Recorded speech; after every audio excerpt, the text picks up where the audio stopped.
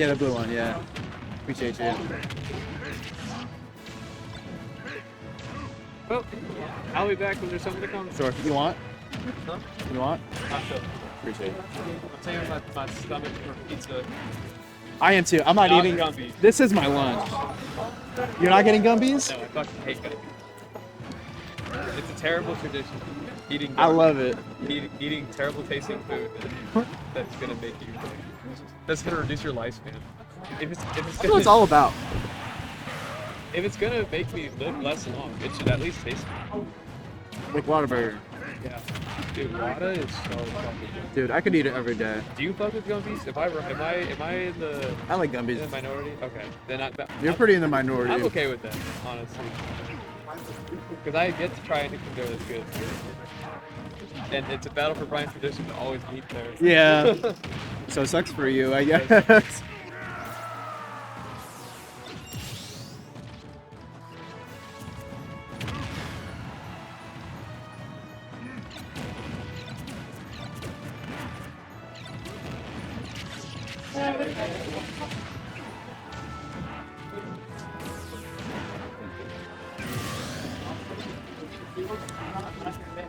Oh, we're back.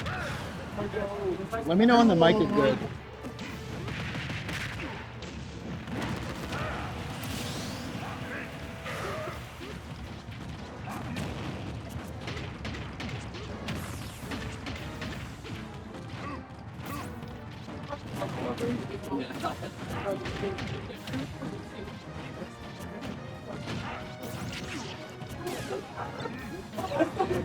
Excuse me, we're back. Sorry, there was a mishap, but we were back. Oh my god, 50p is doing amazing right now, but the problem is he's freaking off stage. Okay, this is how it starts. 45. Gyro in hand. 54. This is climbing. This is approaching kill percent. Up smash. Oh my god. He does any smash attack. Up smash. He gets the read. That's so riskless. Doing it under the platform too. He got it. He's up 2-1 though in the set. Gets the game off of it. That's how it starts, right?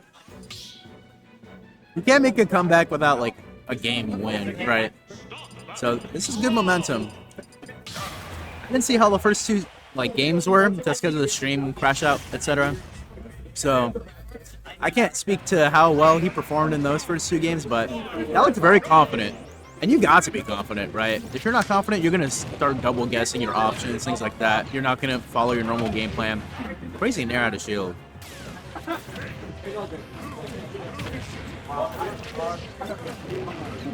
Oh, he messed up. Oh. Good parry. Not going to get the punish, though. I think the only thing I couldn't punish is nothing. His Rob Nair's last save. Oh my god, he gets it? Wow, the gyro saved him. Save down tilt. Ooh, good up air. He's doing a great job of recovering, which is like one of the weaknesses he has in the matchup, right?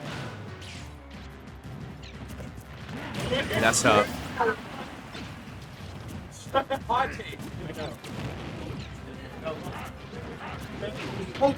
Now he's off stage again. I don't think he has a jump. Oh, he gets the tool. That's unfortunate. 50p took a game? He won game 3, but he got footstooled at like 20. Oh, happens. Okay. Possible. Never go up 3 stocks to 1 against 50p. Oh my god, it's a 1-point game. Luca. Trying to get the drag down there, nothing happened. Yeah, it's hard to follow up off that drag down too, but like, Gannon's disadvantage is so bad. Like, you can't get anything true off of it, can you? You can sometimes, depending on SDI. You can get up tilt, down tilt, dash attack out of following up air. I did not know that. Yeah, Bear's not gonna hit. Gannon's ledge hang is so good. That's the one thing he has going for him. That's what I was saying. That's why a lot of people play like melee, just staying at ledge. Wow. Just outside of the range. That's really good stuff on top. Going up 3-1. Makes way to winner's side, top 32. Or sorry, that's on the first set of winner's side, top 32. We're gonna see probably the other 2 sets this guy has until top 8. If whoever is in love with him keeps giving him VODs. Yeah, right?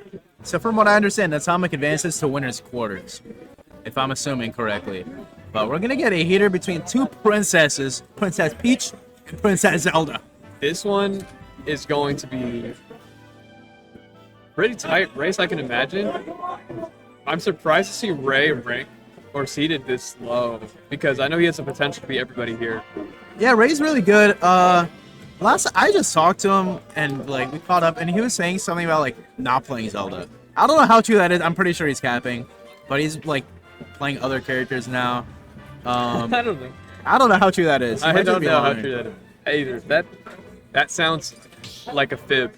Oh, they're going Smashville? Smashville? Okay, well, even if he doesn't play Zelda, he's going to play it for this game. Surely. Yeah, right. Oh, pro controller. This is the game. This is the stage you don't take Zelda to. Right. I'm surprised it's starting here. Because, like, yeah. I've never seen anyone start on Smashville against Zelda in my life. How much money did Yamanek right? get paid to go run this first set? Was it a dare, per chance? Yeah, even though Ray's like seated like low, that's just in standard of what his peaks were, right? And at the same time, there's so many like top players here around Texas, like that are just making up the top echelon of this bracket. Okay, so he just lied to me. It's fine. It's whatever, dude. It's whatever. Even if you were to try it a secondary, would it be on this stage? Yeah, right. I mean, you take what you can get. The cards you're dealt with. Let's see, man. That Phantom is going to be putting in the heavy lifting here. Look at all that stage control just off rip. It's pretty much just if you don't get hit, you win. And it's very easy to not get hit as Zelda on the stage. Yeah, right. What makes Zelda so good on this stage is like her advantage state, right? It's hard to get that going when like you have to get the hit still. Yeah, and against a player as mobile as Yalmanek and Daisy in general, it can be tough. But you have all that space, getting it the first hit off stage. Ray's gotta lock into the ledge driving here, because even with the stage advantage, he is falling behind. Ooh, great air dodge to get out of the corner. Other fans Yeah, like where do you run there in that situation? Look at that. So many options were covered. Yeah, like that's a problem with this stage. You have nowhere to run. Up smash gonna take the Ray had enough time to set up Phantom, neutral B the approach, and then grab the shield after the Phantom went through. Like you couldn't roll in. Like it was tough to deal with that situation. A lot of it's gonna come down to staying at ledge for Yalm and then finding the approaches like that, like whenever you can. That was a really good neutral beat. Now he's off stage again. Not gonna get the grab. I'm surprised he missed there. Gets a triple though. That's not good. Look at that damage, man. Yeah. Zelda doesn't have that kind of damage up. Ray cannot let himself get overwhelmed here because he has so much less damage that he has to win more neutral and turn every time he gets hit. There's just one more interaction, one more Phantom hit he needs. That's a really good way to stall out. I mean, that's the only place he can go safely, right? Without like giving something up defensively. Forward air from Yalmanek. Back on the ledge. Like where did the evenness of the game go? Yalmanek just keep controlling the pace now, despite the fact that Ray should be on paper the one doing so. Now you're at ledge against Peach. Tough to get out of the corner. Nair's out of shield. That was really good from Ray. Having that shielding mix up. How did that not hit? What a spot dodge from Yalm. I got hit by that for sure. How do you spot dodge through all the because it's a multi-hit. Like right. He didn't even get hit by Fair? By a sliver. That's not gonna kill. Daisy sucks. Fair definitely would have killed out of shield. I was very surprised by that. Fair gonna go through the Phantom, not gonna get the reward for it though. Zelda's dash attack is so underrated too. It's great, yeah. It's almost like Pit's dash attack, where it's like such a quick burst option. Yeah. He needs something like that in her kit too. Nice little whiff punish there. Back off stage. We need that Phantom loading up. There it is. Good float. Instead of like locking the shield like we saw earlier, he's just deciding to float. Yeah, which is like, what does Zelda do about that? Float is so versatile. Yeah. Pretty good. This is that combo. Up air, gonna secure the deal. God. Yeah, most characters don't have the privilege of being able to hang out in the air when it comes to Yeah, when it right. comes to Zelda. Like eventually they have to come down to the ground, but it's just not true for Daisy. Yeah, Daisy can control the timing, which is so crazy to do against Zelda's Phantom. Which is the whole concept is you can control the timing of when you let it go. That fairy's gonna kill with awful DI. Catching him on the back jump. Yeah. I assume Ray wanted to re-grab ledge there and then come back with the Phantom or something along the sorts, or maybe just back jump and then side B, but was not Yeah, able. he was trying to drift away at least, and that's what got him killed. He died at fair like 100. That's so sad. That was a a good game though. Like the first stock and the last stock were played well, but Yelmanek had every stock that he played consistently. Yeah. And if we can run it back to Smashville, I feel because why wouldn't you let him? I can see a game getting taken. I can too. That was a close game, all things considered. Oh my god.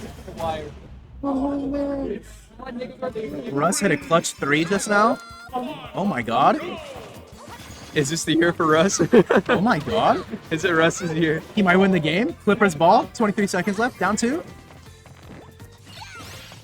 I miss Rocket's Harden. Oh, I miss Rockets harder, man. That shit was generational. Oh, Now that was cinema every single game. Now man. he's fat. He changed the league. He's great. He was an all-star this year. He's been really good. He's still fat. So is Luka. Yeah. Jokic. Yeah. Was Harden really an all-star? He He was an all-star this year. He was great. Harden's a goat, man. Nothing can ever take that away from him. He's just getting wobbled at ledge. Catching him with the forward air jump read. Oh, talking about forward air jump reads. Nice jump read, yeah. Evening out. You cannot underestimate Ray. He was put on ego for a reason. Whenever he was on, it was for those plays that he gets figured out there. How can he get the up air? That would have been huge damage too. Big nair. It should be such a good move in this matchup, man. Now Daisy has to think twice about interacting. At least a little bit in CQC. That was a great catch. Yeah, had enough time to neutral B and still Z catching. Frame 1 down tilt through confirmed into the fair. Now we see Ray with the lead. What does he do about the aggression from Yelmanek? Zelda has some scrapping buttons, but not better than Daisy's for sure. Definitely, yeah. Zelda or Daisy CQC options are so good. Oh my god. Yelmanek just waiting out the space. Ray needs a bigger lead than 30% if he's going to secure it. Oh my gosh. Nice catch with the air dodge there. Can't we do anything with it? Double roll getting caught by Yelmanek. They're DIing out, but still keeping onto the stock. Soft bear is still at ledge, which is the issue. You may have survived, but not for long. Look at this. The float grab? No float cancel grab. But still getting the stock That's so regardless. hard to do. He can react to jump. He reacts to roll. Ordered sour spotting. Ray getting some damage now, keeping the advantage state going. Oh. He needs more phantoms to keep the pressure on though. Going for the up tilts into something. I think he was looking for a down air. BSD, I was confused. I was like, hold me, press jump, please. Yeah. Dash attack, great burst option, sending surprisingly far. Phantom coming loaded up, not gonna hit the get up. Ooh, big combo, gets off the ledge, big up tilt. Or F tilt. Ray offstage to the forward air, trying to get something from Yelmanek. That was even percentage. Yelmanek gets him back off stage. That might have been Ray's last chance. Yeah. Right there, going to get it. Game 2 goes to Yelm. It's so hard to get up attack there. Ray now needing to pull off a reverse 3-0. Get up attack being, probably the worst get up option. Especially against Daisy, if she's floating out around on the ground, she's gonna go in and out, try to bait that from you. She's definitely waiting for it. It's kind of like I mentioned before, top players will read you to doing an option that you haven't done yet. Yeah. Because they know you're most likely to do something different when your back's against the wall. Yeah, they're forcing options out of you, which is what you said earlier. Very smart. This game's about to go. This could be an insane ending. Pull up, chat. He's gonna shoot that? Wow. Overtime. They didn't even get a shot off? That is a choke. I thought he was gonna get rid of it, or at least Yeah, try. at least try, right? Yeah. He didn't even do that. That'd have been a buzzer Overtime. It's pretty Anyways. low points Right? for an NBA game. I've been watching the game, obviously, so like it's hard to tell if it's good defense or bad offense. I can't tell either, but Ray getting a chance to fight for the stock. Can you find a way to take the stock first? Daisy's pressure is so hard to deal with. I mean, It is. It really is. big spot dodge, down tilt dash attack. Nice little bread and butter. They're gonna come down. It went through the up tilt. That's so unfortunate because it's not disjointed hardly. Yeah, it's like such a specific move, right? Whereas Daisy has like a million like moves that do a million things. That was tough. What a catch on that landing. That's where Daisy really struggles. Or not even really struggles, just struggles more than anywhere else in her kit. Absolutely. Big New should be gonna get back on stage. Oh, that's bad. Oh, he messes up. Rare failed combo from Yom. Right? You don't see that too often. And you can see that could be an adaptation. Whenever Yom messes up a time where he would have gotten a lot of damage, he gets really aggressive for like a couple seconds because he thinks he's owed that damage kind of. Yeah. Oh, come here. Dang. That's an Incineroar combo. Yeah. That's crazy. I can't believe that F smash didn't kill either. The tennis racket. Yeah, it's not a very good F smash. Yeah. It might actually be Peach's like worst move aside from counter. Oh my. That shield pressure, yeah, just from coming down with the Nairs and Bears. It's so hard to deal with, but down tilt finds it. Oh! It hits the. Skill, kill spark. Can we get a second one? No air dodge. Almost edge guarded Daisy. That's a feat in and of itself. Yeah, right? F And smash gonna he do it. does get the stock first. Yeah, with the rage, F smash is gonna delete. I mean, huge way to capitalize off of a bad situation, right? That's crazy. Like I said, back to the wall. Ray needing to pull out the reverse 3-0. He understands it, but does he have enough to take a game? Oh, misses a combo again. The neutral B stall in the air is like pretty tactical as well. No, yeah, it's a great mix-up for your Yeah. landings and Fucks up just your messing up combo. timing. Especially because Daisy's a very precise character. If you miss face just a little bit, it's a sour spot, or you don't hit it at all because she's so stubby. Ooh, good DI. If he DI'd in, he would have gotten Ditch double face, dude. Yalmanac, whenever he's losing, man. I think that would have comboed into forward air. dodge. Oh, hello. That scared me. The thing is with Zelda, like, she can pretty much get back to stage pretty safely in terms of, like, just pressing up B, right? Like, she can't get two-framed, like, pretty easily by Daisy. Yeah, So that's a good part. and we've seen before Ray can take stocks Ooh. before anything happens, but it's gonna be a 3-0 from Yalmanac. Ray goes into the loser's bracket. Yalmanac proceeding to the next round. And winners doing pretty well, keeping true to that seed 3. Yeah.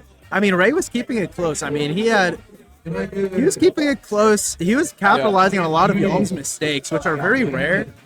But Yalm was able to just like beat him at his own game, like continue to pressure it close. It was definitely still scary for Yalm the whole time. I can only imagine how he was feeling. It looks like we got Blandon and Mutates. These guys have played many times. This is gonna be a banger. So this is a top 8 qualifier. So we're looking at winners quarters. No, Blandon hates this matchup. Yeah. I mean, yeah, it makes sense, right? He's been playing Yalm for forever. It's probably his most hated matchup, if I had to guess. Yeah, I think out of all the top players in Houston, they all hate Peach collectively. They Yeah. have. Which is fair because we have to go through a lot. Oh, dude, yeah, they're going through it, man. Yalm has been perennially dominating Houston for a couple of years now. I can't believe it's been that long. Yeah, at least like 2 years he's been number 1 in the PR. There was that one season where Dave was 1 and he was 2, but like. Yeah, I was like when he first came out. When he first came out, he was like winning immediately. He's almost not new gen anymore. That's crazy. Yeah. No, he's new gen. No, I'm manifesting. Oh, hit that Jamal. Oh my God, Russ is a goat.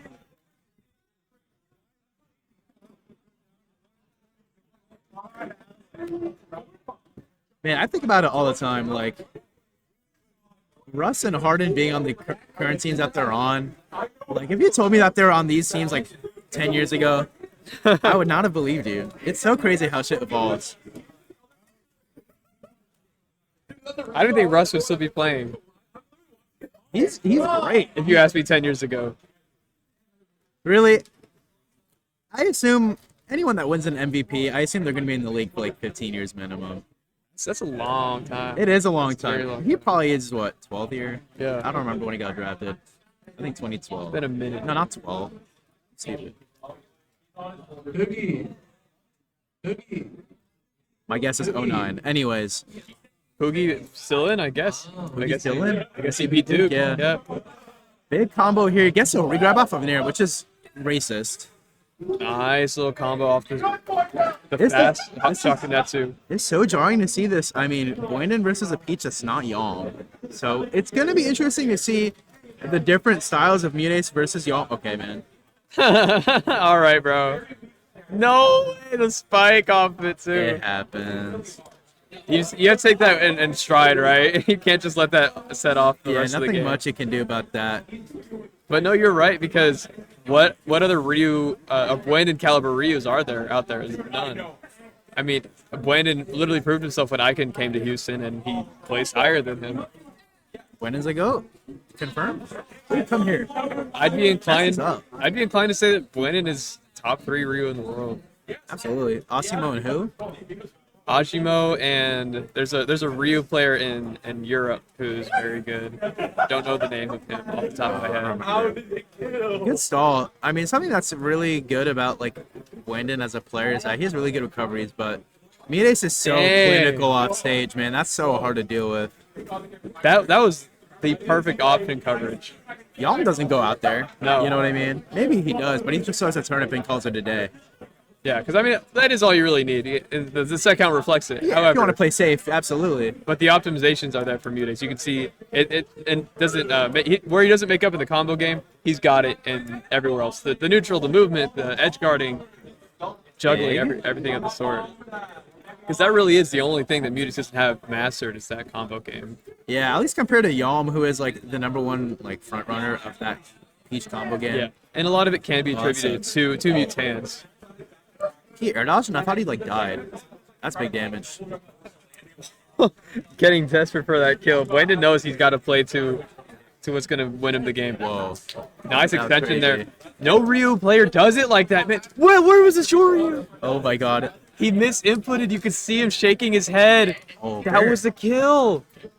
He's like, that deletes at 80. Yeah, especially with like this a little bit amount of rage. He's looking for the jab, yeah.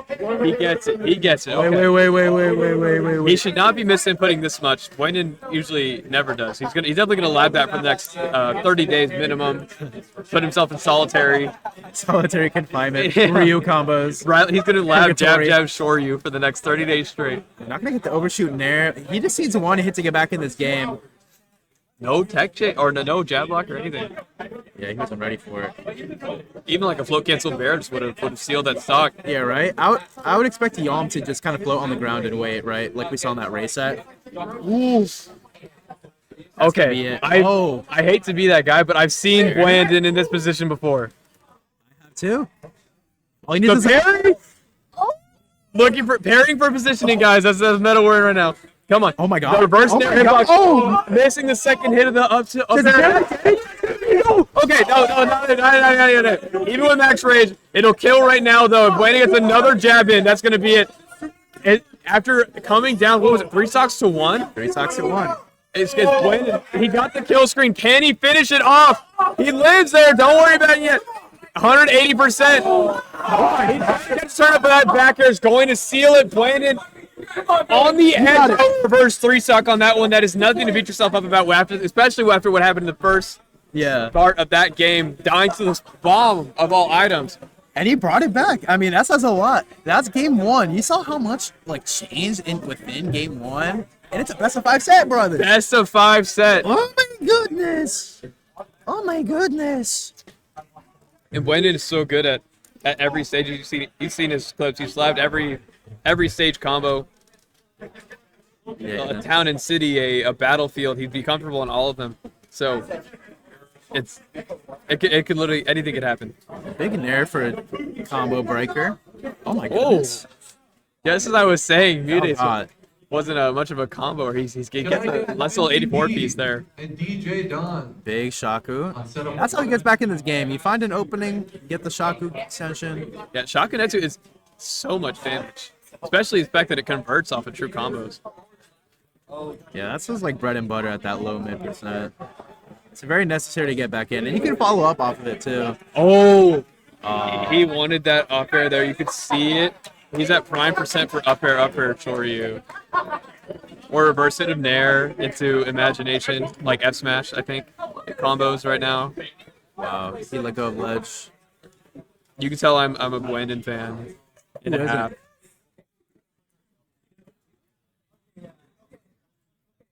Down with the focus. That's what I've been talking about for the difference between Broken's recoveries and Gwendon's recoveries. Using focus not to tank through, but as momentum, as movement is something that is a little thing that real players should be doing.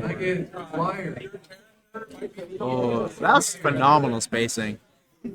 Nice recovery from Gwendon. Back on This is clinical right now, but I mean, we saw Gwendon in this position literally last game. Yeah, with Rage, like we said before, Ryu just needs a little bit of advantage state to take over.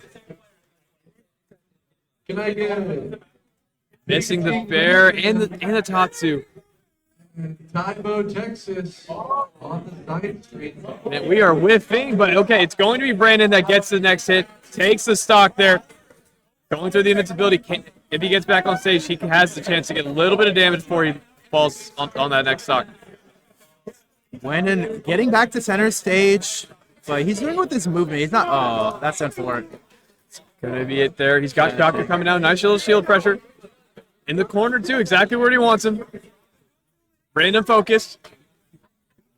Okay. Oh, okay. Wait. We still got a little something off that. Yeah, he's kind of flubbing his inputs right now. The forward air would have converted into so much. He has no jump. Oh, I thought he got taken. I've seen the reality where he does forward air, like up air, Tatsu, or fireball, F smash, some shit. That's actually good down air. It's so hard to punish that.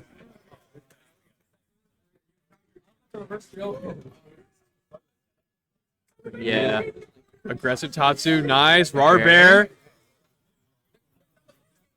F smash. That's it. Oh, that would have. I literally called it out.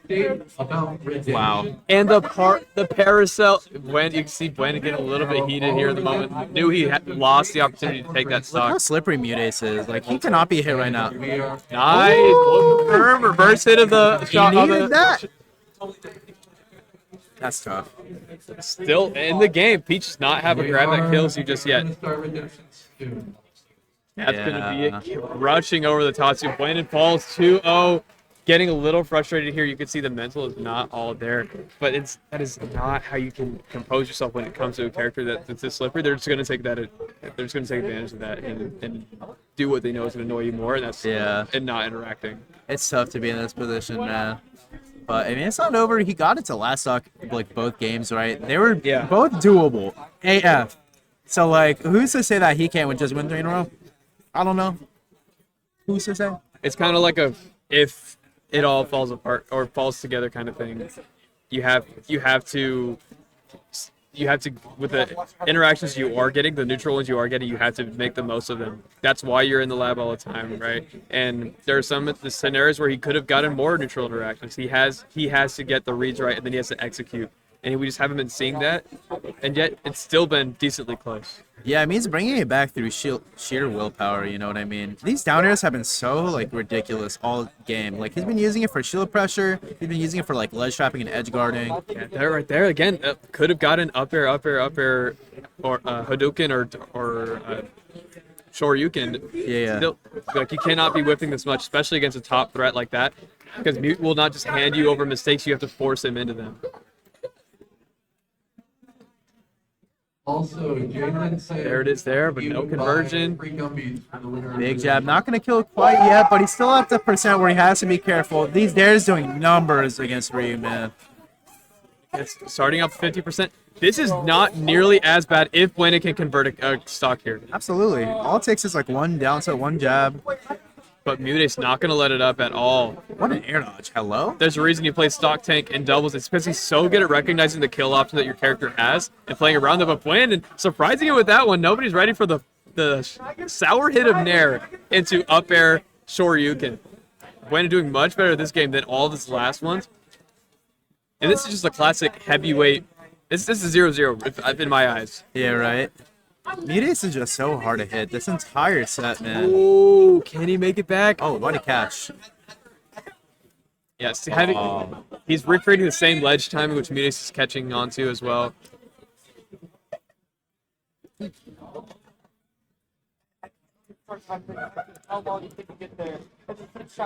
Coming down, that's good damage right there. Good DI. Like, you're not getting hit by those shockers. Yeah, great awareness on Mute's part as well. Look at, you see how precise his jumps are to just barely get over the Yeah. that is something that takes a lot. His movement is so clinical. It's so, like everything's for a reason. It's so cool to watch. It is. And how he intentionally microspaces around Ryu's hitboxes. Oh. What? Wow, Caught that's the a jump. huge hit. Getting back in this game, this is even more doable than the previous two games. Yeah, this is Bryan's best chance so far. Okay. And it still wasn't perfect. He still had the missed combos, but he made it up for what he did get. What an up B. Avoiding that turnip too. No cafe. Yeah, speaking of clinical, Bryan is a master when it comes to the Ryu's recovery. He knows exactly the angles he needs to avoid the edge guard to still get into place. That's what you do when you have a bad recovery. You find the options. And now look at the juggling sequence we have here. The one thing that Bryan Pete has can't do is momentum.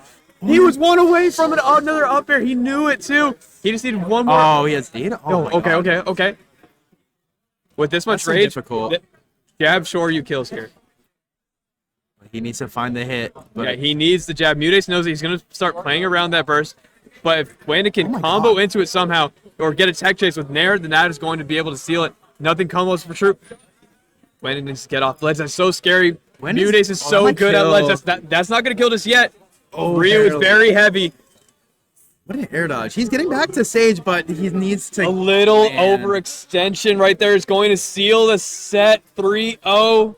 Can I get it? That is a tough break for Bryan, but we know he has a good loser's run waiting for him. He's got some top threats already waiting for him. He's got Jackarot to look forward to. Yalmanak that could. Skits, another one. Skits would actually fall directly in his path, I believe. Oh, so those would be heaters. I mean, it's a shame that like it's a 3-0, right? But that doesn't really reflect how close each game was and how doable every game was. But Mutes can advance to winner side. It's top 8. What a good set. It was a great set, what a fantastic all things set. considered.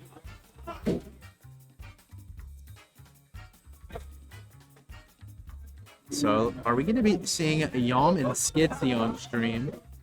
That's a speaking of good That's a heater set. Yeah, absolutely. Heater set.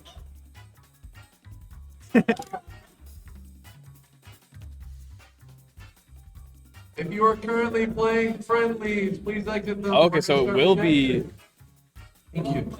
likely Dave versus Brandon in losers top 8. Okay. Assuming everything goes to fruition. Like to qualify. Dang, Skeleton taking it over Dark Angel, 3-1. It's the first time Dark Angel's lost to Skeleton in over a year. Oh, that's funny. Snail has an Incineroar Ditto in top 32. Got Tybo. Can I get Peach Buns? Peach Buns. Also, shout out to how well this tournament's running. Like, what? It's 5:35. We're doing winners top 8 qualifiers. Like, this is beautiful. Don't speak too soon.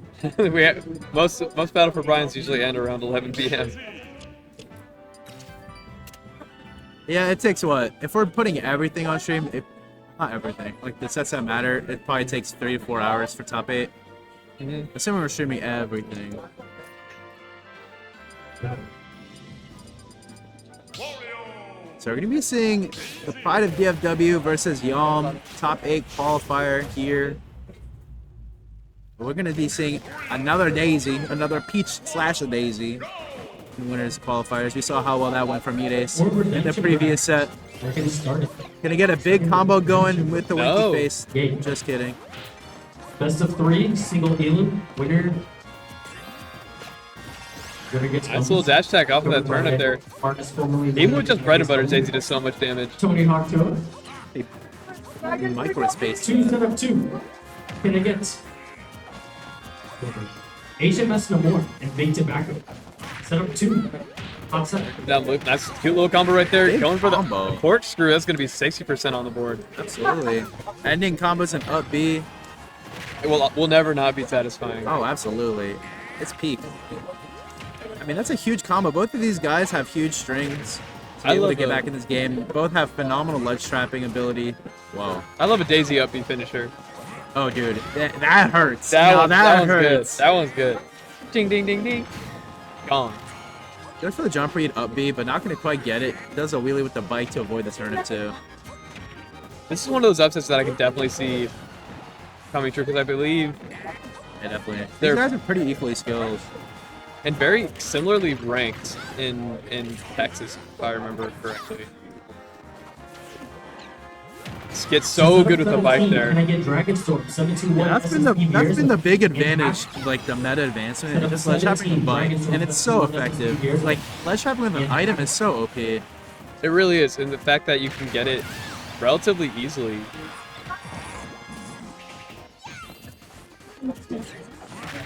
Nice. Oh, he missing the missed it double hit in there. You can tell that Phantom puts off Yamanek was intentional, just hitting that jump button trying to get it. Already having walk on line too, a second stock. I wouldn't doubt that if Skits gets an upper, he'll just let it rip. Instead of keeping it for last stock. Yeah, he might as well. I mean, getting any type of lead against a player like Yom is pretty necessary, right? So if he finds That's opportunity, ooh, Oh, okay. really No. just out of range. Yeah, I'm sure Skits knew that more than I did. Yeah, right. He's been there a million times. Oh, he was looking for it. Yeah. Even then, it might be too high up for upper even combo anymore. Yeah. So he might just have to hold on to it now unless he finds a really good whip punish. Nice. Chomp is so good. Wario, the fact that Wario has a cargo grab in general. Yeah, it's so good. Nice! Up smash added shield. Now it's Skits who we see having a lead here. It's rare to see Yamanek fall behind, but he is Little loft. an incredible last stock player. Oh, you don't want to get hit by that. No, he's DIing in between the platforms. That was good. You do not want to get hit by like another Nair on one of those platforms. Yeah, you're right. It was a great DI on his end, but you're still getting wobbled here. 73%. Win loft's still intact. Nothing has changed, right? Yeah, I would be maybe extended on the bike of the waft. He hit that with me.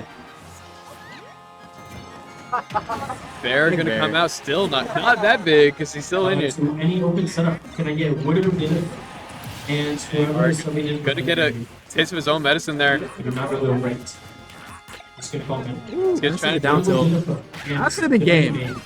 Hit that down tilt with a turnip in hand. Yom is a clutch flare. Yes. Not only is he good last stock, he also prays to the Oh, the invincibility. if he went down, no, because it was a regrab. It should have hit, but he didn't go low enough. Oh. But yeah, when Yom comes down to his last stock, not only does he level up, the gods also bless him. True. F smash for F smash. Yom's movement being so tricky. Errant F smash on the platform. Definitely not intentional. Yeah. Back on the plat. To any open setup, Gets can I hiding get in shield. This This percentage is really rough for Wario. He needs a really strong straight hit like a bear. Or down tilt dash attack. That's not gonna do it. Needs a sweet spot. Nice Great beer command versus grab. Chomp. Holding shield a lot. I mean, he's getting chomped. No punish. They're playing so scared right now out of each other's burst range. Yalmanek getting a little bit more of the edge there. The forwarder gonna steal it. Not good. Like I said, Yalmanek does not let himself go down easy. Set up 19. Yeah, Skits unfortunately not able to close out the game. Had to find the right hit, kind of fishing for the short hop rising bears, which is what got him success, like in all the other sets I've seen from him today. But not quite working out here against Yalm able to take that game 1, but it was last hit. It was anyone's game. Yeah, I absolutely agree. This is something that, even if it was technically an upset for Skits, I don't think it would bat anybody's eyes for it. And similar with Yalm, I wouldn't be surprised if he just took this and rode it out to the rest of the tournament. Because we saw in the Ditto, he did really well against Vitas last time. I remember that legendary Bryan set as well, where those two have played. I'm really excited to see where both these players go. As far as which horse I have in the race, it's looking like Yalmanac is taking it and riding with that momentum right now. Yeah. Yalm is on the other side of winners semis than Mute, so if they play, they'd have to meet in winners finals first. Yeah. Assuming they win everything, right? That would be really sick to see once again. It'd be sick. We'll see how it plays forward, man. Yalm just, oh my gosh, look at that damage unloading on 78%. Wario is tough. The first combat character, right? He was DLC patch 0. He was. But Yalmanac just not letting up any pressure with the down smash at ledge. Dude, this is crazy. He's gotten like stray nair hits maybe 4 times, and he's just riding this damage out. This is like the Peach equivalent of you got grabbed by Luigi 3 times. Right, yeah, right. Let's go next. And messing up the one neutral when you get there, that's not what we want to see. Yeah, missing the half flop. That is just not Skits' game. Now coming down to 0, resetting that timer to 2 minutes. Another chomp. Is this where you get something going? Is this where you pull off the Gluto clutch, the Gluto level clutch when you're down 3 When he pulls up Link? No, like when he was against Ken and he brought that shit back. I mean, it's definitely possible. Wario is absolutely like a top tier and has a built-in comeback mechanic, so it's absolutely possible. Especially with someone like Skits piloting him. Yeah, and I think Skits honestly has been a little bit linear with his aerial drift, whereas the reason Wario's top tier is because of the mix-up you can create. Yeah, but he's kind of just like full drifting in, committing to one direction, similar to like a sword fighter or something, and he just doesn't have the range to be able to afford that. And we're seeing why it's not working out. I mean, Yalmanac just catching all of his landings. He's full drifting in with attacks. Or just empty landing with air dodge, like that right there. Yeah, that's the exact way he ended game 1 as well, catching the air dodge, like aggressive air dodge read to stage. Yeah, that's pretty bad. It honestly feels kind of sloppy on Skits' part. I don't know what was going on, what happened with the play, but we have to pick up that more ambiguous drift in your neutral. Alright, Yalm up 2-0. First game, very as last hit as it gets in the first game, and then 2, quite the opposite. 3 stock, and it wasn't very close. Yalm was incredibly dominating. It's very taxing to go up against a Peach player. You have to you have to think about so many things at the same time, and obviously it's the same for Peach as well. I mean, having to manage your microspacing combos and everything at once, the float cancels, but just in the mind of the average competitor going against Peach and Daisy, especially if they don't have one as good as Yalm or Mute in their region. Yeah, we're blessed. Yeah. It's going to be a hard first experience. And there it is. Not going to get the kill, but it's still very satisfying, the tech chase down tilt. Absolutely. Down tilt up B. Huge combo. Big counter. Yeah. Still keeps the turn at the winky face. Oh. That's going to be damage 50. Right there. Yeah. Not quite 50. Only, I was close. Only 40. Only 40, and now you're at 60. Oh, 70. Oh, yeah. 70. Oh. Yeah, man. It's so hard. Like, Peach steals momentum and creates it so quickly. Then again, same shapes for Wario. I mean, he has all the tools to make comebacks we were touching on before. It's just you have to play perfectly. And right now, it's just that the only difference is that Yalmanac is playing better. Yeah. Yalmanac has been doing everything right so far. He gets a kill that he wasn't able to find in game 2. Down to dash attack and secure it. And now we're starting to see a bit of a shift. Skits being a little bit more agile on the floor, but not with DI like that, you are not going to be holding on to that stock much longer. Regardless, here comes a combo, losing the jump on Yalmanac's part. Can he keep the jump going on? Skits getting that damage up. 62%, that's nothing to scoff at. And Wario can find some early stocks, especially if you get enough chomps to get that waft a little bit earlier. Waft's coming on about 5 seconds now. I know Skip knows. Skits knows it. Getting the pummels there. There it is. Big uppy, gonna hit him, reversal. Ooh! Ledge, a big up smash should carry it. What happened to the lead? Yalmanek, it just evaporated immediately like the set. Not only can Daisy create it, but Wario can as well. That's what we're seeing right now. Exactly. He wanted that full stage, the left side to right side combo, but Yalmanek's SDI is insane. That could be it. Miss. He techs it. What a good tech on Yalmanek's part. That was death. Yeah, that was death, right? Now Skits, kind of feeling like what I'm saying before, like you feel like you're owed the combo that you missed, so just going for the combo starters, but it looks like he's out of that match now. And he's being a lot better with the drift. You can see he's doing the back and forth instead of just forward or back. Well, that was a full drift in. Yeah. He's trying to catch like Daisy, like continuously dashing back. I'm surprised he didn't nair out his shield off the parry. That would have been able to hit, I think. Oh, soft bear. He got saved there. That's the attack cancel, or the foot cancel. Oh, he missed the lag on the side B. You're joking. Big fair. Not going to do it just yet. This is still anyone's game. Yeah, but huge missed opportunity and not getting the... Not hitting the side B. No, not going to combo. He's out of up air combo percentages now, it looks like, and that bear's going to seal the deal. Yalmanek going... I think he's only lost one game this whole tournament. Damn, dude, that's a run and a half. And another game ended by an aggressive air dodge landing the stage. But it's so hard to deal with. Like, Peach just waits for you, and that's just the safest option every time. Look, oh, Yalmanek has lost a singular game all tournament. My goodness. Yeah, he's going crazy. Still keeping that streak alive. He might get a little start GG pin if he keeps it up. He'll get a start GG pin. That's funny. Oh yeah, I remembered incorrectly. Choir was the one that got a win off of Mudes. So Mudes only lost one game, and it was the Choir so far. Huh. Another Wario.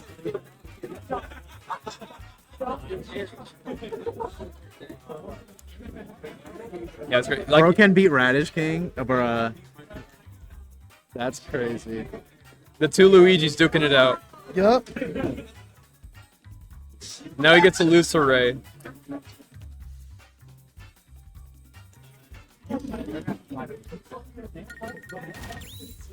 This bracket is so stacked. There's already been so many really cool upsets, and now all the piranhas are sucking losers.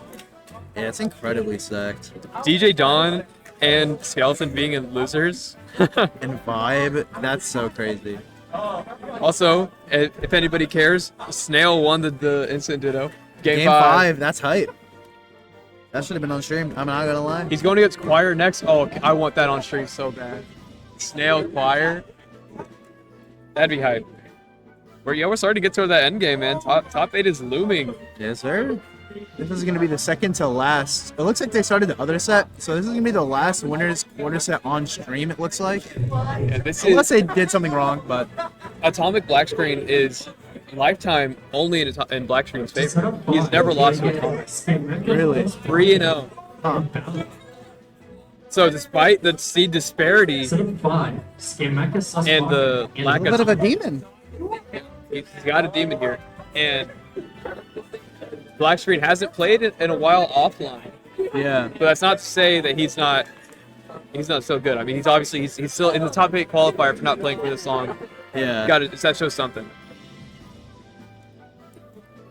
So I'm really excited to see what goes on here. Maybe it's the first time Atomic can beat that bracket team. That's going to be a feat in of itself. And if not, we get to see Black Screen defending CSAT, which is what the people want. Yeah, exactly. I mean, I think everyone's cheering in this venue for Black Screen, the venue hero right now. And I don't think he's won a battle for Bryan yet. I don't think so.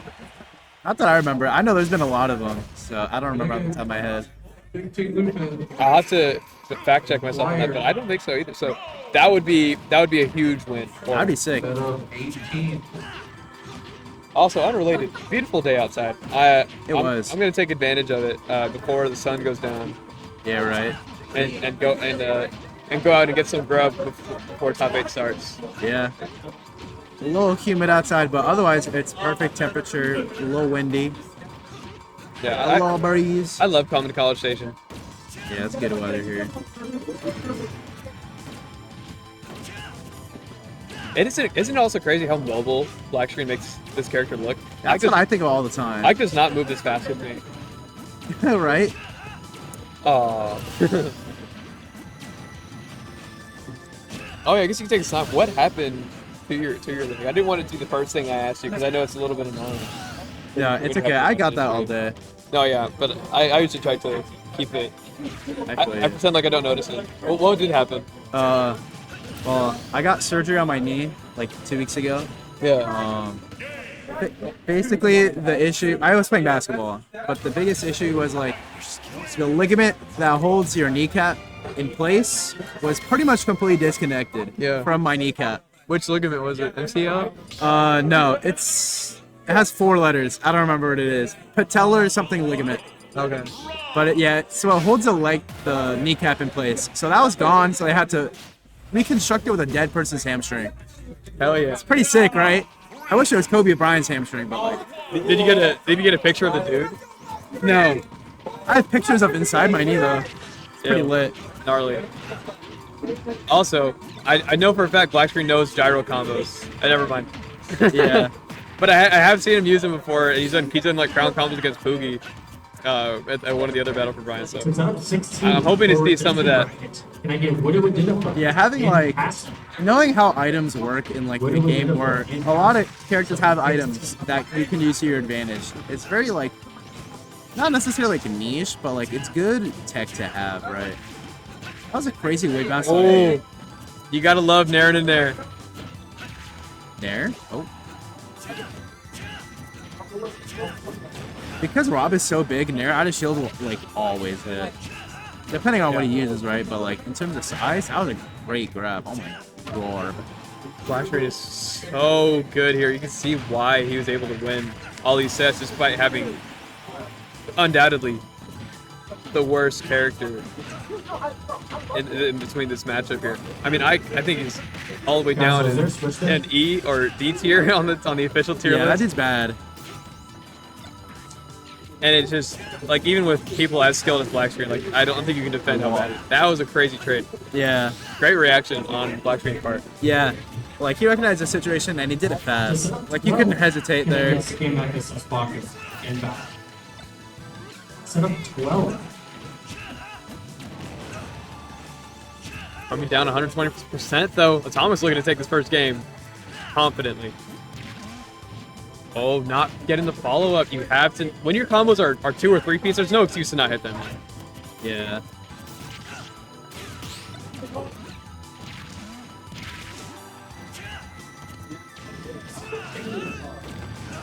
Ooh, catches a jump with the bear. Not gonna get away with the side B on stage this time.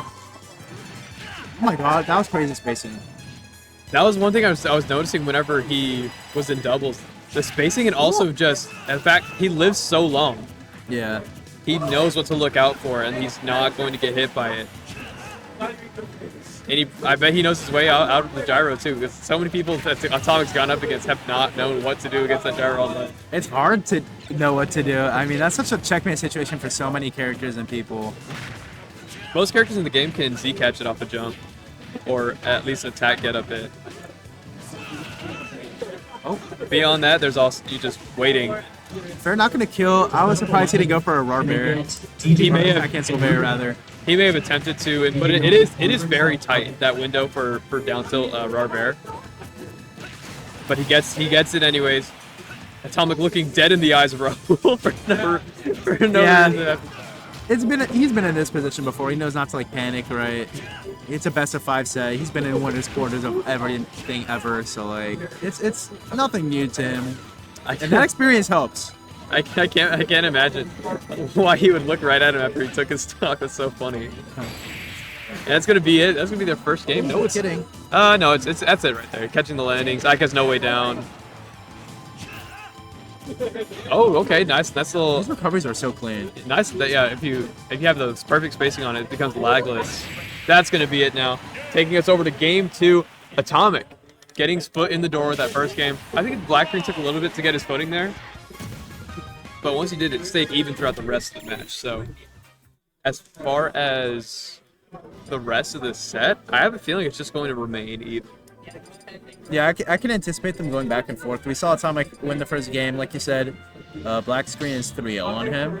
So that set record, like, proves that he can be a little demon to Atomic. But, Yeah. I mean, we saw it go back and forth for a little bit. Atomic's advantage was kind of just too strong in that game 1, right? So he was able to capitalize off of a lot of situations that Ike, like, struggled in. And I'm wondering if in those 3 sets, like, was it game 5 every time, or Yeah, right. because It's this a lot does of not look nuance. dominant. Yeah. It looks like it might have just gone both ways and just squeaked out in Blackstream's favor. How sick. Using the Nair like that with the gyro. Oh yeah, like I said, Blackstream's game sense and awareness in general is just so strong. And he's got game sense. That's something that people don't talk enough about. To set up 13, can I get? I apologize if I mispronounce this. Luxo. Luxo. And 1999 Toyota Corolla. What are they doing? Redemption? Yeah, they are. Winner gets free Gumbies. With free what? Gumbies. Skeleton. Am I it? Do you want to be? Yeah? Skits. You gotta ask. Actually, no, I don't want to play. I decided I don't want to do that again. Dude, look at this. How is Blackstream not taking that much damage when he's been off stage multiple times? That's crazy. He reminds me of like how good Brandon is at recovering, right? They both have like subpar recoveries for sure. Honestly, Ike is low-key hard at edge guard, but not for Rob. I mean, Rob is an exception. Oh wait, this is crazy. One of the times they played was Interstellar, and then 2 sets were both at Reverie. So 2 years 15, ago can I was the last get time they played. DF8 and So those almost don't count now. set up 15, DF8 and Micah. But Blackstream's still playing like he did when it was at Reverie, man. Blackstream's sucking right now. He didn't go for the puppy. Myanmar, AOTW. Little aggressive approach there. Gets the lagless side B. He's so good at spacing that every Yeah. single time. Really good. You cannot just jump empty hop against Rob and shield him. Yeah, backer is like such a safe option. It covers a roll in as well. Auto Like, okay, by the spaces. tower. Yeah. Auto cancels. It's so cringe.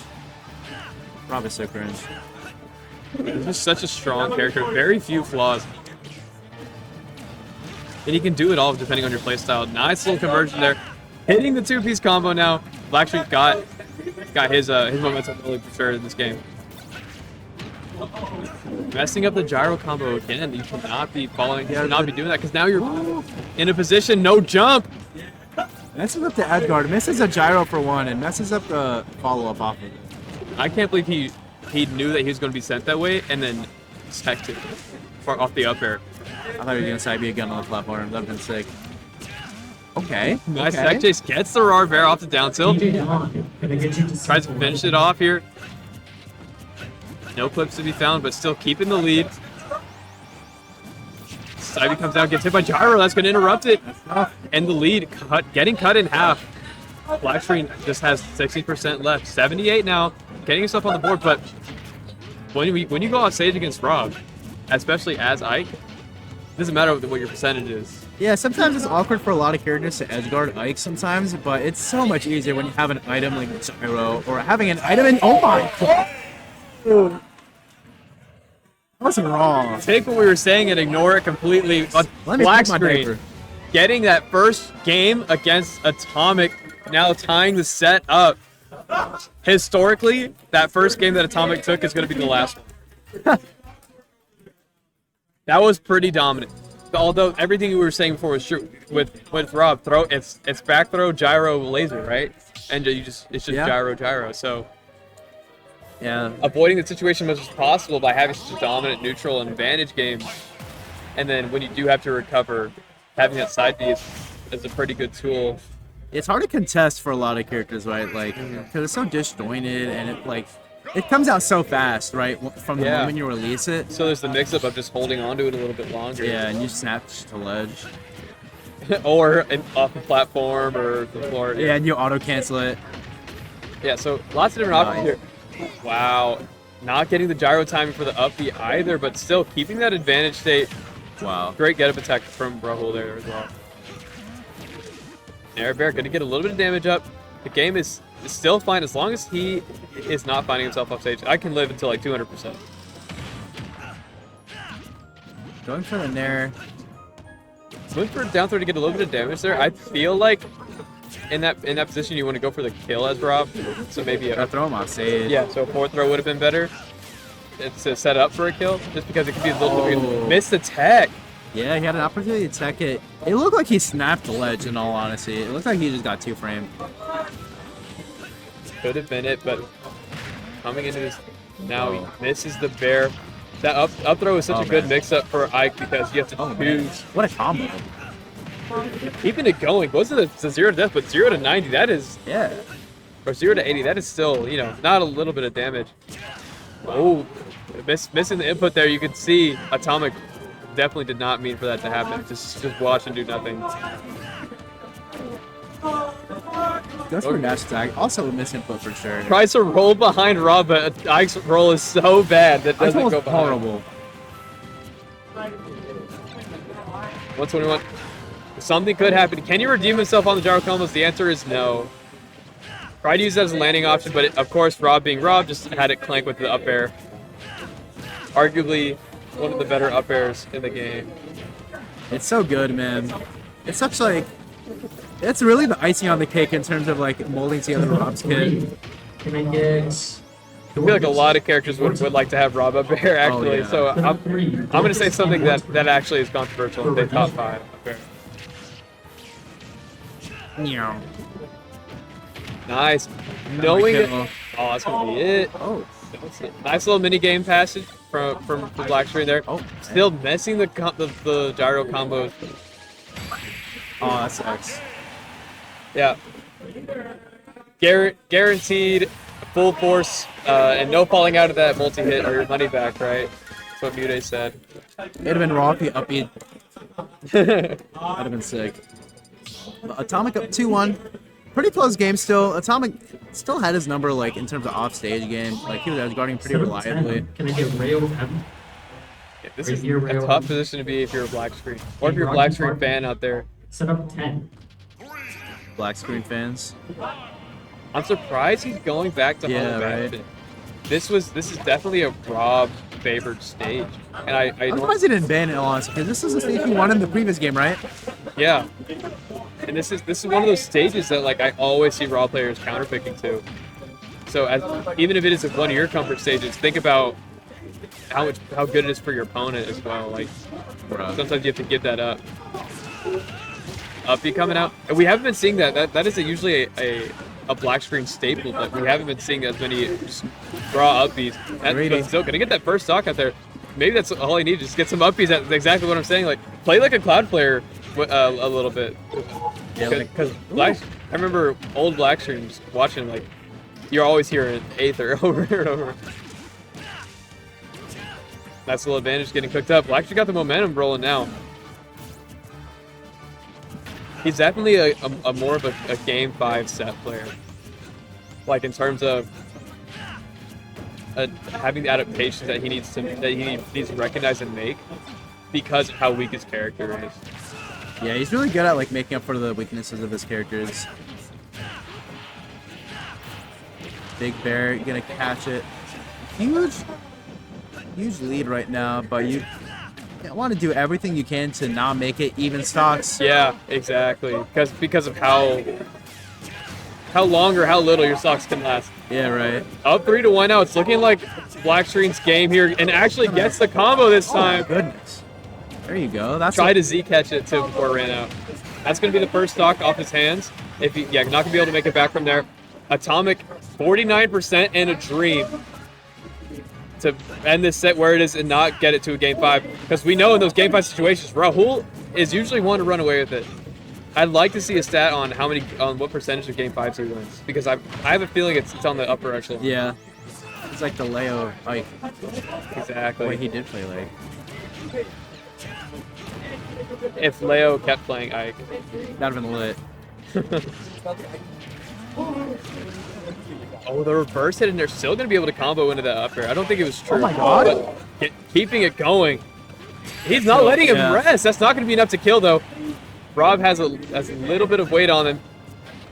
Aggressive approach, not going to get Ethel or Oh, he Bear. misses. That's going to be the game. Black screen tying it up for a game 5 against Atomic, seed 2 of the tournament.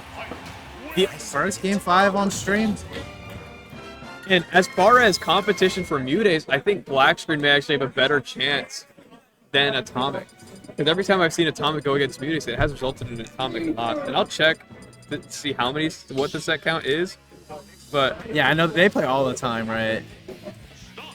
I wouldn't be surprised if it was in Mute favor, like by a long.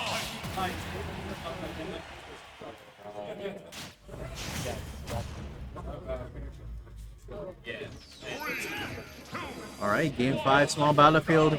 Both players have been in this position countless of times, both veterans of the game. Winner advances to winners semis. Such To a face good. Yalmanac, I believe. Yes, to play Yalmanac. You want to have that second life as long as possible, especially when you're going up against people you want the runbacks on. Oh yeah. Oh yeah, absolutely. So it's been back and forth these this set. Wow. Yeah, Wow. Atomic has never taken a set off of Mutates. He is 0-10, Oh my god. and in the last Yeah. 1, 2, 3, 4, 5 sets they've played, he's taken 0 games. That's insane. So Mutates definitely has Atomic's number. Atomic surely wants that run back against Mute, wants to get that coveted set win against Mutates, no matter what. But Black Screen has something to say about it. And this is up air. Oh my god. This might be the closest game so far. Every game has been a wash, pretty much. It's Yeah. all been in the favor. So I'm thinking it comes down to this first stock. Oh, It's big going bear. to Atomic. I don't take back what I said, despite how much I want to see an Icon and Yeah, it's and still a Grant. combo away. Like nair up air. Speaking of combos, but Atomic has uncharacteristically also starting to drop. He dropped a lot of combos today. He hasn't really been on that gyro combo, on the gyro combos as much as he has been in the past. Yeah, he's been dropping a lot of like what could have been potentially stocks, right? And that could have been a huge momentum killer for Ike. Yeah, and so I remember correctly, the only set Mutates ever played against Black Screen, it went game 5, and it was 2 years ago at set count. Huh. What a mix-up. Jab 1-2 down tilt, but Atomic just holding shield throughout all of it, recognizing that Ike does not have a kill throw, so no reason not to drop Oh shield. my god. I'm surprised he didn't get hit by the Sour Bear part of that. Up tilt, gonna catch the approach. Yeah, that was good. The extended hurt box of Rob dashing forward.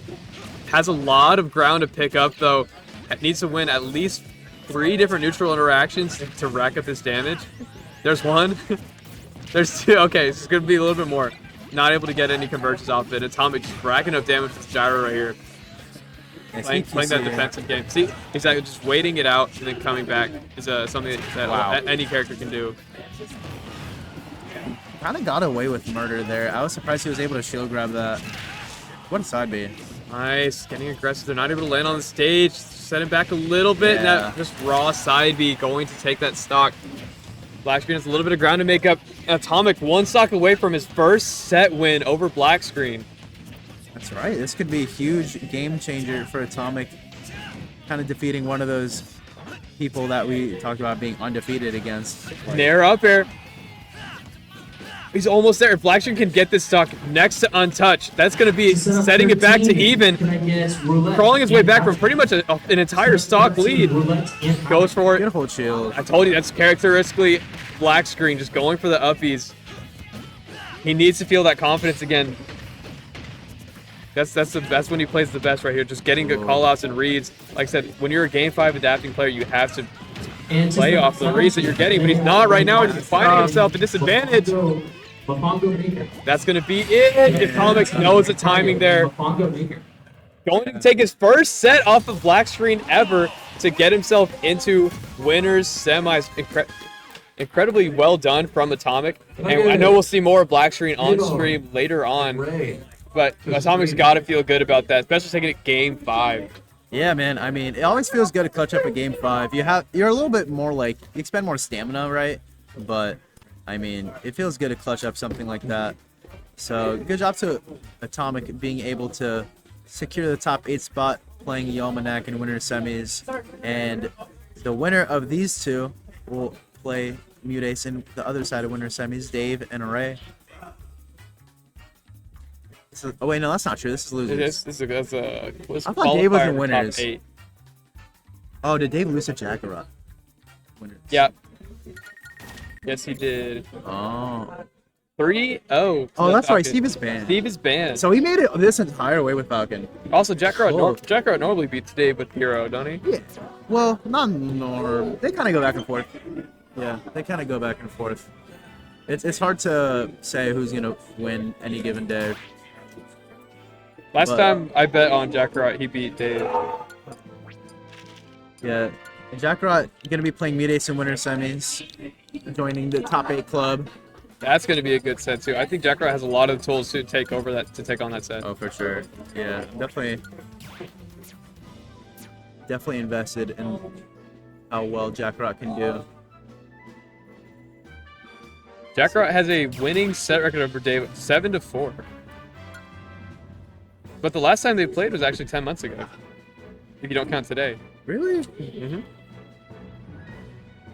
It was the respawn push for Yalm for Texas PR. $300 pop Really? bonus. And he won game 5. Huh. So now it's an 8-4 set count. He's also even with Yalmanac. 5 and 6, so slightly losing, but it's pretty Yeah. much even. Yeah, he's really good against Yalmanac. So Peach, good against Peach in general, then, which it makes me a little bit more excited for that set against Peach. Yeah, potentially, right? Oh, I thought you were talking about Dave. No, you're right. And with Dave, I am excited to see him play. I love his Falcon. Hype Falcon skin. I love the all gold. Oh, look. His Falcon is definitely kind of like a skinny Mario, going for flips over optimizations. Skinny Mario. He has really good stats to be able to play against Zelda. Like that jump height is phenomenal. Yeah, Able to and get around it. Oh, come The here. initial dash. Ugh. Not getting it. But I absolutely love seeing it. Any Falcon nearing the top 8. I mean, last time I think his Falcon got what, 4th, 5th.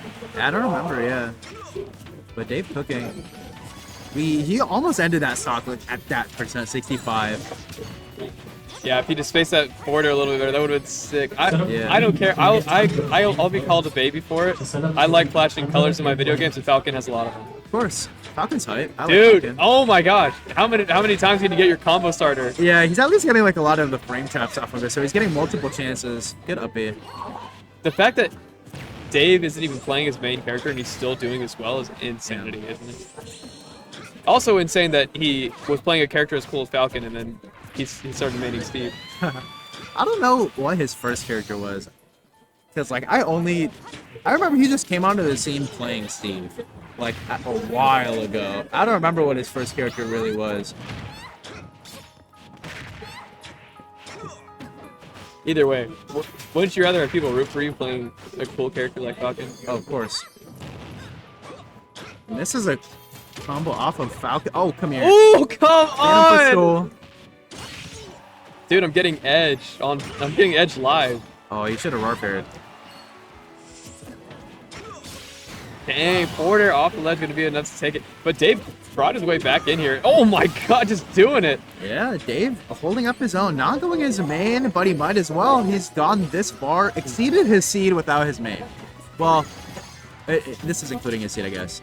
9 and 12 are the same thing. He's such a smart player, man. And he just seeing how he does it when he has really good moves speed that is normally restricted with Steve is so cool. Yeah. Normally people who play slower characters struggle when a fast one. Oh, Dude, he's been missing it all these conversions. right? I doubt that'll stay that way. Yeah, just give him a second to warm up. Nice. Yeah, that was fire. He's got at least 2 more games out. Oh! Right in the dome. Falcon needs a dome piece. That That was gross. That was good. Yeah, he was like, "Oh, you're setting a phantom? No, no, don't think so." He just did it, dude. Is there? Oh, he went Yoshi. I saw that. Hell yeah. All right, Dave taking game 1. No Falcon or no Steve here. Falcon, Captain Variety. No Yoshi in sight. Unfortunately, Ray's also one of those players who will get taken to game 5 by a literal nobody just because he takes so long to adapt. oh, he has no jump. He used that jump for the combo. That's tough. Damn. That's tough. That was a huge reversal in neutral beat that put him in that situation.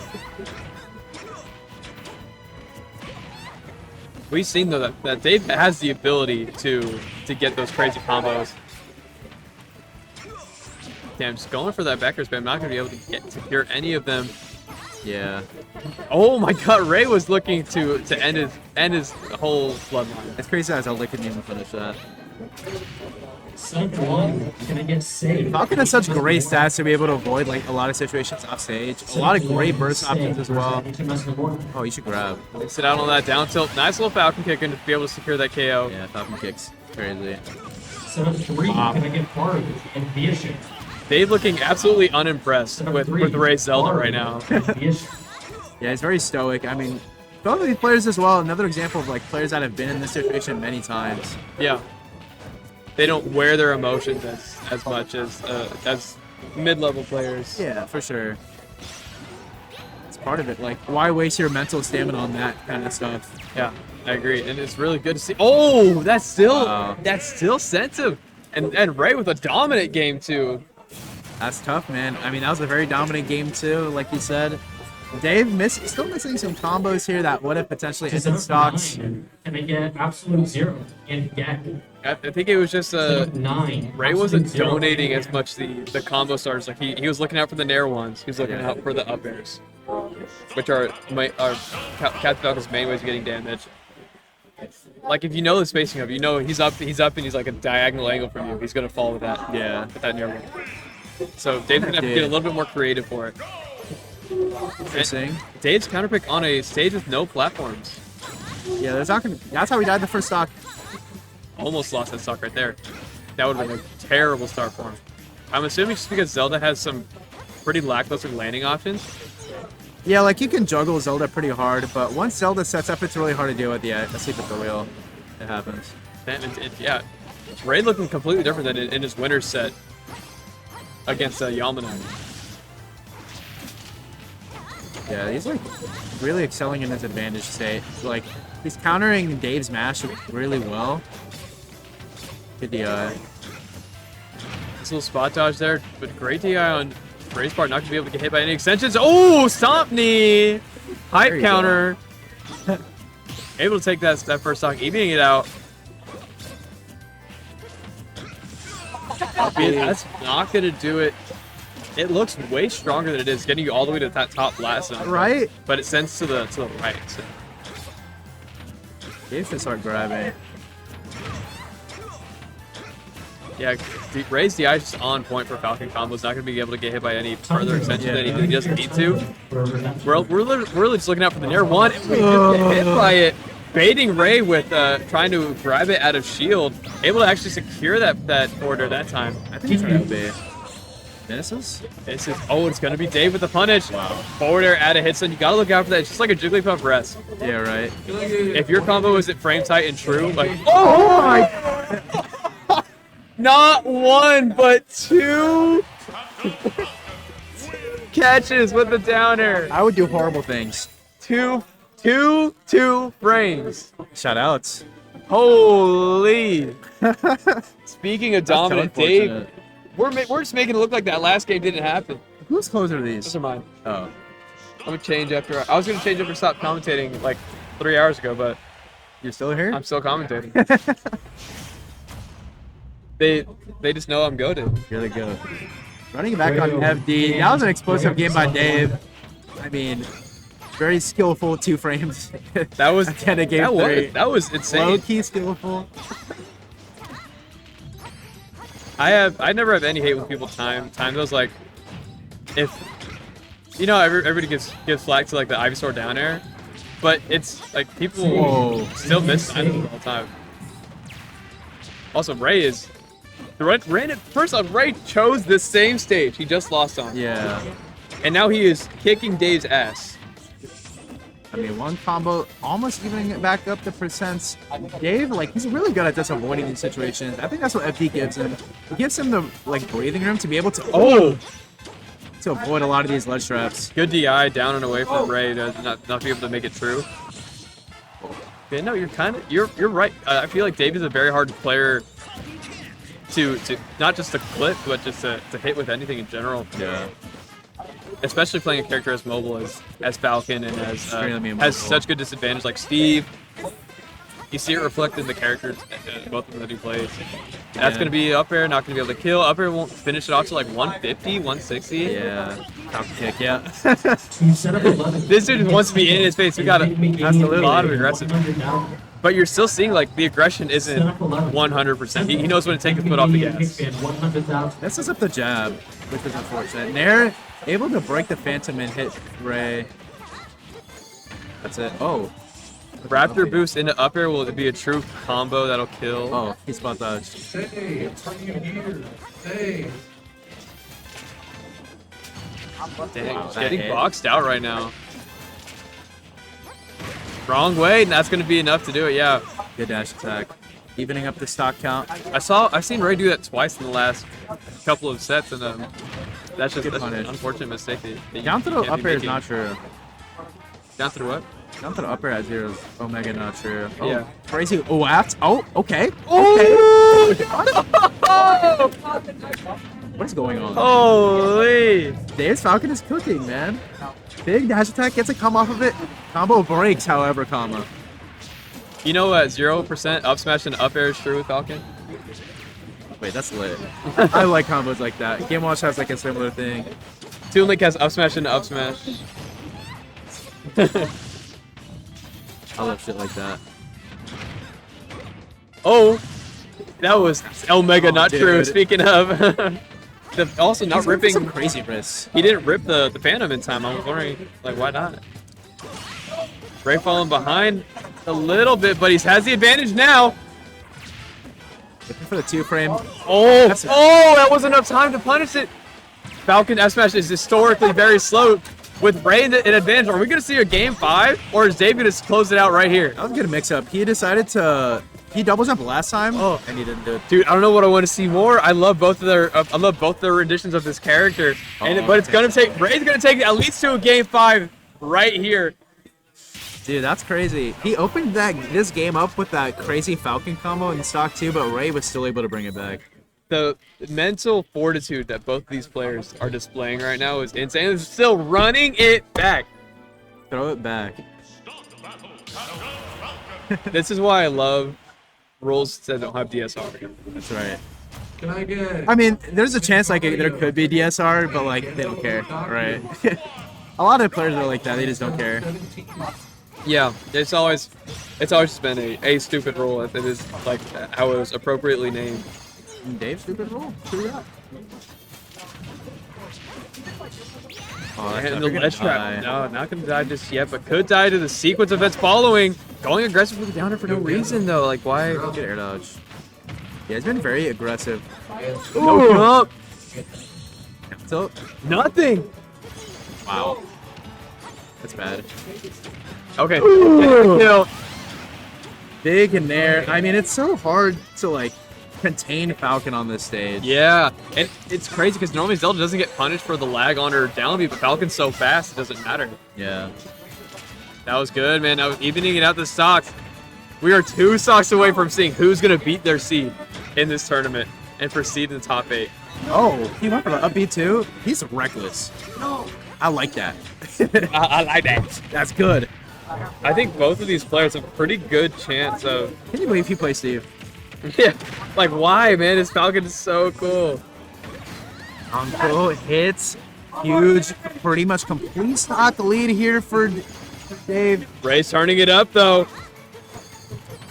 He's just kind of waiting for Ray to set up Phantom so he can like pretty much whip punish.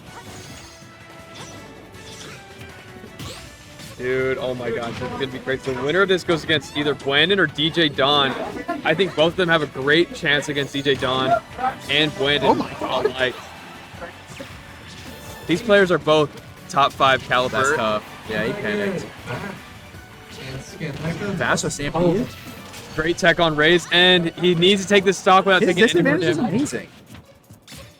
On God. Dave? On God. Got it. No sweet spot on that. It's holding Ray back so much. Can he get the KO? Dave coming out with the Falcon kick. It's looking like his game to win. Dash back, not going to do it just yet. Zelda has a little bit of weight on her. Avoiding both his dash backs. That's going to do it. Ray taking it game 5 over Ray. Surpassing his seed, making his way into top 8 loser side. He'll be facing off against the winner of Brandon or DJ Don. And on the other side of losers, we actually have Black Screen and Snail waiting to come on Damn, stream. Black Screen and Snail. That's pretty hype, man. Congrats to Snail, by the way. I mean, the odds that he surpassed, he had. Let me see. Let me just look at his whole Cinderella run real quick, because it's a lot to get through. So, starting off in pools, obviously he beat Skeleton, which Gas. first world ranked win is absolutely insane. Gas. From there, he went up against Brandon and lost. Okay. And then he fought a Ditto and Incineroar, won, beat Choir, and now he's here against Black Screen. So this is a qualifier for top 8. Snail has had a great day. I mean, definitely a more than capable player to make big runs, right? But this is definitely a little bit of a breakout, right? He's definitely surpassing expectations, and he's looking to make an even bigger wave against a fellow Cstat rival in Black Screen. And I think Ting Lu fan. I think he's only had one run similar to this where he did decently well at a regional Snail anyways. Yeah. So it's really good to see him back. I believe he did decently well at set count, if I'm not mistaken. Shout out set count. Because he beat Smub. Oh, that's right. That That counts. matchup was awful for Incineroar too. Yeah. Incineroar Ridley, bro. I'm vomiting. At least I'm pretty sure he did. I'm okay with being corrected. No. Just lie. It's okay. Just lie. I love misinformation. Yes. But no, That's what we're here for. this would be an incredible win. And talking about Incineroar matchups, I mean, Instant Ike. This has to be at least even more than likely instant favor in my opinion. Yeah, it's pretty good. This matchup's definitely pretty good for, I mean, both these guys. It could be even Incineroar favor. I think Incineroar definitely is like really good at being able to stuff out these sorty archetypes. Yeah, as far as player favor, it's gonna go to Black Screen without a doubt. For sure. They definitely had their run-ins, but when you're on a run as good as this, you have the momentum to go for it. You have, like you understand you have nothing left to lose, so you're not fighting with nerves anymore. Dash attack? Oh, that's gonna kill. Nice, evening out the set count. Like I said, Black Screen generally plays a little bit worse in that first game. He usually gives up a game or two at the beginning. Nice. Because of those adaptations that he needs to make. But Oh, that's gonna kill. Ooh, barely. Big revenge. He's gonna save it. The next set's gonna even it up. Yeah. see what you can do here. Ooh. I didn't realize that was a 70% win rate. That's kind of crazy. Probably just That's lit. because he just farms CSAT local. That could be true. It doesn't matter like what region you're a part of. Oh man.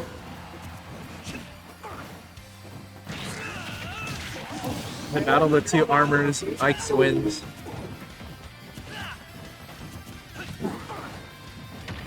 Gonna get a grab by. Oh wow. Okay.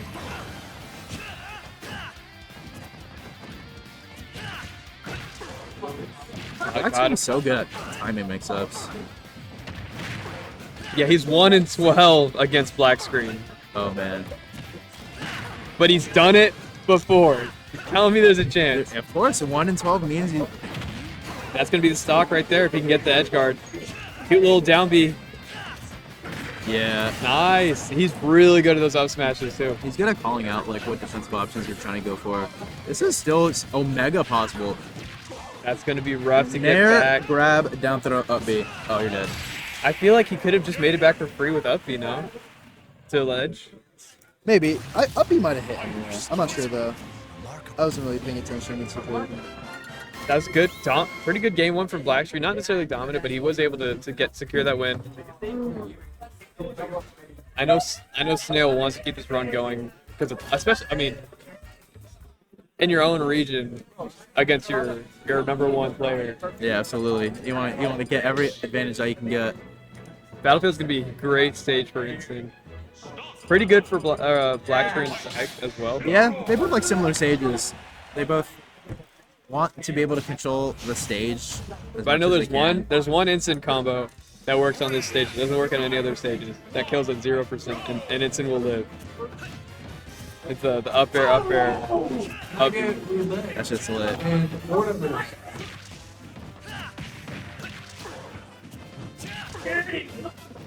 Good tech. Like deliberately holding down there. Hello? Dash attack's one of those moves that instant players that have not been using today that I've been noticing. Yeah, don't use it. Yeah. That's just it. That's just it.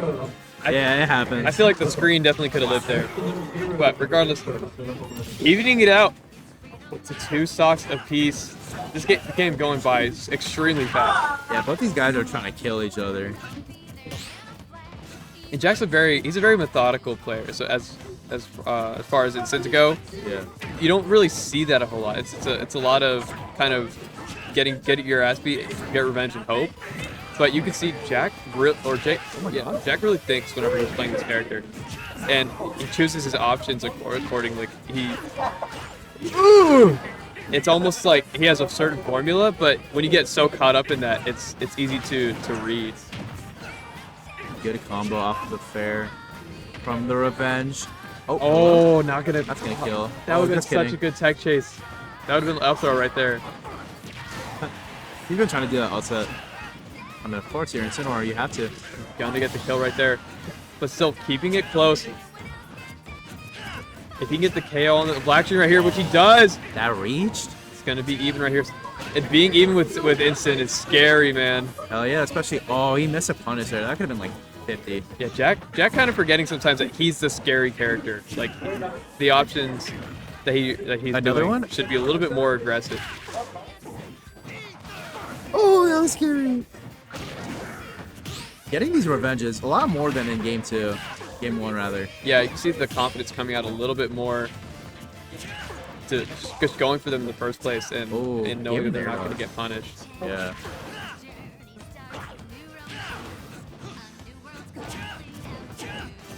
Yeah, in this kind of matchup, you're kind of able to, like, it happens. Yeah, it was the up B sets him into the blast zone. Yeah, going to Side B does the a same little thing early. too. It's so sad. Back against the wall. Playing with no headphones is kind of crazy. You said, huh? Playing without headphones is crazy. I don't play with that. I don't play with headphones either. When you're playing with I somebody, like the ambiance. when you're playing with someone you know, it's a little odd Yeah. because you can say like they're definitely like just chopping it up right now. Yeah, they definitely are. Makes sense. They're good homies. Kill. Oh! Lit! That was sick, man. Getting off to a lead right away. Can he sustain it though? That was so funny, man. No way he's gonna lose it to a 0 to death right away. Great recovery, stalling, waiting for the upbeat. Okay. He's back on stage. Finally. Yup, I would have done the same thing.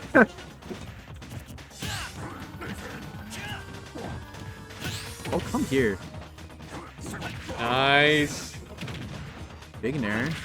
Good DI up by black screen. Nice little back. Okay, Snail starting to play a little bit more even with Blackstreet now. This is what he needs. I would have liked to see up throw, downer, up smash, but it's okay.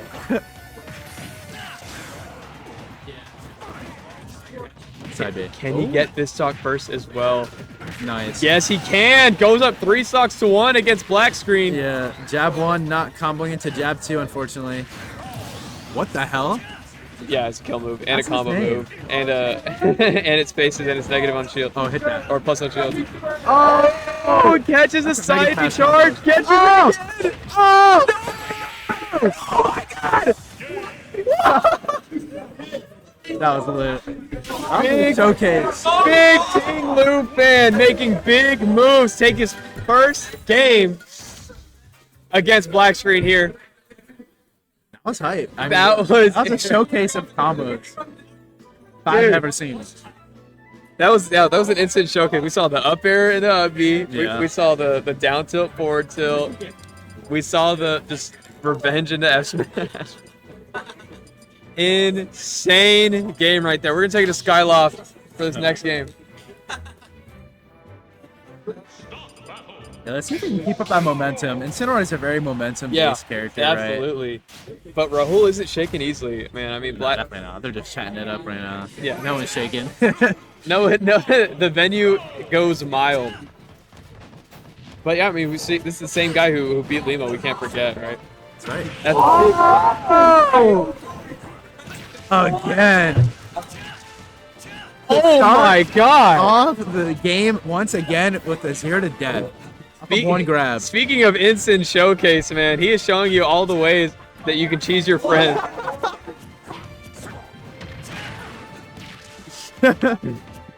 He's smiling. Why is he? Why are my you goodness. smiling? He's cooking up something nefarious. Something big. Yo, Shima, Sanjay. Narrow up air. He has to even it out, or that momentum to shift right back, and it doesn't just yet, but it's closing in. Oh, retaliating back, only 28% extra credit. That is not what you want to see after a 0 to death. You want to keep it just like how you did that last game. Oh. No side B. That would have covered all his options. Ooh. Okay, gets the 50, gets the honest Some light 50%, honest 50% right there. But he has to keep the lead if he wants to take it down to a game 5.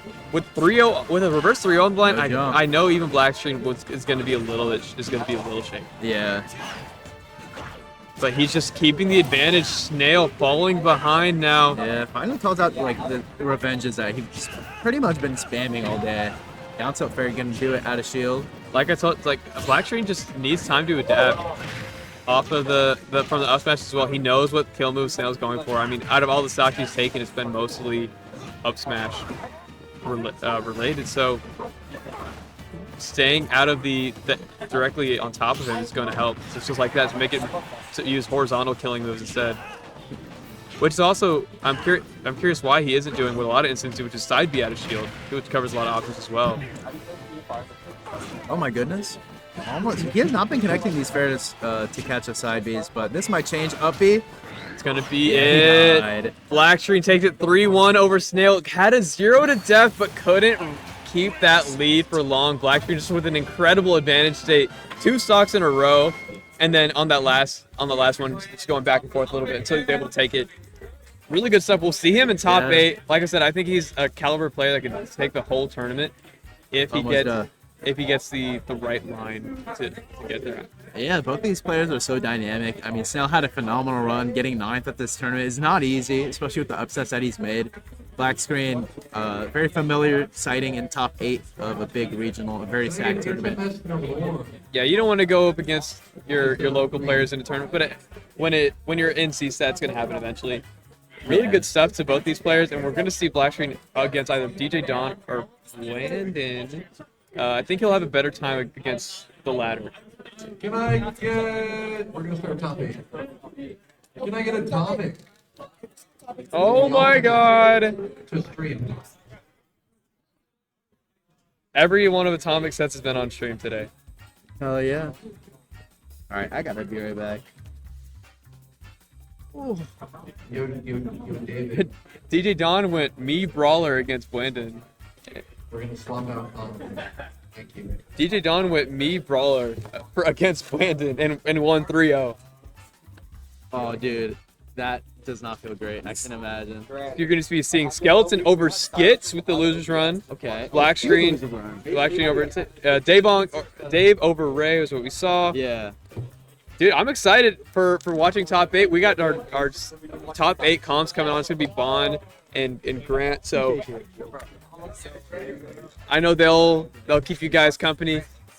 has some funny, cool, and/or wacky things to say about the game in front of them. It is a stacked top 8. You guys stay tuned while we come on. It's gonna take a little bit of a. Hell yeah. It's gonna be a little bit of a break, 10 minutes, but stay here, guys. We're gonna be right back. Stay here. with some more Smash Bros. Ultimate Battle for Bryan 6. Yes, sir.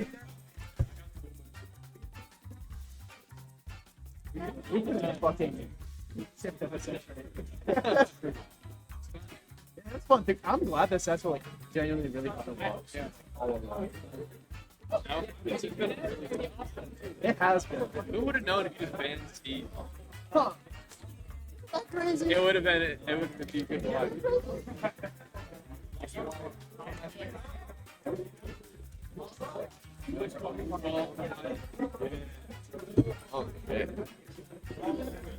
We are here. I know. Yeah. No, it. This is before my time. This is right. The- I know. Feels The very one funny. thing consistent: death, taxes, and Matthew Bond and Zuda on commentary at Battle for Bryan. No, this is Top awesome. 8. I remember like even dating back pre-Battle for Bryan, right? Whenever we were running, like no caps, timeouts, stuff like that. The Zuda Bond commentary has always it's been a staple. You're the first person. classic. You're the first person I commentated with. Cstat classic. So this is exciting, and I mean now in 2025 we have this just absolute banger of a bracket that we have. It's been so good. Yeah, We've been talking about it all day. yeah, We've pretty much just been running the side stream. yeah. And it's just been December absolutely 13th, amazing. have a Every set, like even y'all have seen some amazing sets here on mainstream. I hope y'all have been tuning into the side stream too. We've had some amazing sets there. Yeah, no, it's super true. I think a big part of that is that, I mean, it's really unfortunate. This event just barely kind of missed the cusp of Looney Rank C tier. But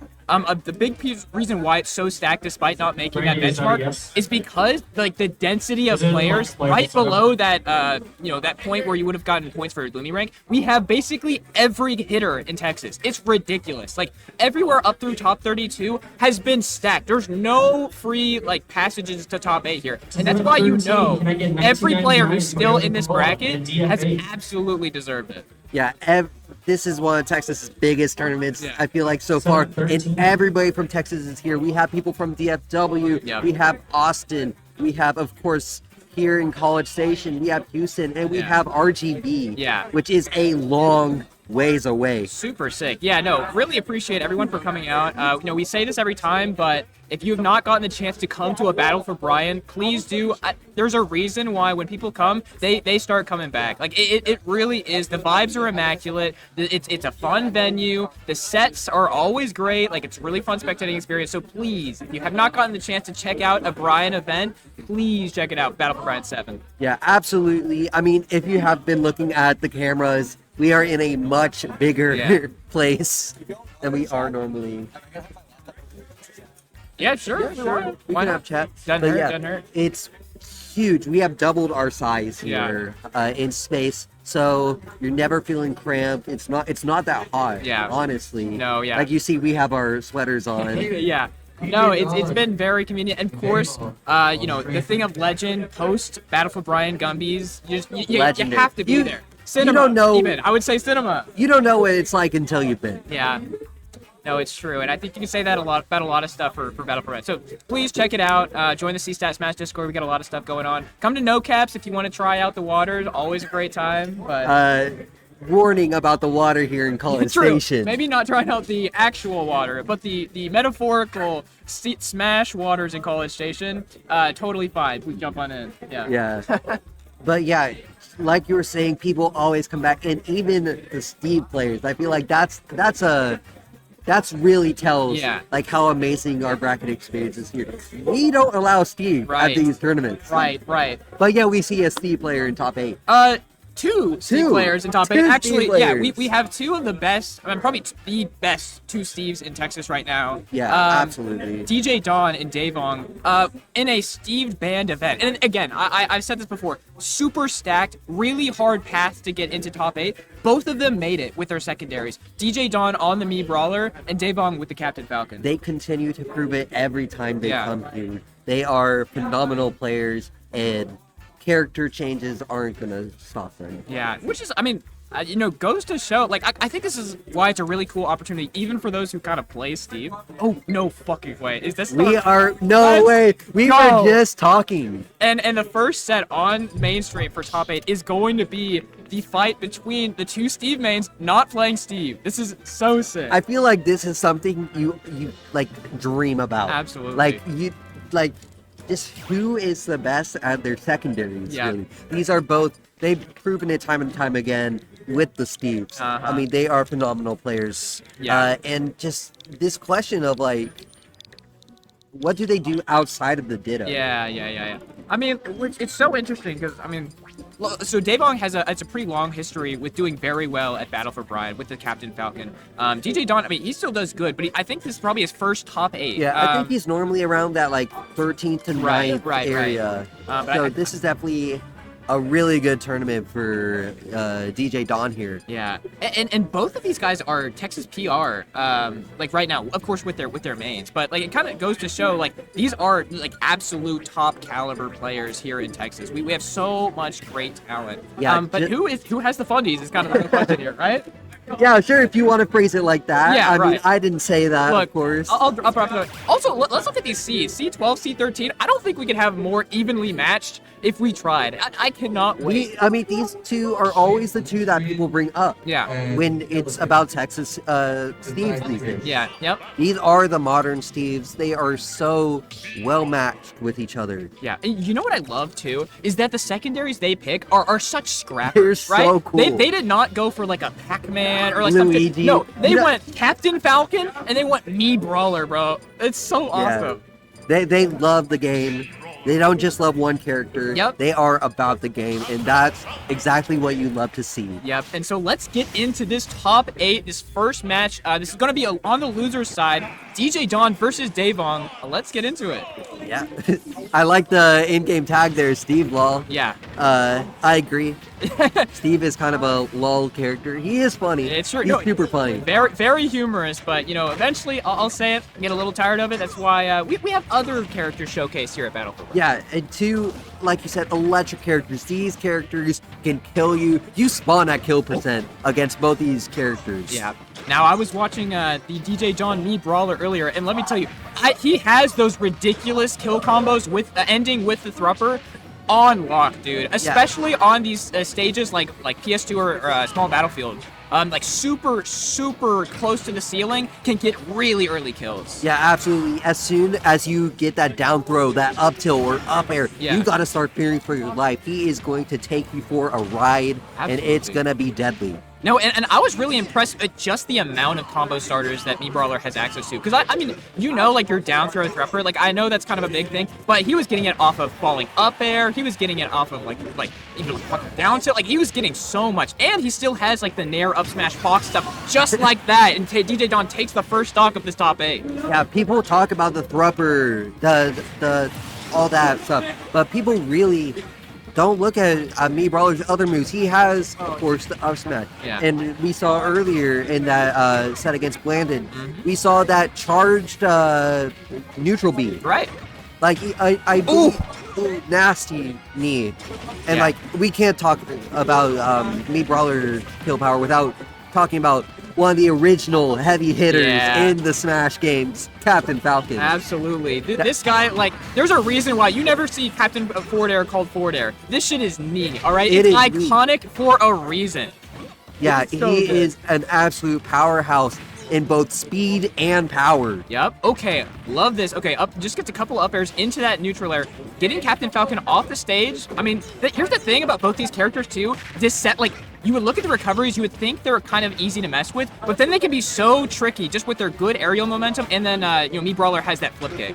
Yeah, absolutely. They are able to mix it up so much. Captain Falcon less so. Yeah. It is still a pretty linear recovery, but I do remember them changing it so, like, in old Smash Ultimate, like when you got hit by the up B, it was pretty easy to get him back. Yeah. But now it's much harder to challenge Captain Falcon when he's recovering. Right. Well, it's as much as like even if it is like a little bit telegraphed, it's hard to challenge because the activation hitbox on that up B is so good. Like It's you gigantic. can't really. It's hard to trade with it without like actually intentionally getting hit by it and doing the rock just like you were talking about. Yeah, absolutely. And this game is starting to wrap up. Yeah. It is looking very good right now for Devon, Oh! but that can be over in a heartbeat. Yeah.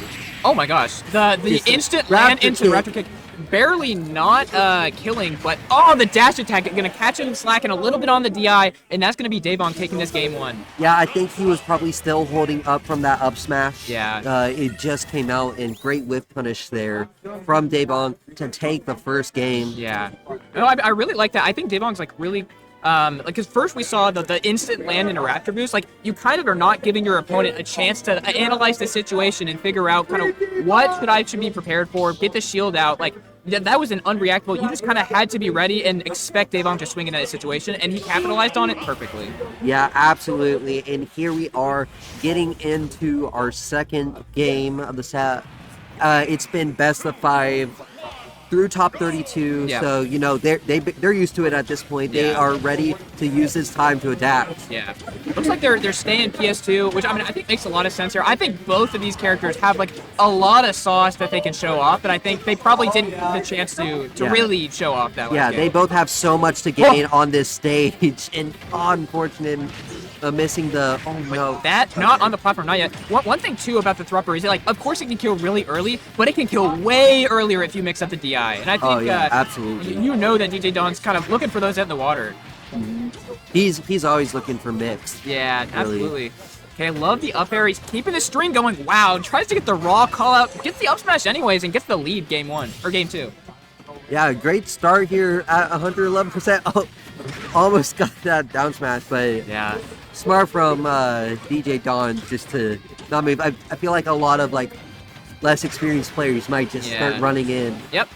No, true, but yeah, kind of very patient, and I think, ooh, I love the jab mix there. Jab 1, 2, knows you're going to hold shield expecting a finisher or something like that, instantly goes for the Raptor Boost, and that's going to be, and this has been so even game 1 into game 2, that this exact same situation happened. Yeah, fantastic strike throw mix there. Yeah. From Davon. Not something you wouldn't really expect from Captain Falcon. Right, but it makes so much sense, kind of, given, like, how up B is positioned in Falcon's, like, that's the best way to threaten shield in that situation, because if you do, like, just raw grab, like, what are you going to do, forward throw? Like, up B is perfect in that situation, and Davon got continuing this juggle like crazy. Yeah, already at 100%, and it keeps getting larger and larger this percent, but this could be deadly. And Oh! the Raptor kick Yes. all the way down. Super smart. It kind of boosts up Captain Falcon to where he wasn't in range of the Thrupper and is able to punish Davon God for just trying to hit his combo. Or But DJ. this could be the stock, and it is. Wow. And that's that. I'm pretty sure that DI. It may have been DI mix-up, but it might have just been max raid. Honestly, that move's pretty crazy if you have It a is full insanely thing. strong, and you're just gonna Well- up me.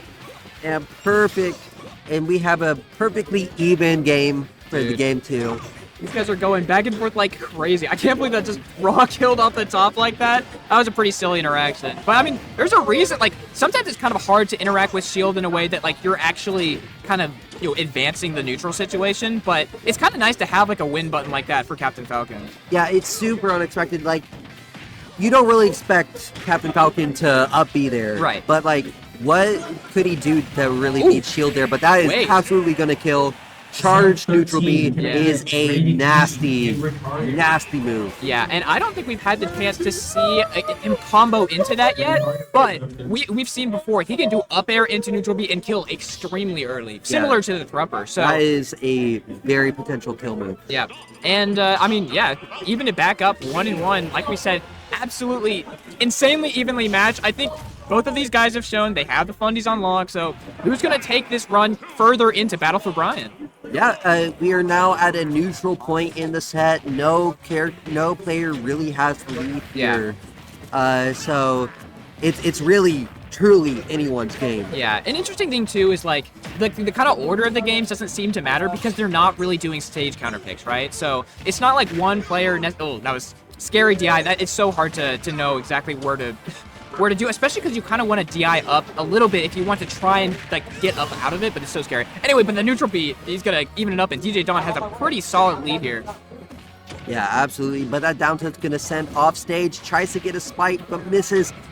But great tech there by DJ Dawn. But the up smash, that is a huge scoop. Yeah. No, excellent. Like, Davong was threatening the cross up and kind of makes DJ Dawn enough to think he can get the grab. Does it again with the uppy. He's getting a lot of percent. It was a pretty good lead, but now even right back up. Yeah, and one thing I would really like to note about that up smash, we saw that a lot in game 1. Yeah. And then we saw it none in game 2.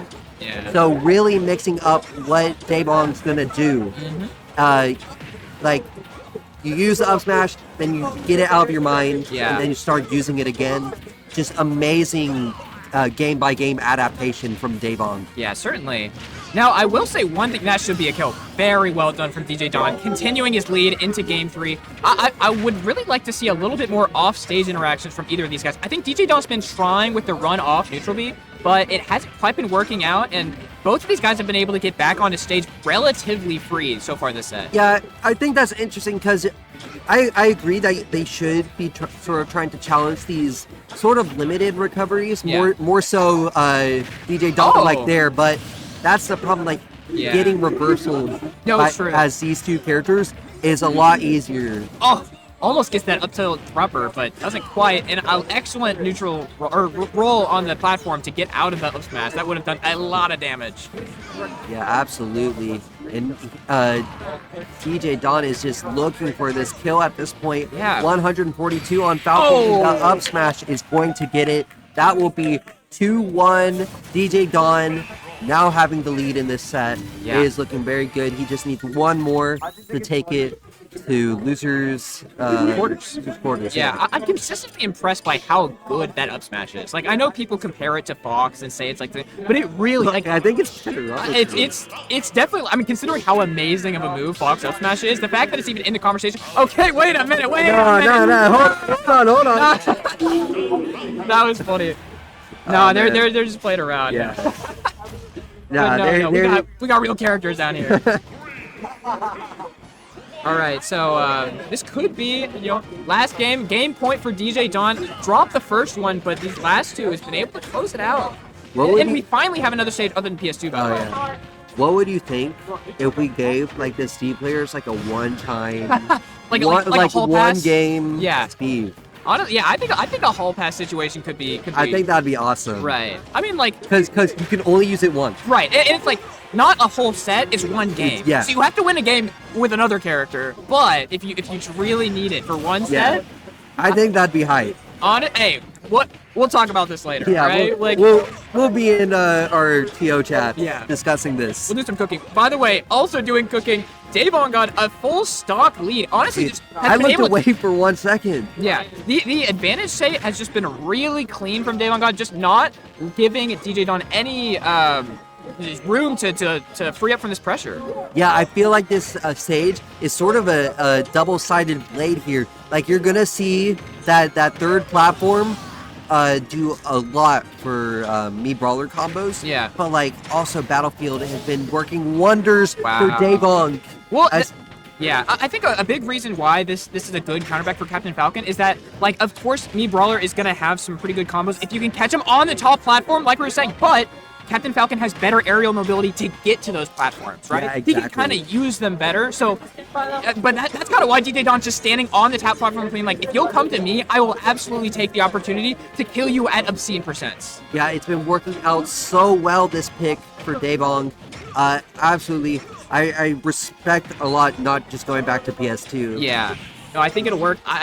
Tries to get the conversion into knee, doesn't quite get it. DJ Dawn almost getting something out of that. But. Yeah, but that is a super laggy move, so he definitely got punished for that big time. In the F smash, that's gonna hurt a lot off stage, and it's gonna be the game. 2 stocks by Davong, and now we are in the final game of this first set.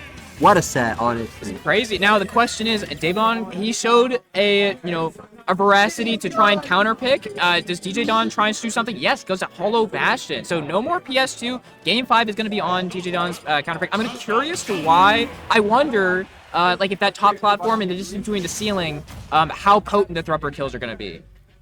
That is interesting, actually, because you don't really see, at least when I imagine Hollow Bastion, Right. I don't really imagine the off-the-top kills. But I actually think the distance between the platform and the ceiling is higher than Smashville, which is the stage of a similar platform layout. Yeah. So I think it does make a good amount of sense for me, Brawler, if you want this kind of platform layout. Oh, yeah. Yeah, for sure. But, like, Oh. we'll see here if it works out. And it absolutely does. Wow, that was crucial. I'm not gonna lie, because like I feel like if Captain Falcon just barely hung on to that, like that would have been That's like gonna be so hard to kill him. yeah, it would have been like a brutal. You would have taken a lot of percent. It was just like you would have to get like a raw back air or another up smash. So the fact that you're able to just cash in all this extra credit is so big for DJ Dawn in this situation. Yeah, it was amazing. And here we go again. Up tilt, not able to get the grab reset. Good spacing, defensive spacing there from Daebong, and here we go, trying to challenge this. Yeah, wow, man, that flip kick doing DJ Dawn so many favors. Like, he's able to cover so much horizontal ground there, and he really doesn't have to be too threatened because, like, Falcon has to commit so much if he wants to try and challenge that. Yeah, it's very difficult, but he does, in fact, get the Raptor kick, and even the stocks at least, but this is looking deadly, but might be getting a good combo here. Okay, yeah, tries to get the 2-frame downer, doesn't quite get it. He has a lot of percent to work with, but again, he has to focus on closing that. Like, if he doesn't get an early kill, how is DJ Dawn going to close out this high percent Falcon? Okay, up air thrower. And this is exactly the situation we were talking about. We're going to have to see here how DJ Dawn challenges this Captain Falcon as he's getting hit with a knee. Okay, he's Oh, fine. that could be, yeah. There we go. Up B on the stage. It could work out if DJ Dawn overcommits, but he just kind of slowly gets back on the stage, dashes up, and he's going to be able to get more extra credit. Yeah, and now this is looking very bad for Daebong. I mean, the damage keeps racking up. You're only at 80%. Right. You're not at your good confirms yet, but oh, great neutral get up timing there from DJ Dawn. The bravery on this kid is insane. Wow, down tilting the Raptor boost too. I don't know how he's timing these. Okay, I mean, this is starting to really slip out of Daebong's hands. Is he going to be able to do something? I think that's it. Wow, that's not even like, they weren't even high up on the stage, and that still killed it like 100. It is deadly. Wow, and DJ Dawn's going to keep up. Again, Daebong kind of traditionally does really well with his Falcon at these tournaments. DJ Dawn, he's showing up, showing I am the Steve main that you need to, Watch out for my here. secondaries. Yeah, right. You need to watch out for this me brawler. Yeah, absolutely. And can we talk about how neither of these people were seeded into top 8? Yeah, absolutely. And they did very impressive runs here today. DJ Dawn will be going further. Yep.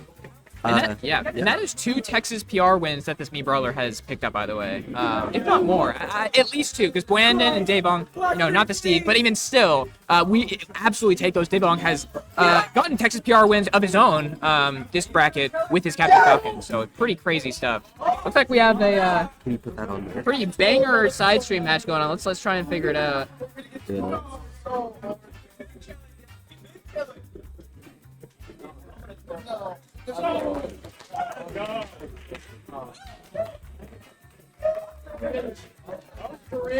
Yeah, we are just waiting for our next. What happened? Faction lost. Game 5. Game 5 last hit. Dang.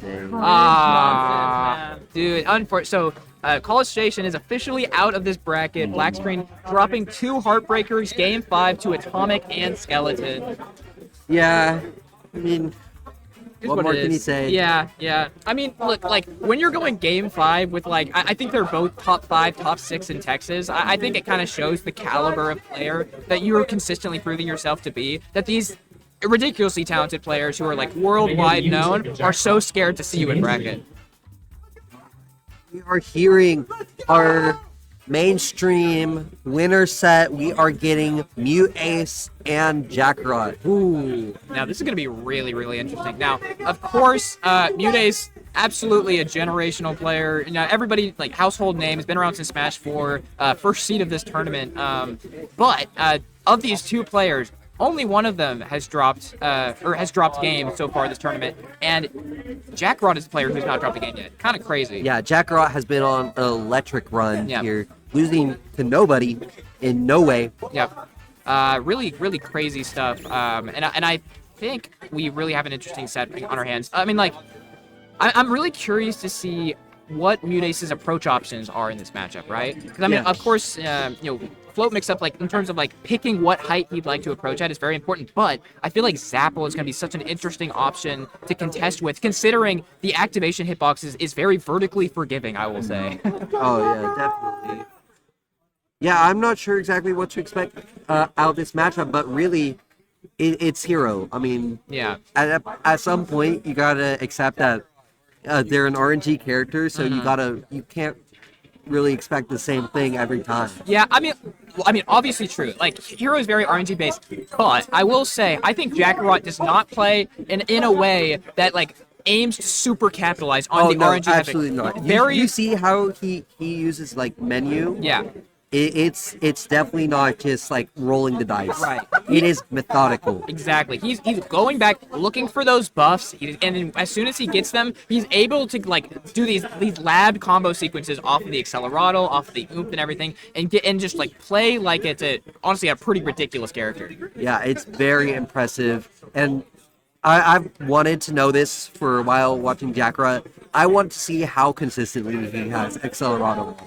Yeah. He is like the Accelerado master. Yeah. No, I think that's true. I mean, like, because I also, like, think, again, it's so easy to, like, kind of only think about the menu whenever you kind of think about Hero, but, like, not only Zapple, but his sword is, like, a really, big consideration in this matchup. Like, he does just have disjoints that are going to be able to, at the right ranges, really contest with Peach well. Yeah, his sword is definitely able to contest, as well as those upbeats to sort of get Mutace off of him. Yeah, and there's the green color. And what's so good about having it is that, like, down throw is able to confirm at such higher percents when you have the green stuff on lock. And so, like, it really kind of changes the entire nature of, like, what you have to be scared of if you're Mutace. Yeah, absolutely. But here we see it's still pretty even. A slight lead to Mutace here.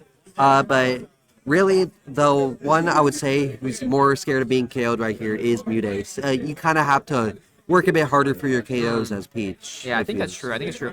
Another thing I've seen Jackarot be using a lot is the swoosh right at the ledge. And I'm curious to see if that's something that can catch Peach, or if Peach is able to kind of glide right through all of that.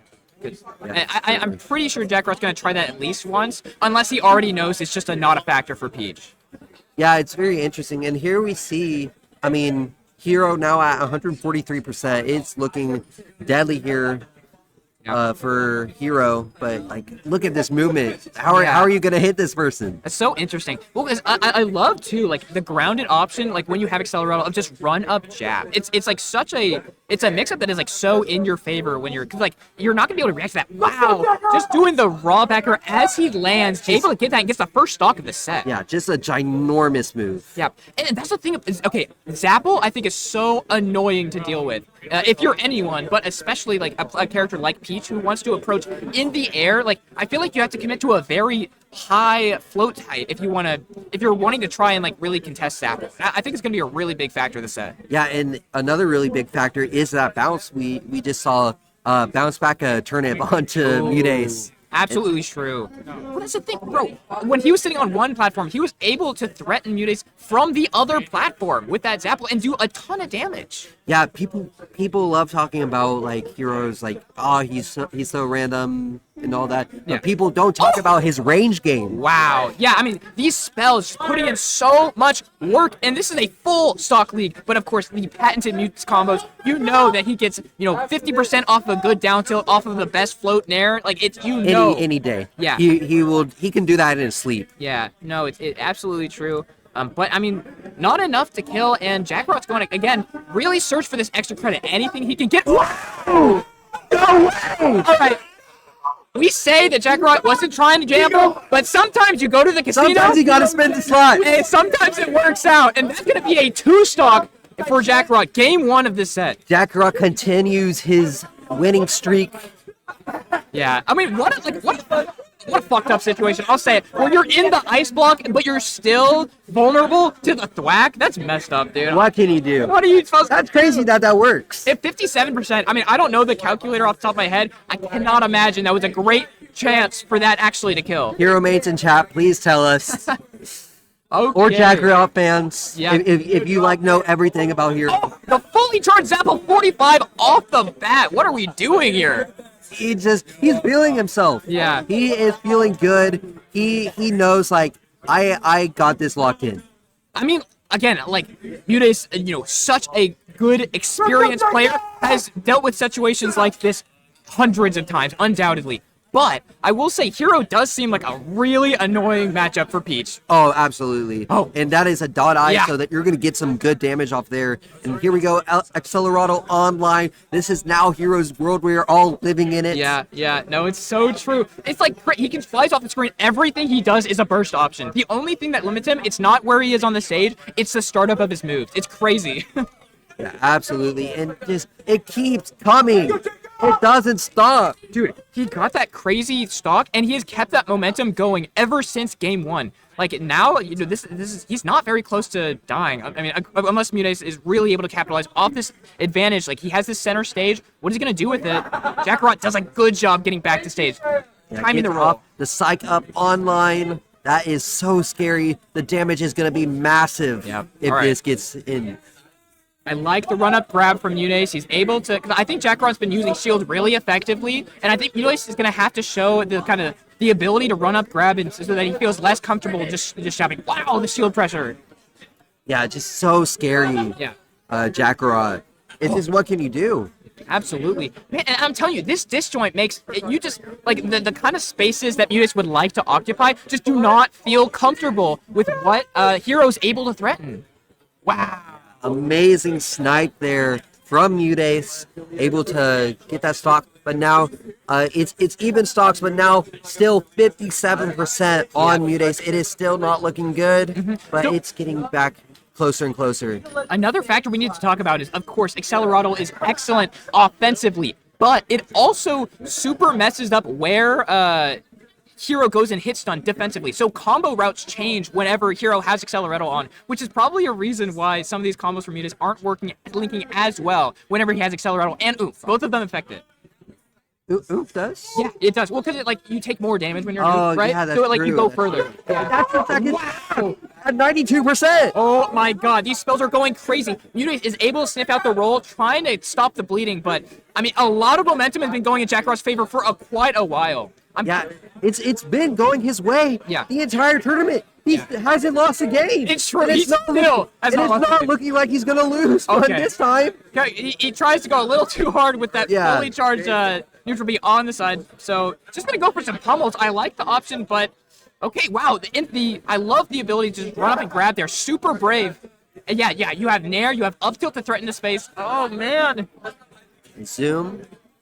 Oh, I love his patience trying to land. He's not trying to land with the hitbox too quickly. He mixes up the timing, and he's gotten so much percent on Mudace. Yeah, it's looking so good, especially with this bounce. You can just go in freely without worrying about turnips. Dude, what is going on? There's some Jackarot magic in the air. Absolutely. He has not lost a game this entire tournament. He's playing against Mudace right now. We'll see if he continues that trend. But this could be scary here with the turnip. Oh, this is really scary. Jackarot has to find the killing blow. The hero has a lot of options for it, but it doesn't mean it's easy to land. Oh yeah, especially off of a player like Mudace. Yeah. Mudace is the defensive king of Smash Ultimate. Honestly, you know him for how long he lived. Yeah, and once known for he was the best player in last stock situations. That was his title for a long time. And I mean, we all saw that Genesis run. we absolutely did against Impaleo, of anyone. So I mean, this really goes to show that Mudace is no stranger to these kind of stressful situations. So we'll have to see if Jackarot has what it takes. Yeah, he's no stranger to these situations. Oh my god! It continues! Wow, the barrage of spell. Mudace had to avoid the bang, had to avoid the kaboom, and then finally was like, okay, I'm safe. And then the Zapple comes. It's I did not expect that at all, and I don't know if Mudace was either. Well, again, because like they were not on the same vertical plane, but it activated anyways. Like, it was ridiculous how much space that covers. And Jackarot's up 2-0. He's one game away from advancing into winners finals, taking the first seed. Yeah, this would be absolutely amazing. But Mudace, as we've been saying throughout this bracket, he is used to this. Yeah. If anybody were to make a reverse 3-0, I would bet on Mudace. Yeah. One thing I would really like to see too, I mean, who knows, but Jackarot's been playing with the lead very well this set. But how is he going to do if Mudace is able to find an early lead? Because, I mean, you know, it's a pretty good chance it happens. Like, I think Mudace is a very adaptive player, is definitely picking up on some player habits. And so we'll have to see if Jackarot's able to perform as well under pressure when he's not able to force aggression from Mudace's bunch. Yeah, you know, that's such a good question there. Because, exactly like you said, Jackarot's been moving hot the entire time. Right. But, like, what if someone challenges that? What if someone puts some water Yeah. in the fire? Yeah. No, because I think, like, kind of Jackarot's whole thing this entire set so far is that he's been giving Mudace a lot of questions to answer. Wow, that DI is going to catch it. And here we're going to have to see, how does Jackarot do if he doesn't have the lead? Because now Mudace is the one kind of asserting the pressure, trying to, like, putting Jackarot in these uncomfortable situations rather than doing the reacting. And we'll have to see, like, if his defensive counterplay is as good as his offense has been this set. Yeah, and it's looking amazing here as he gets the flame sword to even up the stocks, and it's so close to being even. He is now taking back the lead. Dude, I'm telling you, the Accelerado makes so much stuff link. Like, he's got 70 so quick. Oh, that's scary. He's fine. Yeah, he has magic. He has magic. But yeah, if he runs out of MP, he can definitely be in really bad situations off stage. But I'm telling you, the oomph, I think, is the only reason that didn't connect. Like, it's so annoying trying to combo this character when he has different spells on. Oh my god! That's him pulling a turn up. He is one stock away from 3-0ing Mudace. What is going on, Zuda? This is crazy. This is absolutely unexpected. Yeah. From Jackarot, taking on one of the greatest players in Smash. What? An unexpected flip from Mudace, and Jackarot has still not lost a game. What is going on? He's on fire. This is crazy. Jackarot 3-0ing Mudace, getting into winners finals. And he's just walking around. He's just kind of like sighing, like another day. I mean, look, you hate to see that ending. Of Oh course. yeah, like, absolutely. That like kind of an unforced error there, I would say. But like, I don't know. Like, the fact that 2 games happened to even get to that point, like, really showed Jackarot had a lot of ideas in that matchup that converted very well. Yeah, and Jackarot just absolutely on fire. We will be seeing him later in winners finals. Yeah. I really want to see if this really happens. Yeah. You don't see it often where someone wins a tournament, especially of this caliber. Yeah. This is people see like people win like locals all Yeah. the time, not losing regionals. I mean, I don't even want to like start thinking about No, him winning the whole event without a game. Like, not. it's already ridiculous he's made it this far. Again, with Mudace in his path, like it's crazy. But I mean, speaking of cracked Peach players, we have Texas, you know, another Texas staple, Yalmanac. And we have another person who has yet to lose a game. Yeah, that Yalmanac, of the 2 Peaches in this Winterside top 8, Yalmanac is the one that has not dropped a game. Absolutely playing fire. Yalmanac also does traditionally very well here at Battle for Bryan events, but Atomic, an absolute force, one of the greats of Texas, undoubtedly.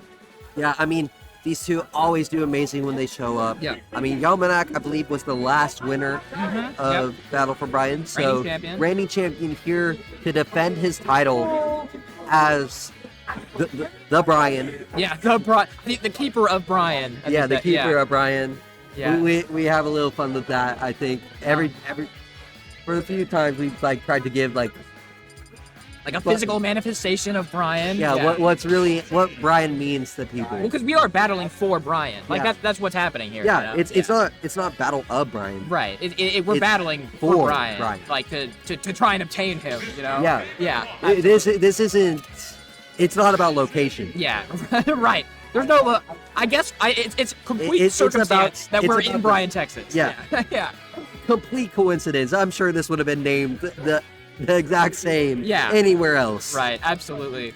Now, the one thing I love, both of these guys, Yelmanek less so, but he used to be like a super Houston local grinder. Atomic still to this day has been grinding DFW locals like crazy forever. Oh yeah, he is like when you say DFW Smash, Yeah. he's one of the people you think of. Absolutely. Yeah. If not like the top 2 people you think of. Yeah. I feel like Atomic is right there. Yeah. Quick plug. I posted Texas local maps on my Twitter, right? And I recently did this thing where I count the amount of times that each player like wins a local. Atomic is always number 1 on that thing. He's won the most locals per week in Texas. Like he's just that guy. He's him. Yeah, he's them. And so let's get into this set. The other side of winner semis. To see who's gonna fight Jackarot, who's on fire so far this tournament in winners finals. Yeah, and we are looking at the seed 2 and seed 3 Yeah. here. It is neck and neck. Yeah. Oh, that's scary, but it does make it back.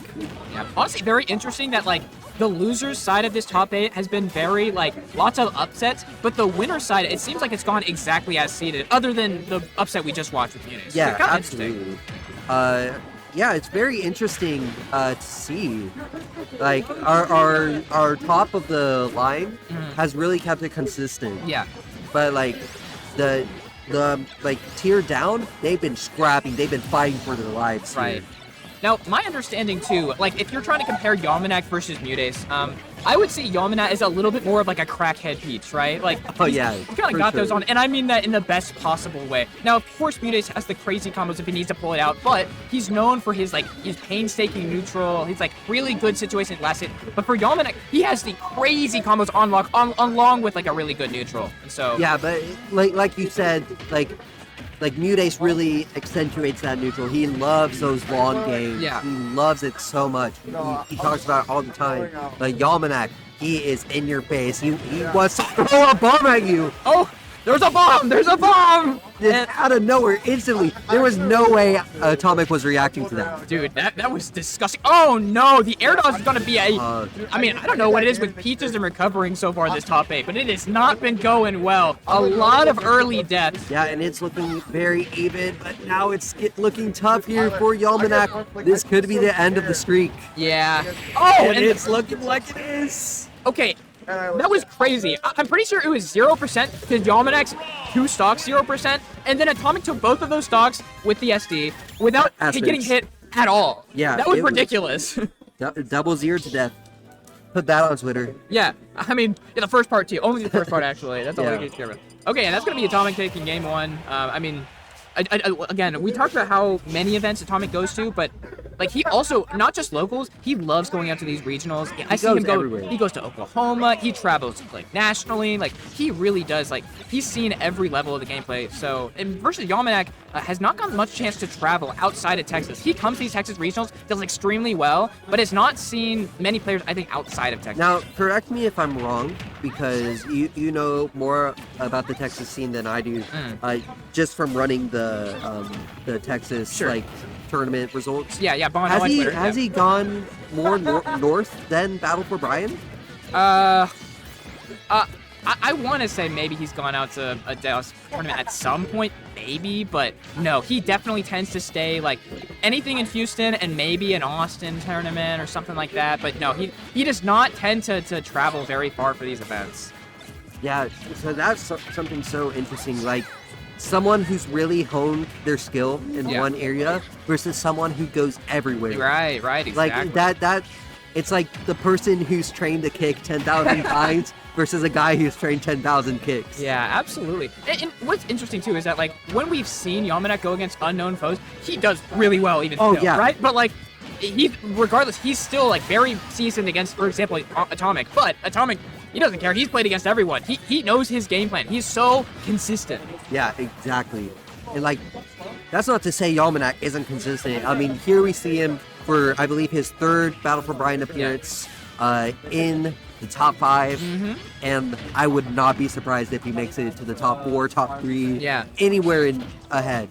He's won these things. Right. He can do it. He's proven it time and time again. Yeah, that is true. Like, Yalmanac has won this thing. Atomic has been to a lot of Battle for Bryans. I don't know if he's been to every one, but like more than not.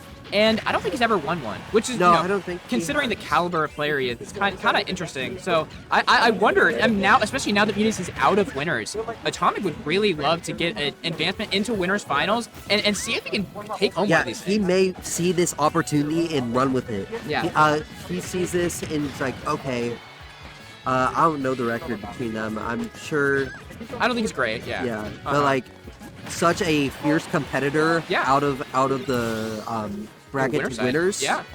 That looks good for everyone who's in winners still. Yeah, no, absolutely. I mean, I hate to say, and of course, Jack Rod is looking like a fiend, but Munis out of winners, everyone's taking a little bit of a sigh of relief, for Yeah, sure. For absolutely. Sure. Yeah, so Atomic still has a pretty healthy lead here, about 100% on it, and he's just like, he's kind of like content to sit back, shoot the gyro, shoot the laser. Like, again, whenever you're in these leads, you can kind of force the issue and force the Almanac to kind of approach these situations. Yeah, the Euro is making a great presence on the stage. The year, I hate that. No, Hey, you just said gyro.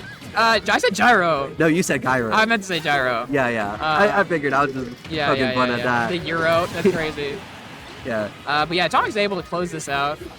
I mean, yeah, not too bad. Again, Pete just, unless you're getting a crazy combo, which we haven't seen too much from Yalmanac so far this set, not a character that kills exceptionally early, to be honest. Yeah, you really need to get those turnip combos if you're hoping to kill at those early percents as Peach. Yeah. Other than that, you're going to have to play it out. You're going to have to get that nooch on lock. And yeah, Atomic really making this offstage situation rough for Yalmanac and continue. Okay, one thing I really love about Atomic is how exceptional he is at ledge trapping. He gets so much damage consistently in these ledge situations. Yeah, absolutely. He's one of the best in Texas to do it. Yep. When it comes to the ledge. Yep. He keeps you there for ages. You Yep. cannot escape. No, it's true. Like, the thing is, like, not only, of course, Gyro is an excellent option at the ledge there because it covers neutral get up, and up air, that might just do it. And this is a quick 2-0, 2-stock for Atomic, wanting to punch a stock, or a ticket into the winner's finals. But yeah, like, it's not just the gyro. He's got the laser, of course, down tilt, elf tilt, back air if you're trying to catch jump. Rob, as a character, is so well suited for ledge situations, and Atomic uses all of these options to mastery, to be honest. Yeah, absolutely. And we're going to see if going back to small battlefield, the Almanac's potential final losers, winners. We did see the hover over Bowser there for a Hey, second. he was thinking about it. But look, sometimes you got to pull it out. But I mean, I absolutely think Yalmanac has it in the tank. And so we were talking about how Yalmanac had dropped a game. That's now not true. Jack Rod is the only player back in this bracket who's still not dropped a game. So Yeah, very impressive. interesting stats. We'll see. Is this going to be like another case of quick 3-0, or can Yalmanac show that he still has something to prove in this set? I mean, Yalmanac, you can always count on Yalmanac. He is one of the best players in Texas for a reason. Yeah. But, I mean, this is still Atomic, as Atomic continues to hit for 66%. But, Yeah. again, Yalmanac's fighting back. These two are scrapping. Yeah, it's true. It's true. Okay, I like Yalmanac getting a little bit more aggressive while Atomic is having to recover. I mean, of course, Rob has so much, flexibility in how he chooses to get back to stage, but you still have to try and threaten some pressure. Otherwise, you don't want to try and focus only on ledge trapping, to be honest. Like, it makes your job a lot harder. Yeah, you can't let him get on for free. He's going to go all the way up. He's going to go to the other Yeah. side. He's going to go anywhere he wants. Right. So I like that Yalmanac was kind of But these looking there for something. sneakers. Man, okay. Here's something. These dash attacks on shield. Yalmanac is getting the neutral airs, but they're not quite killing. I wonder if any of these can be up smashes or anything that will actually kill in these situations, because like it's just you're making your job so hard if you're having to get Rob to 160 every time you want to kill. Yeah, absolutely. But that bear is going to kill. Here we see Yalmanac, I believe, with his first lead. Yeah. No, I think that might be true. It really has been hard fought. Dude, another one of Rob's great factors is that he's so good at juggling. That up air, that up tilt, of course, Nair covers so much space, and I think Yalmanac's having a really hard time landing this entire set. And there's the ledge situation. Yeah, and as we were talking about it, Yalmanac was unable to land, and the bomb not killing. Dude, 2 bombs in the set already? This is crazy. I mean, Peach luck. Yeah, I mean, Peach main luck. That was a very fortunate bomb timing, too. That worked great. It did not hit Yalmanac. Got a lot of damage on Atomic. And let's see if Yalmanac can take this momentum into maybe a game win. And honestly, I feel like that's something Yalmanac has over other Peaches. When Yeah. other Peaches get bombs, they throw that away. Yeah. They do not want to mess with the bomb because it can hurt them as Yeah. much as it can hurt the opponent. Right. But Yalmanac, he studied the blade. Yeah, absolutely. He knows how to use the bomb. He said, I know ball, I know bomb, all right? I'm ready for this. And, okay, calls out the air dodge, but that backer, I think, just a little bit stale, not quite going to kill. Again, 180. It's just sort of a checkmate situation there. Yeah. You get hit by the turnip, you get stage spike. You tech the stage spike, the Nair is right there waiting for you. Yeah, but I'm telling, like, it's very impressive that Yalmanac, almost gets a big combo, only gets 40, still pretty good, but again, Yalmanac's having to work so hard for these stocks, and he's doing it this game, like, he is doing the percent, but, like, I think if he wants to win 3 of these, it might be too much of an ask to try and get 2 more games off of killing Rob at 180, to be honest. Yeah, I feel like that's super fair. We haven't really seen those turn-up combos Yeah. that you really need. Yeah. But, I mean, I think we can leave that adaptation for another game. All Yalmanac needs to do is to close out this exceptional lead. Wow, gets the reverse hit up air. Doesn't quite convert off it, but Atomic's still having to get back to stage. Honestly, crazy defense from Atomic there. Yeah. That air dodge, just working around Yalmanac's range. Yeah. No, it's true. I think Atomic, one of the best defensive players in Texas. It's really hard to make this guy panic. Like, because he's been in so many situations and played so many players. Wow. I'm shocked that shield did not poke or anything in there. Yeah, That's what a shield there from Yalmanac. Yeah, very well done. But yeah, of course, Atomic's really good. I like the Z-drop turn up, barely not catching the neutral get up from Atomic. But, you know, Yalmanac definitely in a great situation to slowly close out this game 3 and get himself on the board. Now Barrett's going to do it. Nice. Yeah, really what I loved about Yalmanac's play there, he was playing like it was last stop. Yeah, absolutely. Right, because it's really, you know, convenient if you're like, you have a really big lead to be like, all right, I'm going to start going for some silly stuff, or like, I'm going to start playing as, or stop playing as safe, you know, like I'm going to try and just end this. And you start like, you know, the lead slowly dwindles until it's a last hit situation. And now you're like, dude, I ruined this, right? So I love that he's playing the whole thing like it's his last breath. Yeah, he is fighting. He does not want to be in losers just yet. He wants to fight in winners finals against Jackrot, just like Atomic does. And he's going to need to win 2 more games for it to work. And oh gosh. Oh yeah, this is scary. That's the thing, right? Like, Rob, like, because he has so much fuel in tank, like, how often do you see Rob run out of fuel? It basically never happens. I don't think I've ever seen. And so he really just has, like, almost infinite, like, variability in, like, the timing that he has. Okay, love the float mix-ups to get back that to was stage. super scary considering that Rob ate the jump there. But Yalmanac able to make it back.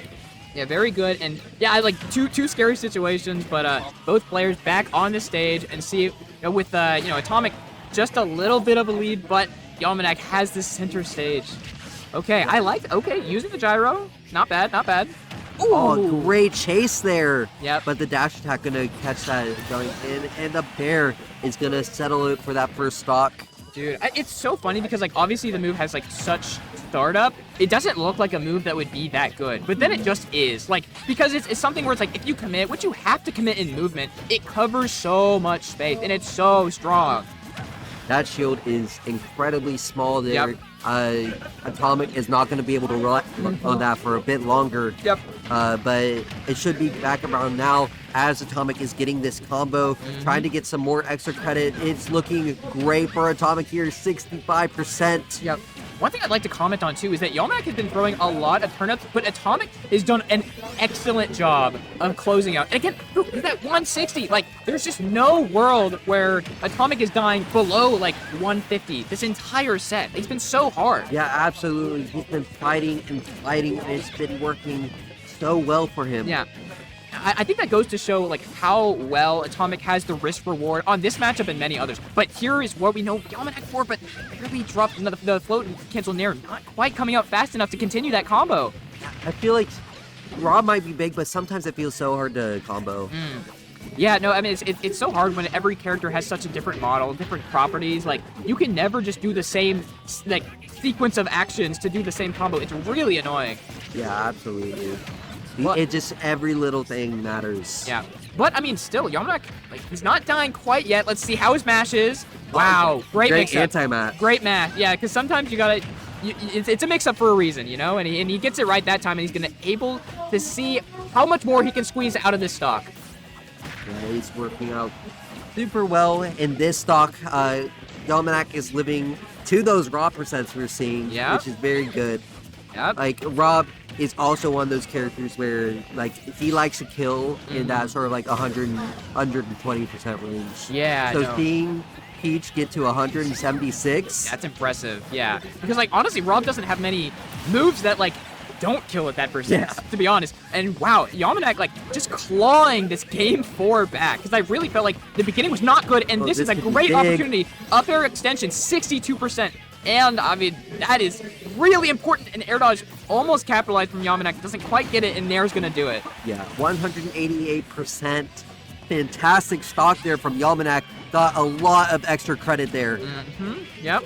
And yeah, I think Yalmanac's playing with this lead a lot more confident than he was in the first couple of games, to be honest. Like, I think he's now seeing kind of what in this matchup he's needed, and they're playing a lot more back and forth game than they were the first couple of games. Yeah, it is looking fantastic on Yalmanac's part. Here is his game to lose. Almost gets those turnip toss combos, doesn't quite, but again, 150. Now he's got to the point where, like, nair, back air, like, a lot of stuff will kill at this point.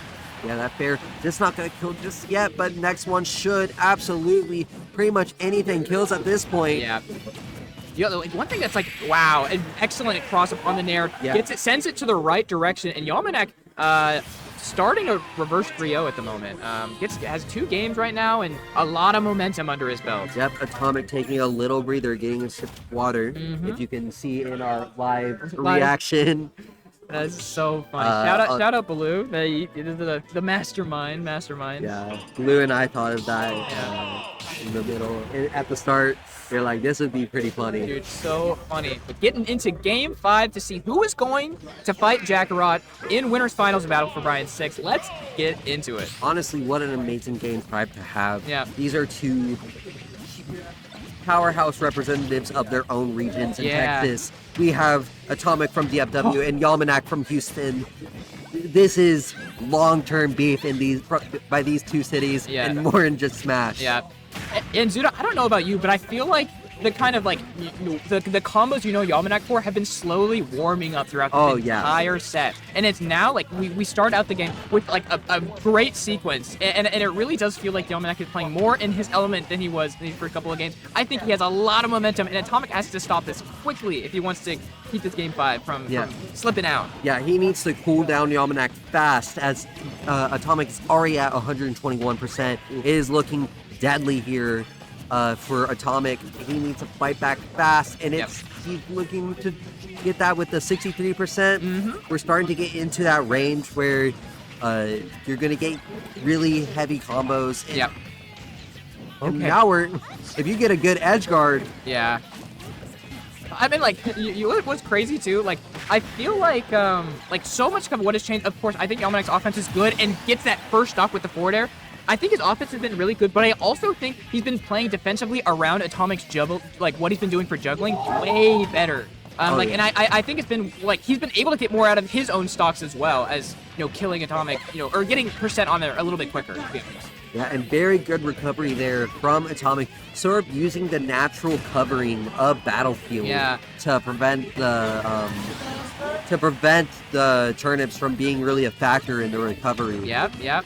Absolutely true. We have a platform situation. Atomic's able to escape, and I mean, this is like not a negligible percent deficit, but also not anything that Atomic can't even up pretty quickly.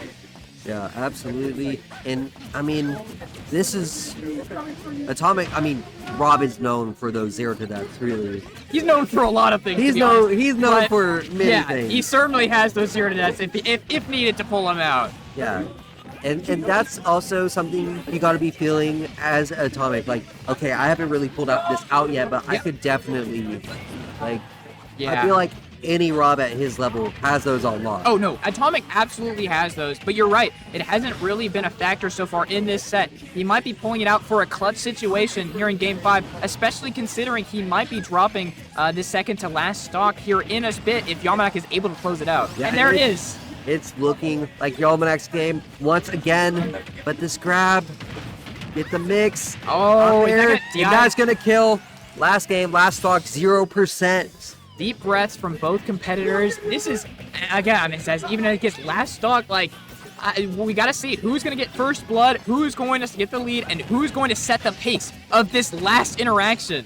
The chat gamblers are hyperventilating right now as each character is trying to get their massive combos. Wow. And it's looking like it's Yalmanac getting the combos first. Amazing, 80% sequence, and he's going to keep this advantage situation going. Wow, excellent bravery to run up with the grab, keep Atomic on the stage. And again, we've seen Yalmanac it's easiest to kill once Rob is at 150, around that point. So we just need a little bit more percent or a well-timed forward air, and this could be Yalmanac's set. But we cannot count out Rob, especially at these percents. It is looking like maybe a disregard everything I was saying. Yeah. Yalmanac completes the comeback. Wow. Reverse 3-0.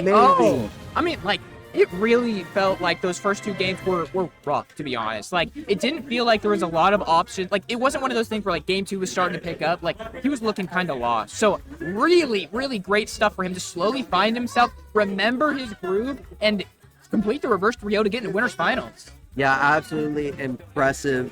I mean, that's what you love to see. Yeah. That's what you absolutely love to see.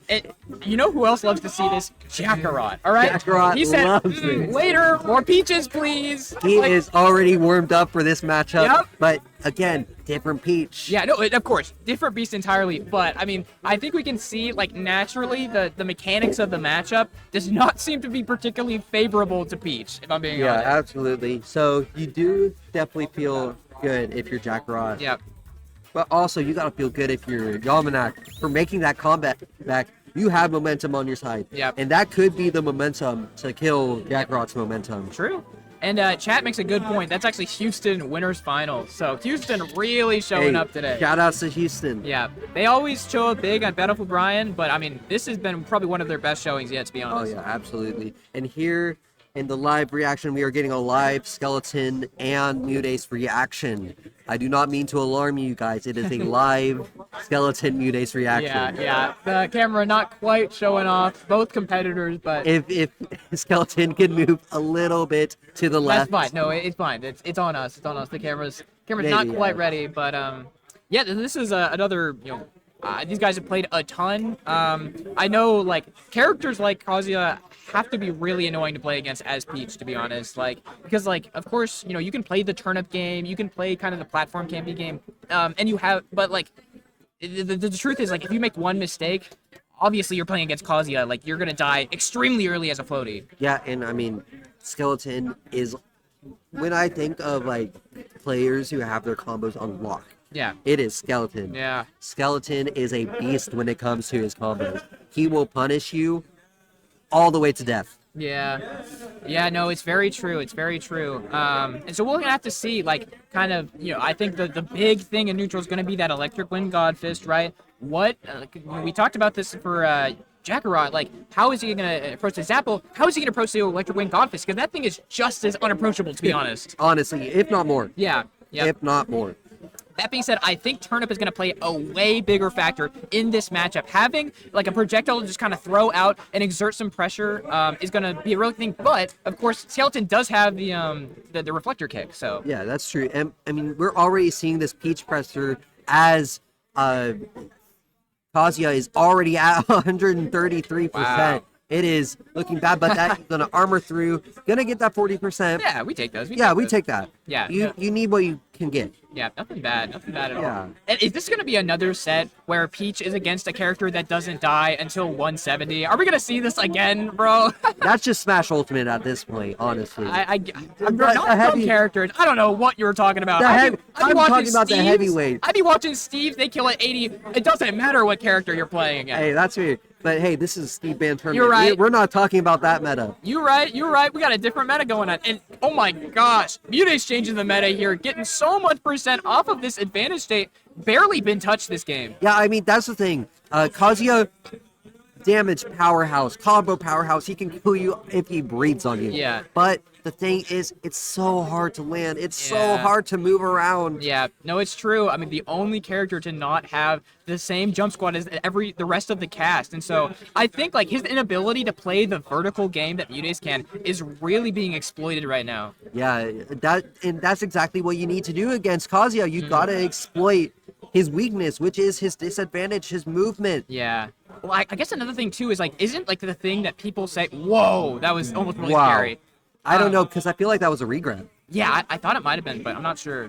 But like, isn't the thing that people say to approach Electric Wind Godfist being like low like down tilts and stuff like that, right? And Peach's down tilt is such a potent It is so option. low. So like, and that seems like a really in this matchup, Mutace seems to be very comfortable, to be honest. Very different from Hero. Yeah, it's so interesting. You know what? Thinking about that interaction. Whoa! Is that it? Okay. Okay. Super close. Okay, Mutace is like, okay, he wanted to end it there. Very Yeah. respectable. He does keep the jump though to make it back. So very good on Mutace's part. He played risky but Yeah. safe at the same time. I like that. You know, because it's not like Kazuya really has much to go out there to like punish that. So I think I like the option. Yeah, Mutace wanting to show that he has the crazy combos on lock. It's not like he's just the neutral Peach. Like everybody Yeah. knows that, you know? Yeah. He can do it all. Yep. Love the burst dash attack. Let's see if he's able to close out this juicy 3-stock to start the set. He might be mad after losing that first set. Yeah. I mean, he is sort of just running through, and this is obviously start 40% here on Peach. Yep. It could be. I mean, with Kazuya, Wow. it's still living. Bro, he's so heavy. but But that another one. surely okay. The fact that it almost didn't kill him. Yeah, it was like close. That's crazy. But yeah, Mutace taking a very confident game one in the set. You can tell he's like losers Mutace in Battle for Bryan is not something we're very used to seeing, to be honest. So this is I think he wants to put his way back into grand finals here quicker rather than later. Yeah, he wants to fight back. He wants to make us stay for those extra 40 minutes. Yep. Now, one thing I will say too, Skeleton has been on an insane losers run because he lost before top 32 to our very own Snail. Shout out awesome Snell stuff. was on an absolute Cinderella run. Yeah, but has made it all the way back to guaranteed 5th place here in Well loser above quarters. a seed. Yeah. Well above a seed. So I mean, really, really great stuff. Like taking the early loss and just taking that with like what you need to do, and then getting the 9-set losers run. Really, really impressive. Yeah, absolutely amazing run here by Skeleton. I actually want to see like how far he's gone. Yeah. Might have to check the Star GG later, Yeah. but it is fantastic for Skeleton. But he's sort of running into a wall here in Yeah. Mutace. No, I mean, you call him the wall. I think that is a very accurate kind of what Mutace is for a lot of players in Texas, to be honest. For a lot of players in the world. I mean, true. But like speaking in the context of these Texas regionals, Yeah, like absolutely. Mutace like definitely does a great job supporting his scene, showing up to a lot of these, and he very rarely loses unless it's to like a Shattuck or like somebody super kind of on that level. Yeah, absolutely. And like you say, I mean, I feel like Mutace is one of those people who love showing up for the scene. Yeah. Just no matter where, really. Because I see a lot of bookers on in San Antonio. Yep. Where Mutace resides. And he's there. Yep. He shows up to stuff. He's very much a big part. Like, people talk about, oh, I wish top players Yeah. would show up to their stuff. And instead of just, like, being in private top player Discord. But, Yeah. I mean, Mutace is a prime example of Yep. a player for the people. No, he's a grind. I mean, look, I'm saying there's a couple other top talents in Texas, and hey, they're not here to Battle for Bryan. They're prepping for Kagaribi. Mutace is like the only prep I want is Battle for Bryan 6, dude. Hey, still respect to those course, people. of course. You need your rest. No, we get it. But it just kind of goes to show like the amount of mental fortitude Mutace has on display. Yeah, absolutely. There are different philosophies at play. Yep. And Mutace's philosophy is keep at it, keep Yep. going, keep the engine going. Absolutely. Okay. But Mutace, another very strong lead. Both of these guys refusing to die. Yeah, It's kind of it- crazy. It's very impressive. Yeah. Let's see if he's able to close this out. There it is. So yeah, full stock lead for Mutace. Yeah, I think Skeleton. I don't know. Like I think maybe some pacing adjustments in terms of like he obviously he has he's in the lead. He needs to approach, but either just like the crazy 0 to deaths or like kind of changing the rhythm of how you approach is going to be needed in order to start reversing the tiding of this.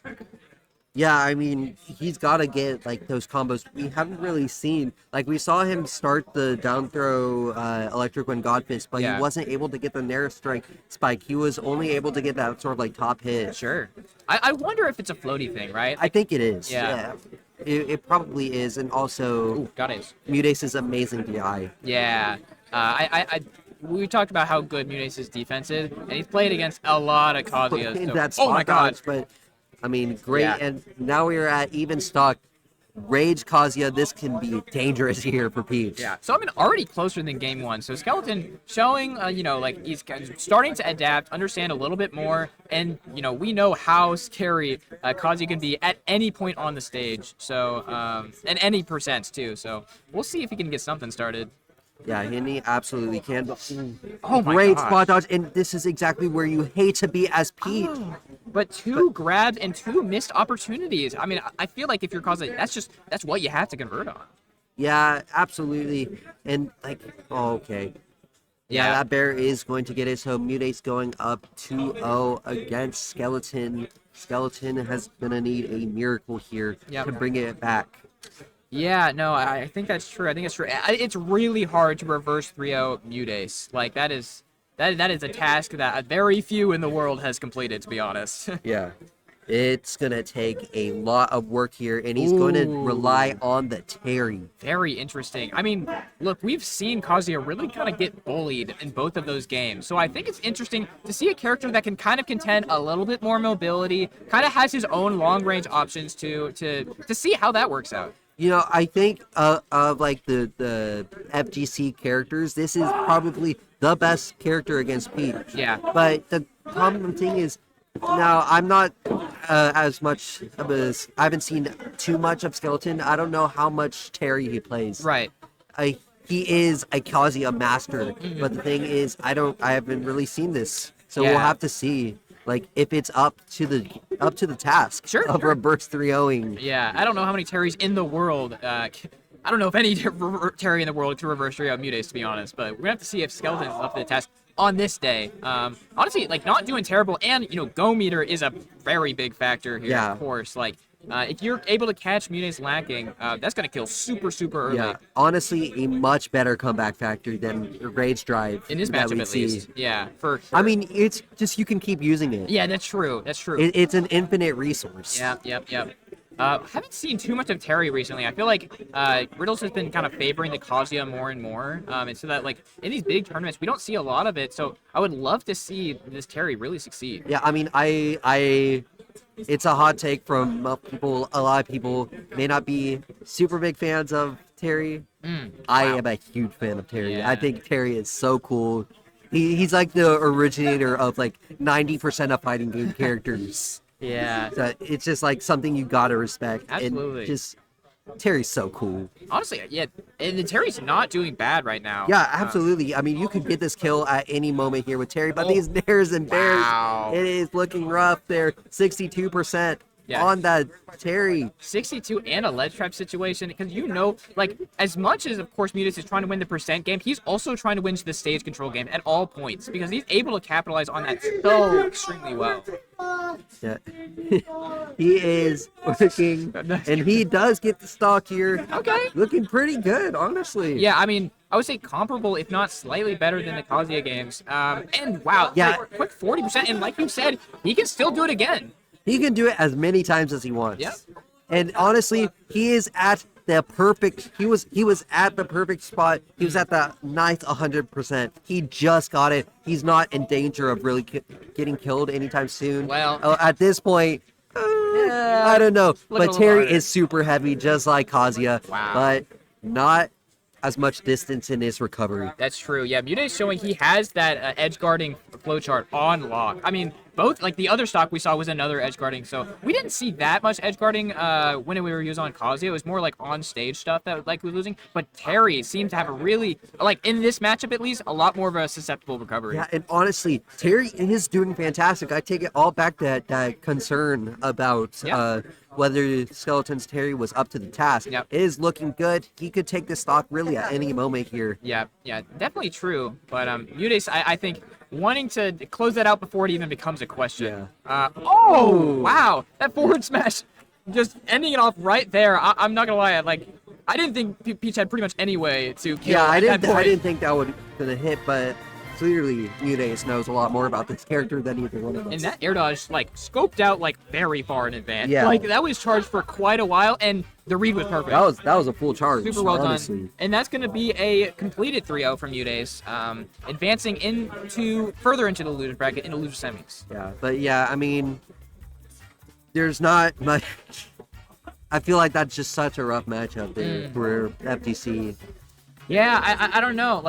I wonder, because when I was thinking about it, I thought it would be a big turnip thing. And of course, turnips played a pretty big part of the matchup, but it wasn't most of it. It was mostly just the pressure that Mudace was always putting on Kazuya's shield, right? Kazuya was just not able to get started, but whenever he did get something, he also never really converted well off of it, to be honest. Yeah, it was just something else. And here we see we are getting Peach to Peach to Peach. Wow, the triple Peach. Triple Peach action. Nobody killed himself. And like we talk about, All right, Kakarot probably feeling pretty good. Wait, more I Peaches. think this is No, four no, no. Peaches If it in a was my, row. if it was my boy and their opponent killed himself, Yeah, it is. We've had not had a set that's not Peach thus far, which is pretty funny. Hey, if you like Peach, tune into more Battle for Bryans. We love Peach up here. I do see Ultimate Peach fan in the chat, so Shout out to Ultimate let me Peach tell you, fan. you're in the right place, brother.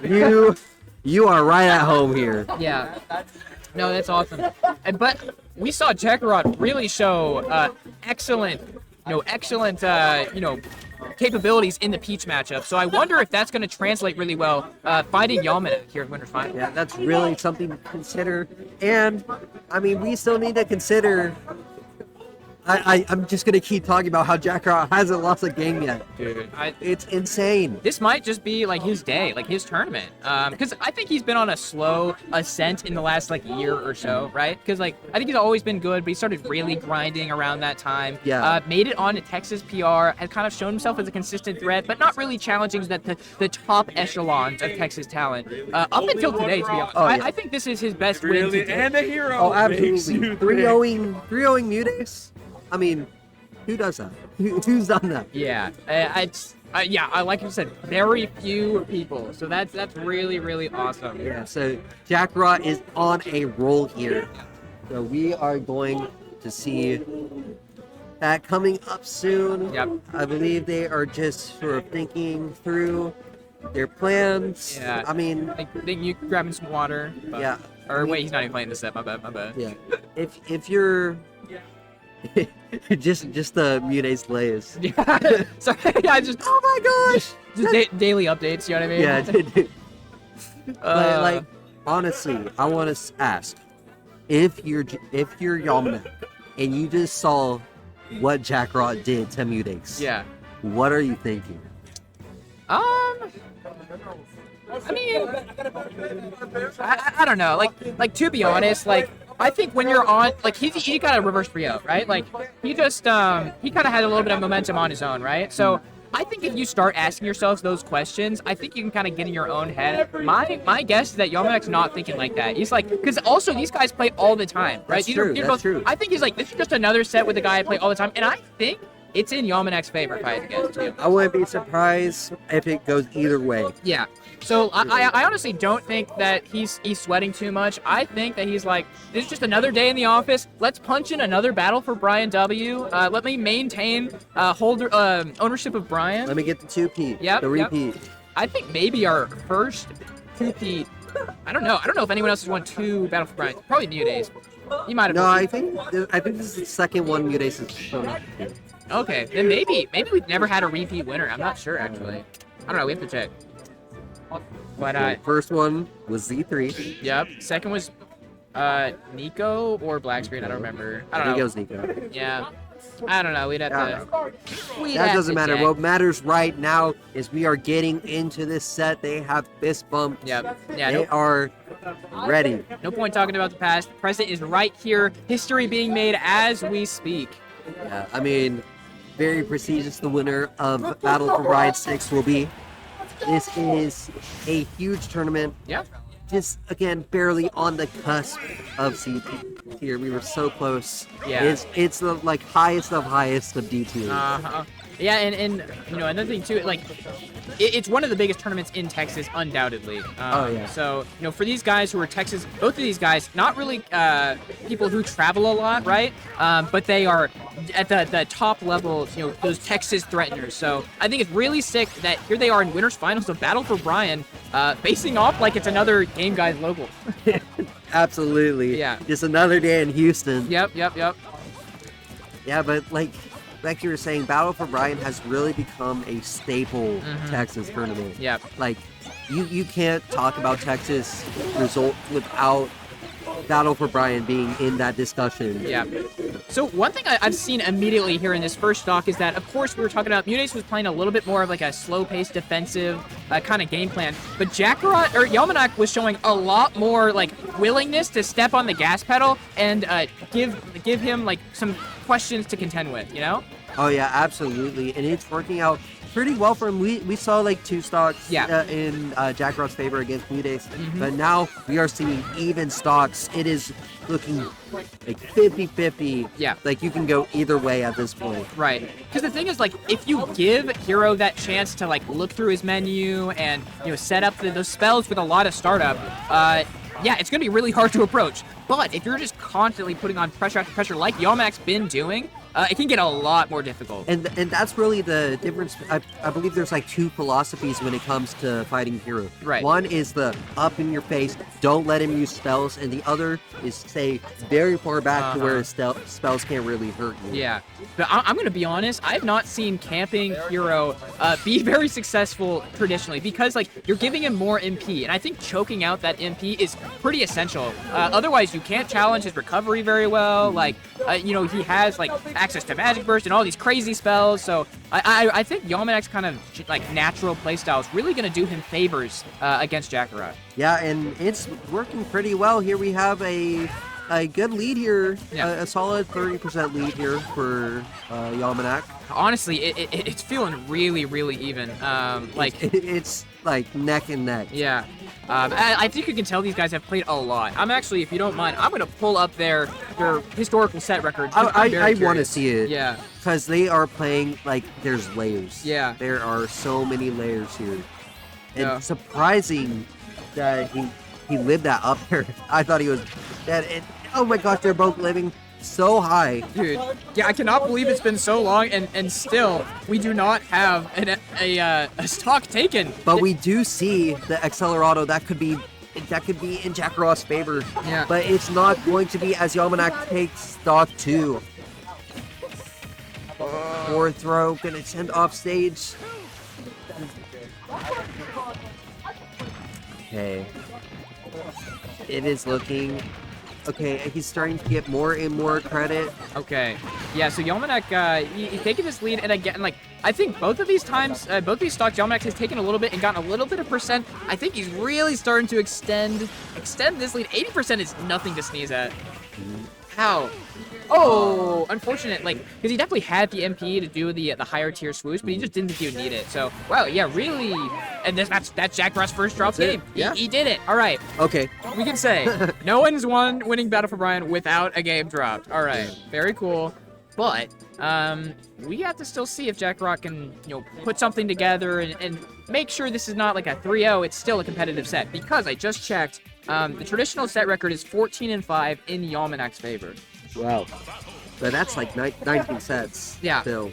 That's impressive. It's a lot of data. And so, yeah, it shows that, like, it's not a wash necessarily, but absolutely it's favor definitely heavily Yalmanac. in Yalmanac's favor. Which is, it's so interesting that, Jackarot performed so well, obviously, against Muniz. Because like, it's clear that he has a lot of practice in this matchup. Yeah. So it goes to show, like, it's just absolutely amazing play from Yalmanac, who really knows Jackarot. Yeah. Yep. With like Muniz, maybe not as much. Sure. Oh, the downer. Okay, yeah, he's able to make it back. He has enough MP and everything, so that's good. That's good. it's always scary whenever you you hit the stage and the stage spike super sends you in this awful angle. Yeah, and like even as you're upping, like the momentum's still Yeah, there as yeah, you're yeah, going yeah. down. There's some characters where it's it doesn't matter what you do, that is curtains. Thankfully, Hero's not one of those characters. Yeah. But Yalmanac, again, just not giving Jackarot any ability to start setting up that wall that he was really putting up against Mutace. Yeah, it's just been so hard for Jackarot to really get in and deal this damage, while Yalmanac, on the other hand, has been lighting him up with Yeah. this 142%. Yeah. Oh my gosh, that trade. Looking really scary because honestly, the Oomph F-Tilt probably would have done a lot. And Yalmanac's such a solid lead here for game 2. Yeah. And there it is. Yeah. Only 87%. I mean, all it takes is one crit F smash. I mean, that's true, but But you can say that for a lot of things. you can say all it takes is one Peach combo, bro. Yeah. And this is, it's looking really bad. But he's just all over this. He constantly chasing him down. And catches the jump. Bro, what? I really do think this is a player difference, right? It does seem like Yalmanac really has a great read on how Jackarot wants to, feel comfortable in this neutral game. And he's getting everything out of it.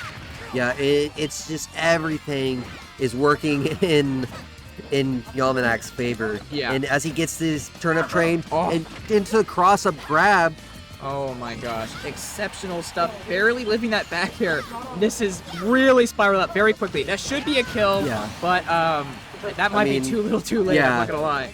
at this point, it's not looking the best here Yeah, for Jackarot. might be a go next kind of game. And this is, Hey, you had all you need is 2 thwacks. yeah, you had so much momentum if you're Jackarot, coming, into the Mutace set and especially out of the Mutace set. Because again, you hadn't dropped a game, you just beat the best or second best player in Texas, and you're fighting the same matchup. But now that all that momentum is stopped, what does Jackarot have left in the tank? Yeah, it's really something to consider. Especially you're I just 3-0'd Mutace. What's Yeah. happening? Right. Yeah. Well, I'm sure it probably doesn't feel I'm great sure either.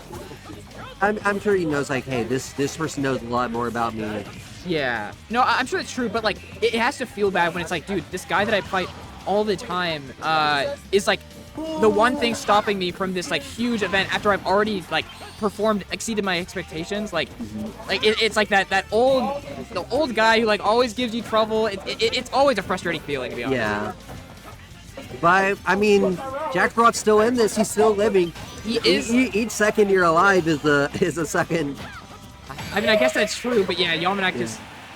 And one thing, I mean, we have seen Yalmanac pulling out the early kills more and more, and I think that kind of goes to show he's getting comfortable. It was so we've been talking about these streaks of not losing games. You know what I mean? Yalmanac was down so much, he kind of found something against Atomic, and he's been on a tear since then. And I think yeah. he's carrying that momentum too. Yeah.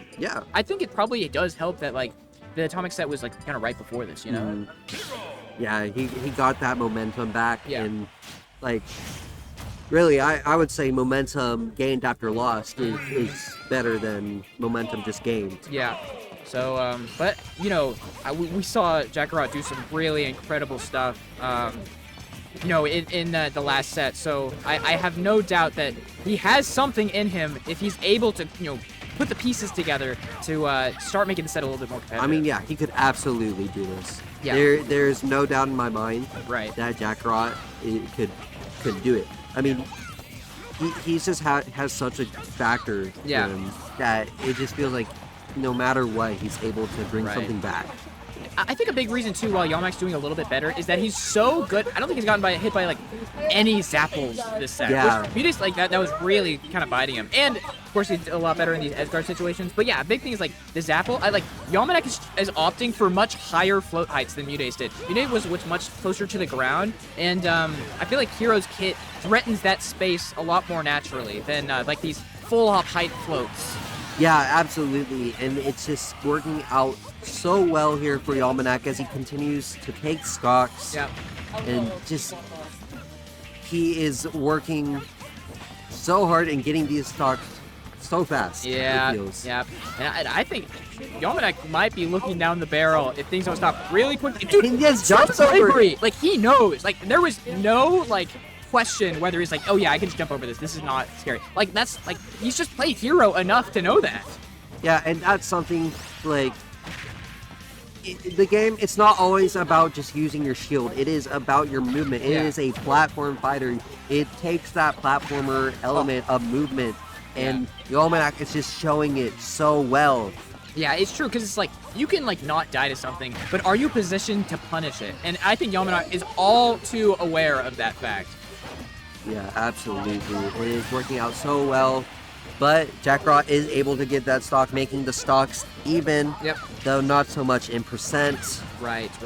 Yeah, and I think Yolmanak's shown like a very good ability to close out stocks so far in this set. He has not had trouble. Like, it's not been like the Atomic set where he's having to work until 160. Like, he's shown that like he knows when is the right time to swing.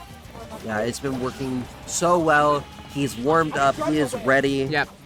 But, I mean, Jackrot kind of holding this center stage really well. I think he's starting to adapt to these full hop floats a lot better.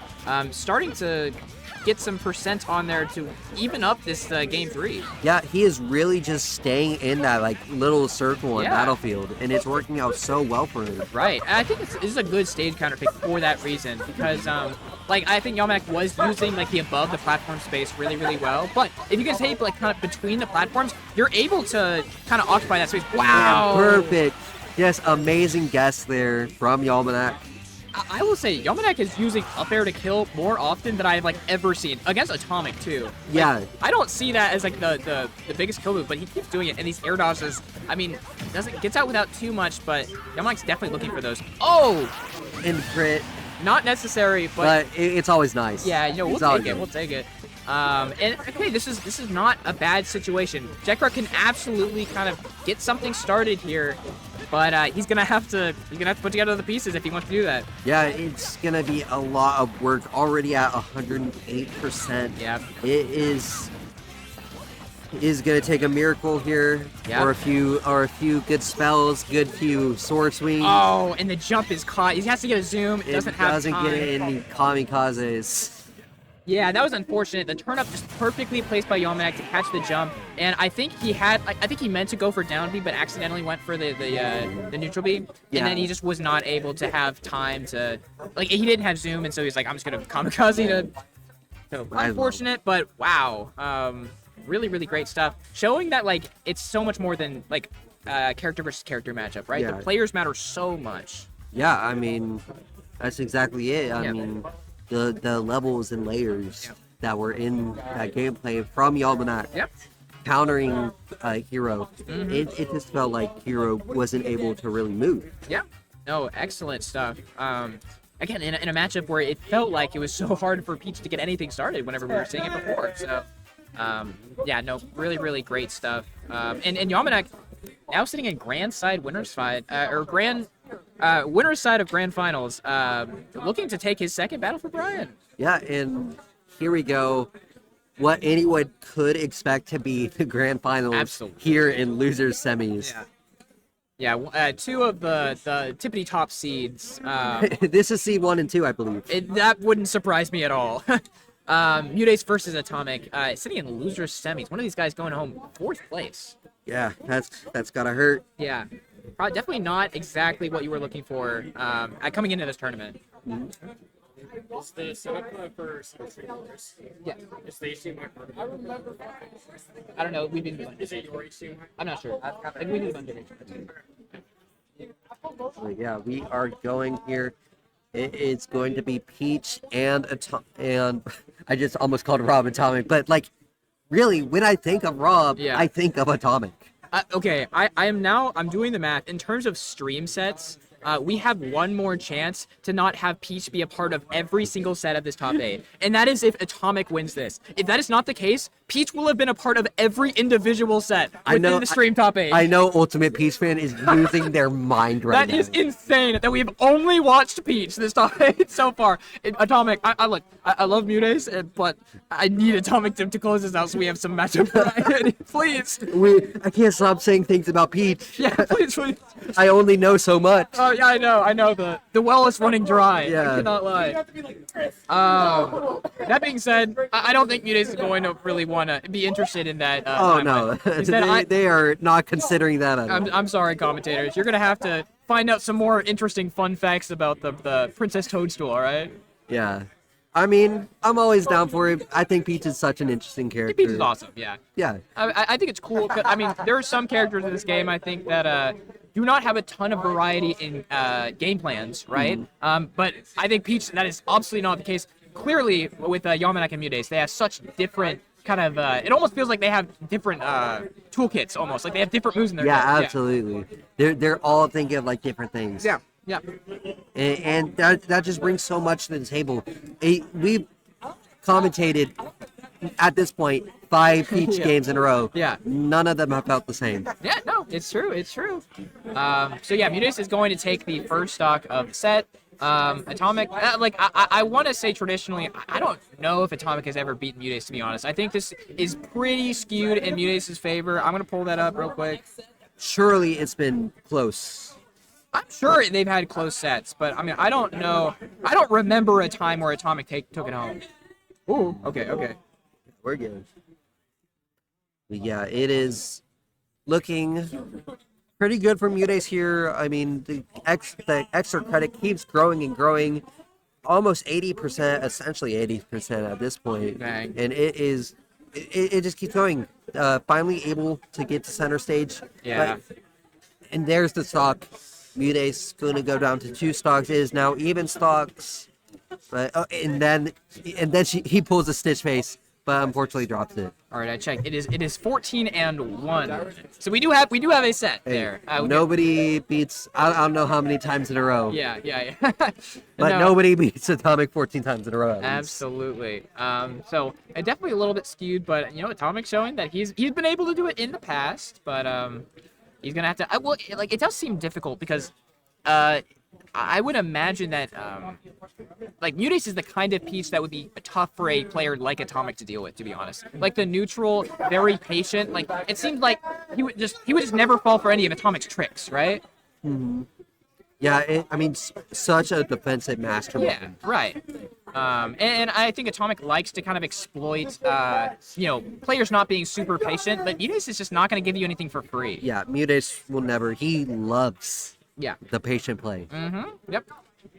So I think that makes sense. We've seen, again, Atomic's sitting at 186. He's shown he's able to live at high percents against Peach, but the question is, are you losing the percent game anyways, Yeah. You're at high percents, but you need to use that. You need to get your stock. You need to get your lead. Yep. Absolutely. But Atomic's looking to do that. He's playing amazing in these last few seconds. Yes, not bad. Ford is finally going to take it, but not before putting on a hefty chunk onto Mutes. This is a down throw here. Or a back air. There it is. All right.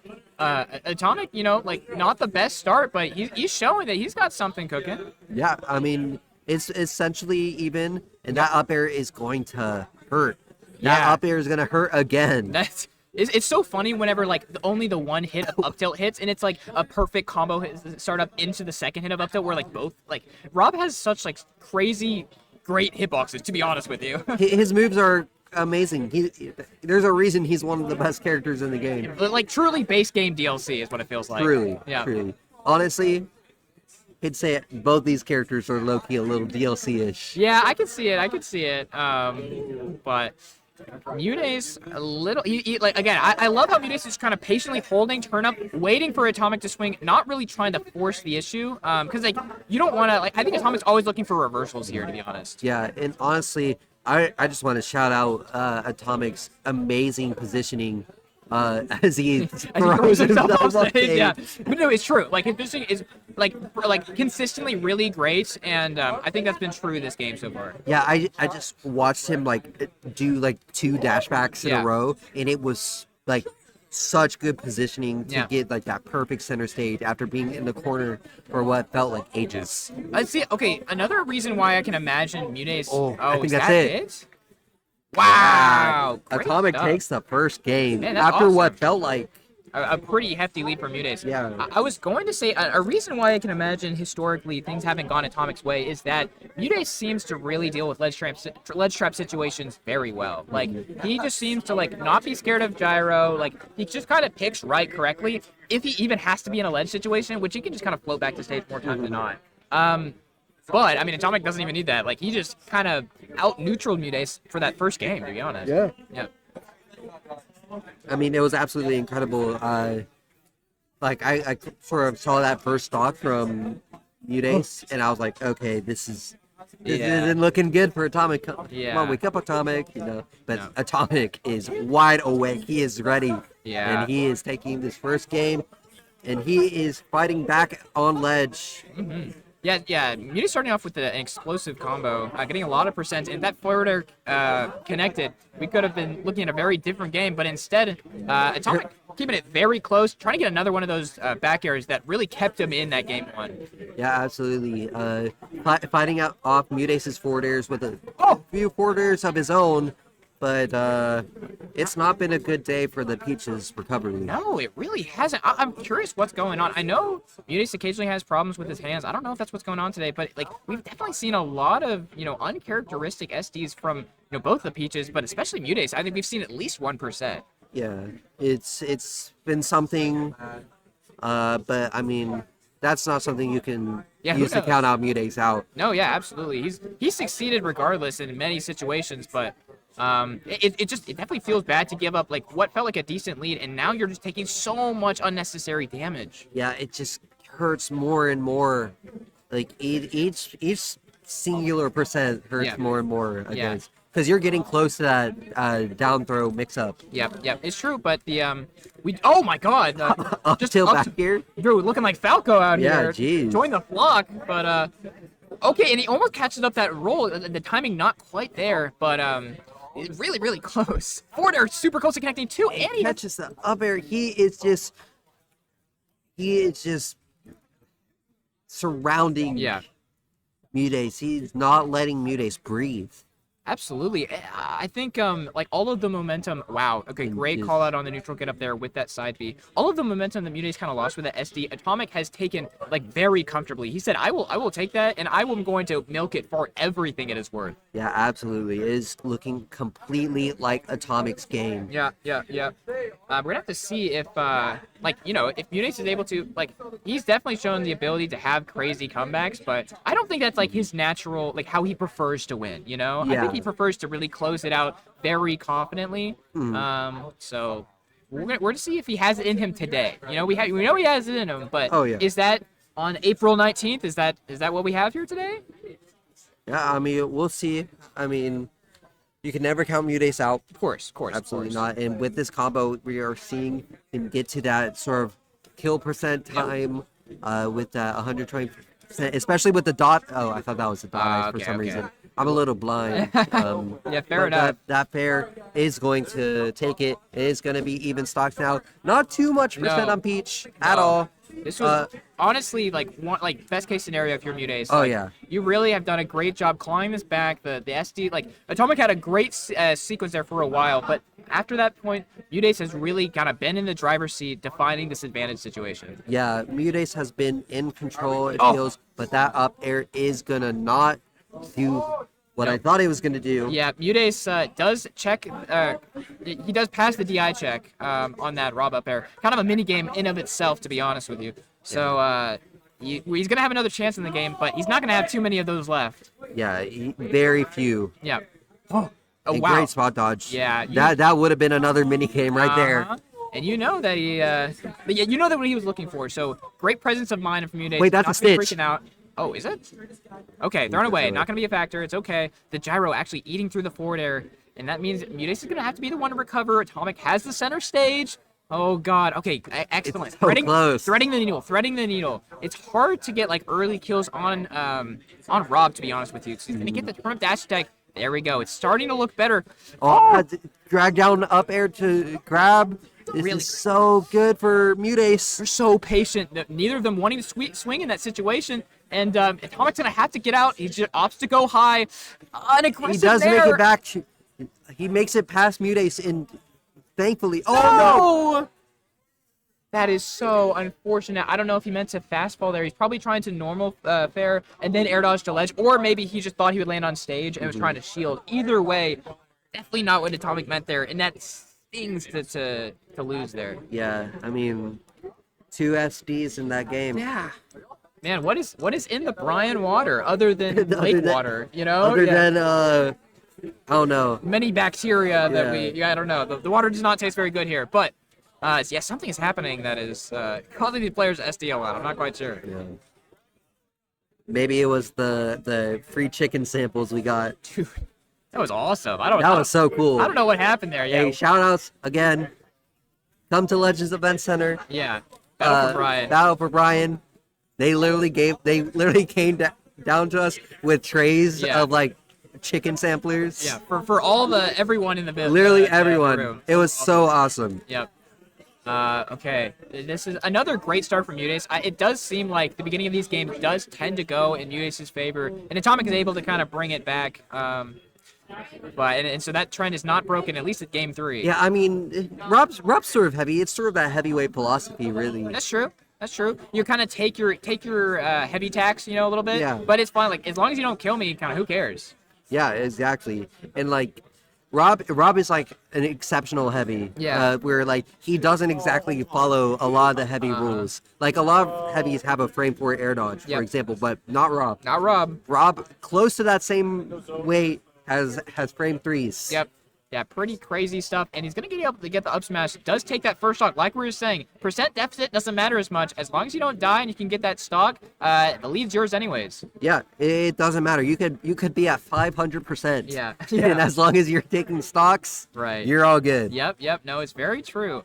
Okay, Nair to land. Mutace does get caught by it. It's could be the start of a little bit of extra credit. Okay.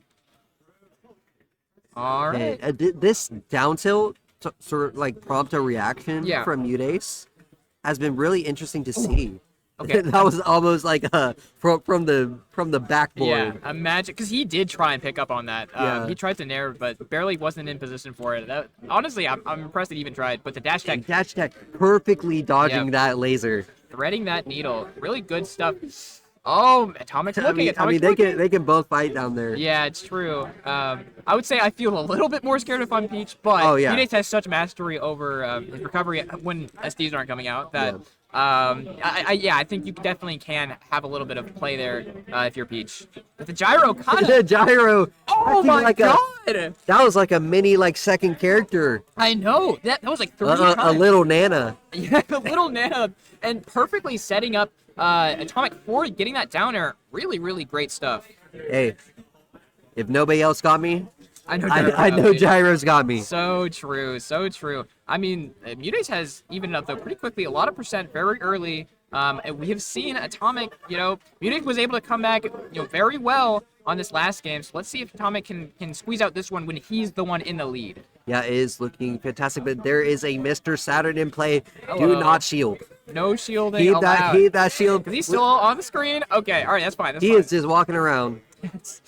Right, he's enjoying Battle for Bryan. He wants to stick around. Oh, yeah. Yep, all right, and there he goes. Goodbye. He's got a plane to catch. Yeah, that's right.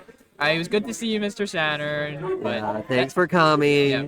Because I feel like Yalmanac was using a lot of up air to kill Atomic, but these have not been hitting. Mutace has been going for them, but they haven't been hitting quite as consistently. I wonder if it's because Atomic kind of got put onto that by Yalmanac. Like, he knew that was something he needs to look out for before he's fighting Mutace. Oh, yeah, for sure. I mean, that's the benefit of there being 2 of the same character in top 8, especially when they're sort of different seeds. Yeah. So that they really have to.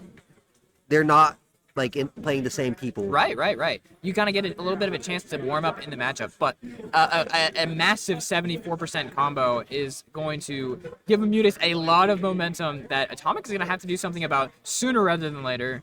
Oh man, he's looking. Mean, what felt like Atomic's game has now completely shifted to be Mutace's. Yeah, and there's another Stitch. So I'm saying, it seems like Atomic, pretty good at getting these leads at some point, but it's not really seeming like he's able to convert off these last hit situations unless he has a crazy comeback like he did game 1. It doesn't seem to be going his way. Yeah, it's looking a little rough, but that that down throw. The mini games begin. Oh, Man, he had the right idea. He waited. he And just even, hesitated just he a even- little bit. Right, because he caught the drift pattern. So, like, he almost had basically everything he wanted. But, yeah, he didn't quite pull that trigger. And I think that's going to be a very costly mistake. We'll see. I mean, we are at the mini game percents, but that is not. That down smash is going to poke. Yeah, what a cool setup. The float cancel back air into that down smash because it like hits so low. It's So so- if, yeah, if your exactly. little toes or I don't know what Rob has, your Platform. metal platforms are Yeah. sitting out of the shield even a little bit, that down smash is gonna catch that perfectly. Yeah, and it's also something to consider. Like, you're usually when you're shielding against Peach, Yeah. you're not thinking of those low moves. You're thinking of those aerials. So Absolutely. there's a very good chance you're angling that shield up high. Great point. And yeah, not even something I see Peaches use a lot, to be honest. So really good stuff. And I think Mudace has found his groove and feels a lot more comfortable. He's got 2 games up. He has a game buffer in case he even drops this one. But I don't think I think he's wanting to get back into losers finals. And I think we're going to have a full Peach top 8 in Battle for Bryan 6. Oh man, this is something else. Yeah, that is insane. I'm not gonna lie. I was not expecting this. No, absolutely not. Usually we'll see like the Peaches play each other, Right. And like, okay, so one of them we don't have to think about anymore. Right, someone But- loses, or they both like get into winners finals, and so we see some losers matches without Yeah. them. But no, they won and lost at the perfect cadence, so that they were a part of every set. Yeah, it is. It is something else. Okay, very So good. I hope there's no Peach haters in the chat. I think they are probably not watching the stream anymore if that was the case. Yeah. Gosh, we gotta ban Peach. Yeah. This character's crazy. That's true. Hey, we got Steve Bambo. Look at who the real problem is here. Yeah, Come on. I mean, remove one and one takes its place. That's right. Taking the place of the first stock, Mutis is able to get it. Good stuff. Yeah, and only 67%. Yeah.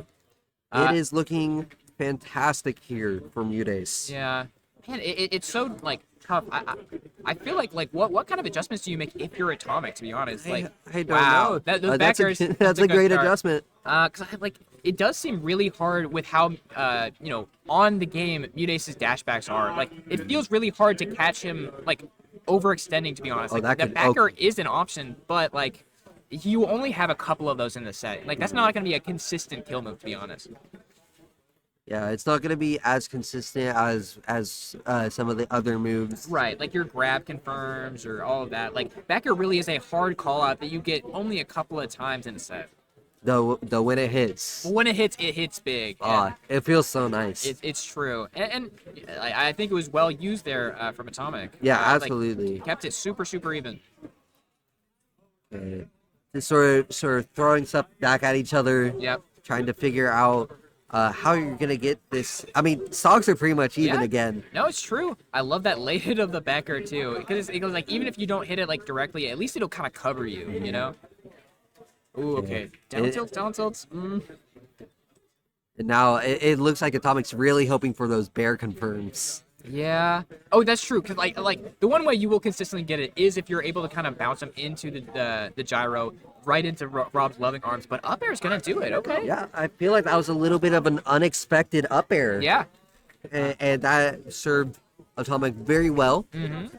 These platform height not quite enabling Mute to get some crazy turnip stuff or up air drag down stuff like he was looking for. Oh, and just a perfect air dodge to get past that nair and Yep. start a combo of your own. Uh-huh. Mudace is on the attack and is trying to get this kill, and he Yeah. does. Good 1-1.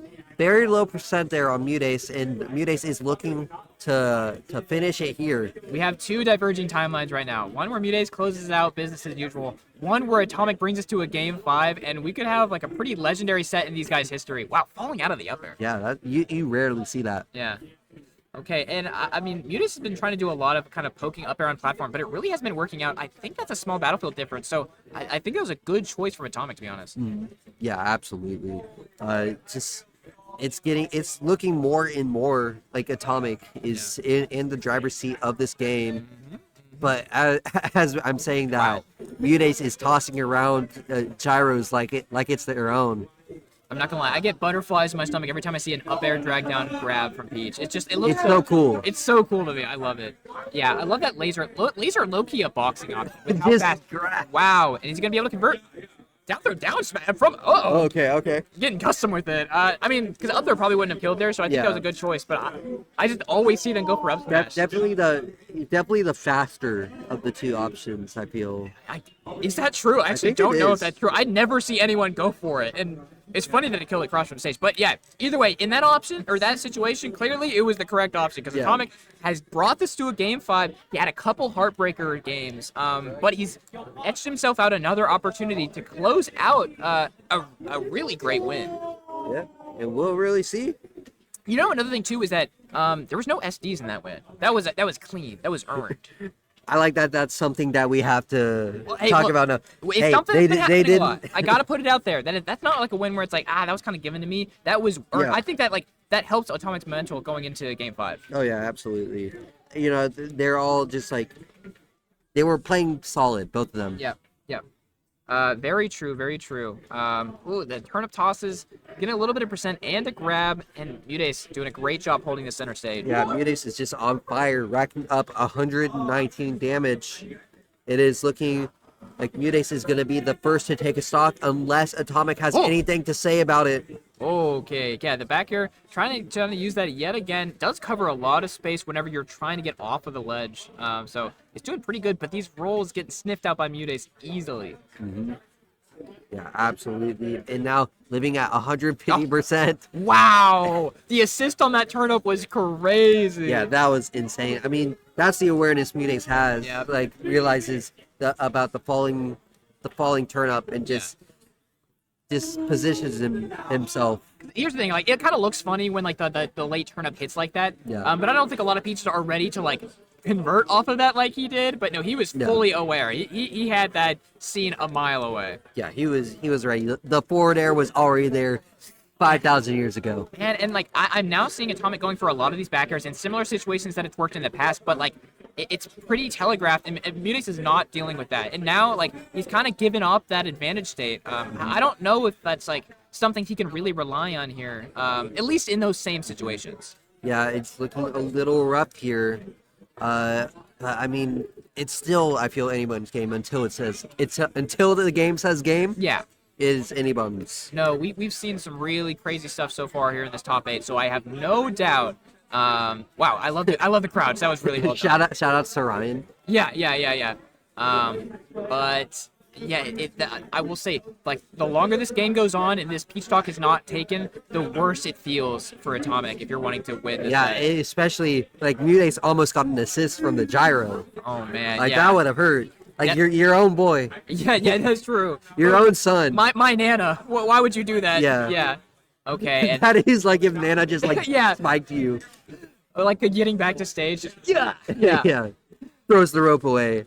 And honestly, like, this is not even at that high percent. Like, Yeah. it's not like anything will kill from Rob here. It's looking rough. I mean, they're still at 3 stock. Wow. It is looking dimmer and dimmer here for Atomic. Yeah, the life might be shutting out for Atomic in Battle for Bryan 6. Might be going out here at 4th place if something doesn't happen very soon. Very, very soon. Oh, up air drag down. Waits for the baits air it. dodge. Down But- smash the okay. wrong way. Okay, that was almost super nice. Gets Super the 4th throw. stylish way. Not gonna is gonna kill.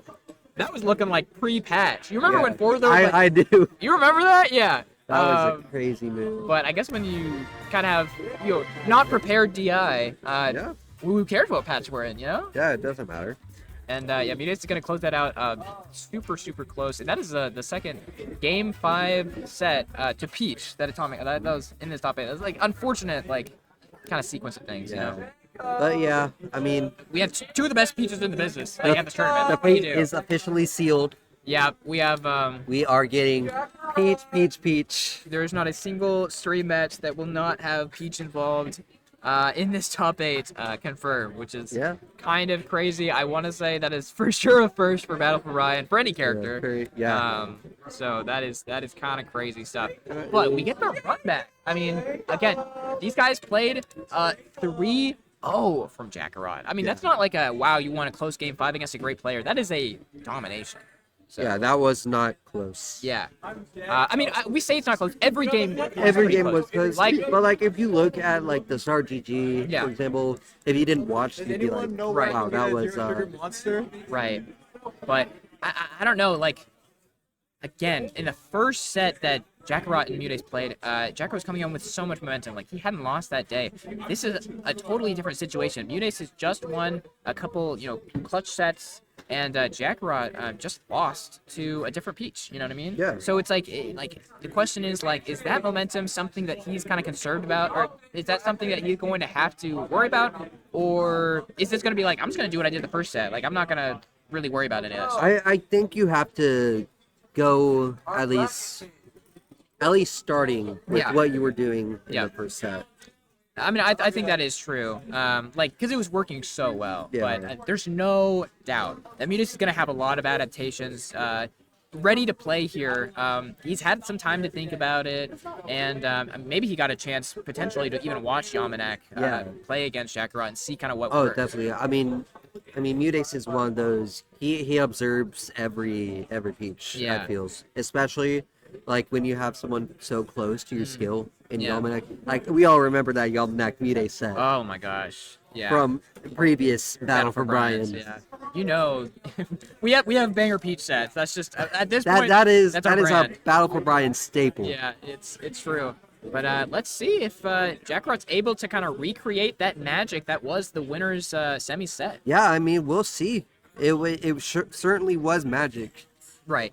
Because, I mean, like, regardless of kind of what we saw from the Jackarot Yamanek set, I think it was still pretty clear why Peach could struggle in this match. Yeah. Like, if you are not just so on point with your offense, it does seem like anything less than, like, blazing, holding W is in favor of Hero. Yeah, I think that'd be something interesting to see if we could see like a more aggressive Mutace. Right. Like that's not something you normally think about when you think of Mutace. Yeah. But maybe we could see like this rapid adaptation.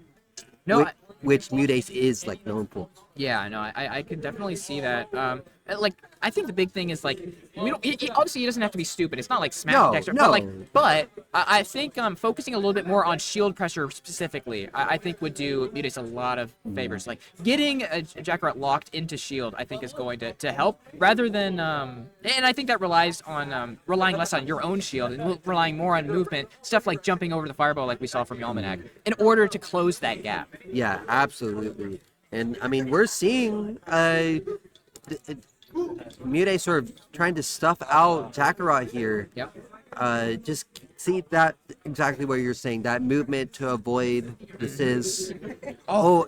I think that was a spot dodge on the Black because that was guaranteed kill percent for Black. Yeah, definitely so. And we saw some war crimes happen the first set. Not that it was necessarily super needed, but it certainly helped him either way. Yeah. So we're gonna have to see. But that being said, Jackarot doing a great job not dying, and I think that was a thing he did really good. The first set too is that he really made Mutace work super hard for every single one of those stocks. Yeah, and absolutely. And you're seeing both players are making both characters work super hard for these stocks. Right. But first to get the stock will be Mutace. Yep. Cementing a little lead. I mean, I feel like at this point it's only a matter of time for this stock to be lost as well. Right. But Mutace looking to get some extra percent. And the jab mix up, not finishing it, instead jumping over and getting that bear. Yeah, no, it's very interesting because we've been talking about how, probably in close quarter situations, that's probably going to be better for Peach. But it does seem like Hero definitely has some tools, right? Like we said, the run-up jab is done very, very well in kind of like, like we saw the 1-2, jump across, bait out the grab. Like it does seem like in these closer, Hero's not defenseless, right? Yeah, a run-up jab, it feels like at this point it's a staple of Hero gameplay. Yeah. It's just such a good option. It's fast. It gives you a lot of MP. Yep. Because of those 3 hits. Right, the individual hits, which each give you a little bit of MP, yep. Yeah. So it's just such a classic. And it does make it back. Yeah, that's one thing we haven't seen a ton of representation is messing with Jackarot off stage. I think Yalmanek was doing it a little bit more than Mutace was, but I mean, it's so hard when he can just pull out Zoom. yeah, no, it's true. But I mean, we say that, but I would say more times than not, Jackarot's still recovering with swoosh, and I like that Mutace is trying to snipe with those turnips, but Jackarot, he's keeping up the momentum from the first set, it would seem, just barely, but keeping it even. This is so doable, of course, from either player. Yeah, it's definitely so even. It's literally dead even. Yeah. Oh, and not. It's still basically just within 1% of each other. There's that run-up jab. Accelerottle, it's so good. Like, it really is a burst option no matter what the positions are on stage because of how blindingly quick Hero moves. Yeah, you're just one point you're on the one side of the stage, and Right. 1 second later you're on the other. You Right. are just so insanely fast. You can get anywhere, and you're just always threatening. You know, one thing, too, is, like, I almost feel like Mutace is, like, he's such a good player that he's trying to react to everything. But I almost feel like Yamanek was doing more preemptive things because he kind of understood what Jackarot likes to go for. And I think, like, again, because the Accelerottle is making things so difficult to react to, that it's not playing out in Mutace's favor in a lot of these situations. I think if he were to just kind of pull the trigger on the reads that I'm sure he locked in on, I think it would really start to work out for him. Yeah, and I feel like we really actually saw that in that sequence where Mutace sort of predicted aggressive landing with aerials, and he was ready to challenge it with aerials of his own. Yep. And it's working out so well for Mutace, as Mutace is now taking the lead, is going to get that back throw to send off stage, and that snipe is going to get, but he's going to get the zoom. From downtown. Another breath of life, and you know, Hero closes these out more than maybe any other character, and the perfect DI is going to give him another chance. Looking for zoom. Does he find it? No He does zoom. not. Wow, 3 chances in the blast zone. And it gets more likely It does. as the lower you go. Yeah, like, I don't know the percent chance on that, but I know that was pretty unfortunate that he didn't get zoom any of those times. So Yeah, very unfortunate. Yep. Or fortunate, depending on who you're rooting for. That's true. Who your channel points are on. But yeah, Mutate's gonna show that he's definitely put together, more than he had in the first set, showing that he understands kind of what's going on a little bit more, and has made the adaptation. So let's see if Jackarot's able to respond to that. I mean, yeah, he's going to need a lot of adaptation. Not like a lot of adaptation. That was still very close. Right. But those like little things will add up. Yeah. To really turn the tide. No, it's true. It's true. There was less kind of crazy stuff that happened too. Because I think the more chaos ensues, the more it tends to favor Jackarot, right? Oh, yeah. So that game kind of proceeded as possible, and it was still, of course, very close. But Mutace, I think he likes that pace of gameplay more than the insane chaos that Hero players tend to thrive in. Yeah, the calmer it is, the better for Mutace. Yeah, no doubt. He just wants to keep it nice, simple, smash ultimate. Yep. Yeah, for sure true. I do think as well, like a big factor of this is who has the lead in this matchup, because I don't think Hero is the best at approaching. I think he has really in this matchup a lot of great reversal options in case he's trying to be pressured. And I think, of course, the spells are hard to contend with, but I think it's hard for him to force the issue, to be honest. And I think that's why he would struggle with Yamanek a lot. But that backer, he's going to call out the jumper really quickly, and what was looking kind of rough is now has an opportunity for some extra credit. And he is just jumping around all the entire stage with this Accelerottle. Yeah. And it is working out well for him. He has not been touched, but the problem is he's not really touching Mutace either. Yeah, that's true. Of Mutace's tricky movement that he's known for is showing in spades right here, but Jackarot not really flinching. He's like, we can play this game as long as you want. Yeah, take your time. If we're not interacting with each other, I'm still alive. I still have the stock lead. Yeah. That is beneficial to me. I do not care. Yep, it sure is. Backer finally going to close it out. Nothing too bad, but I really like it's scary when you're playing against a player of this caliber to kind of let the momentum super fall away from you. But Jackarot's shown no, I can still get leads. Yeah. I'm still playing my game plan. I think there's still a lot of hope for him in this set. Yeah, and he will try to sort of catch Mutace with that long-lasting up B, not working out exactly as planned as this juggle continues. But the big explosion does come in clutch, but not enough for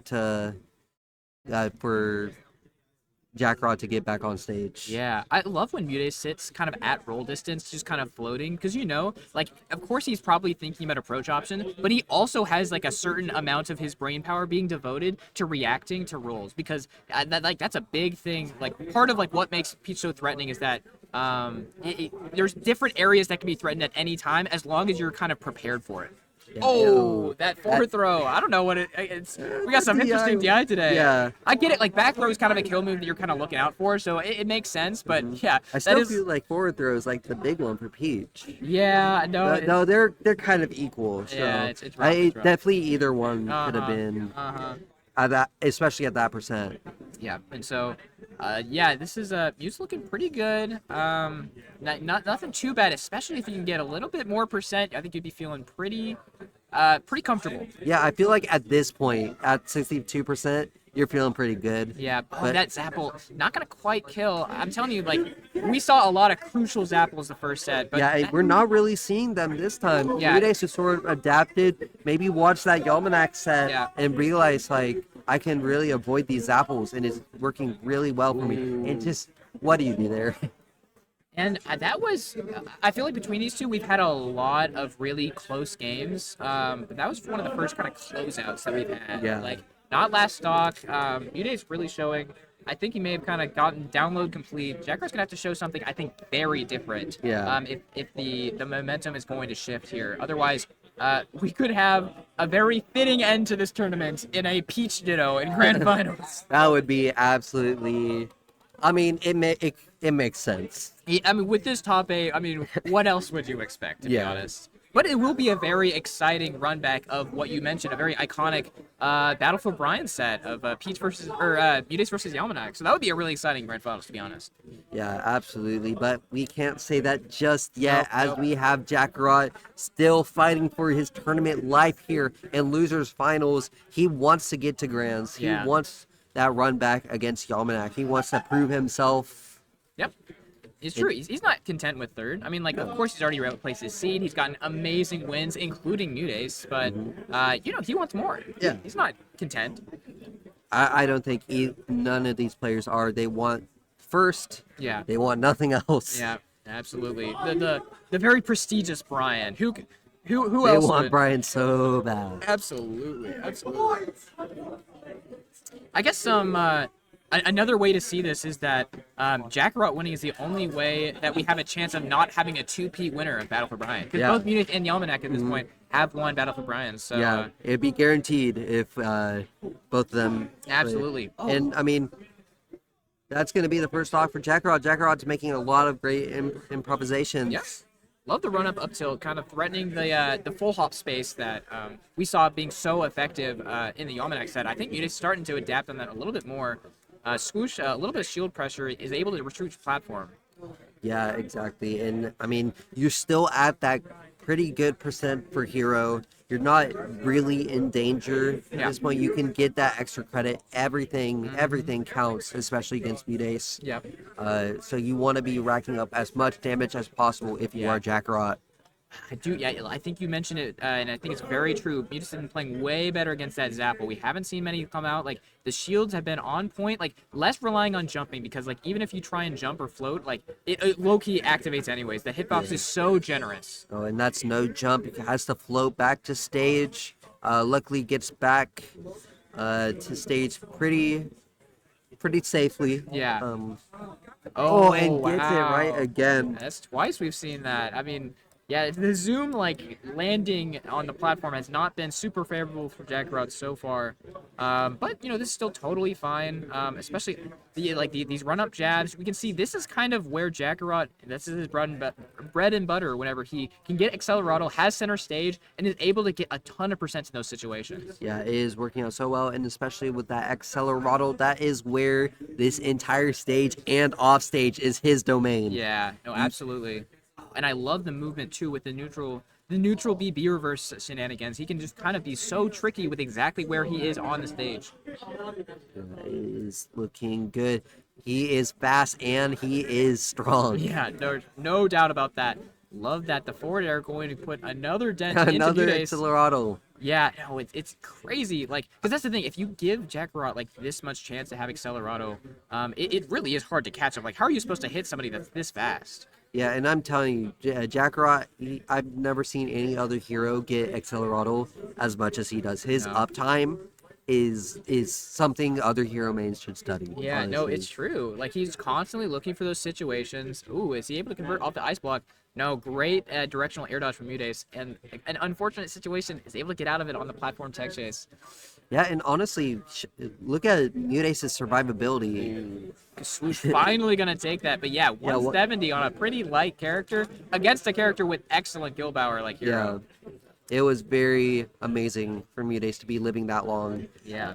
You know, And I mean, but I mean, you're still at a 2-to-1 deficit. yeah, I know it's true. There's still a lot can go on, and I don't know what it is. Again, I don't know if it's that Hurtbox thing. I don't know if it's Accelerado, but we have not seen that many crazy combos.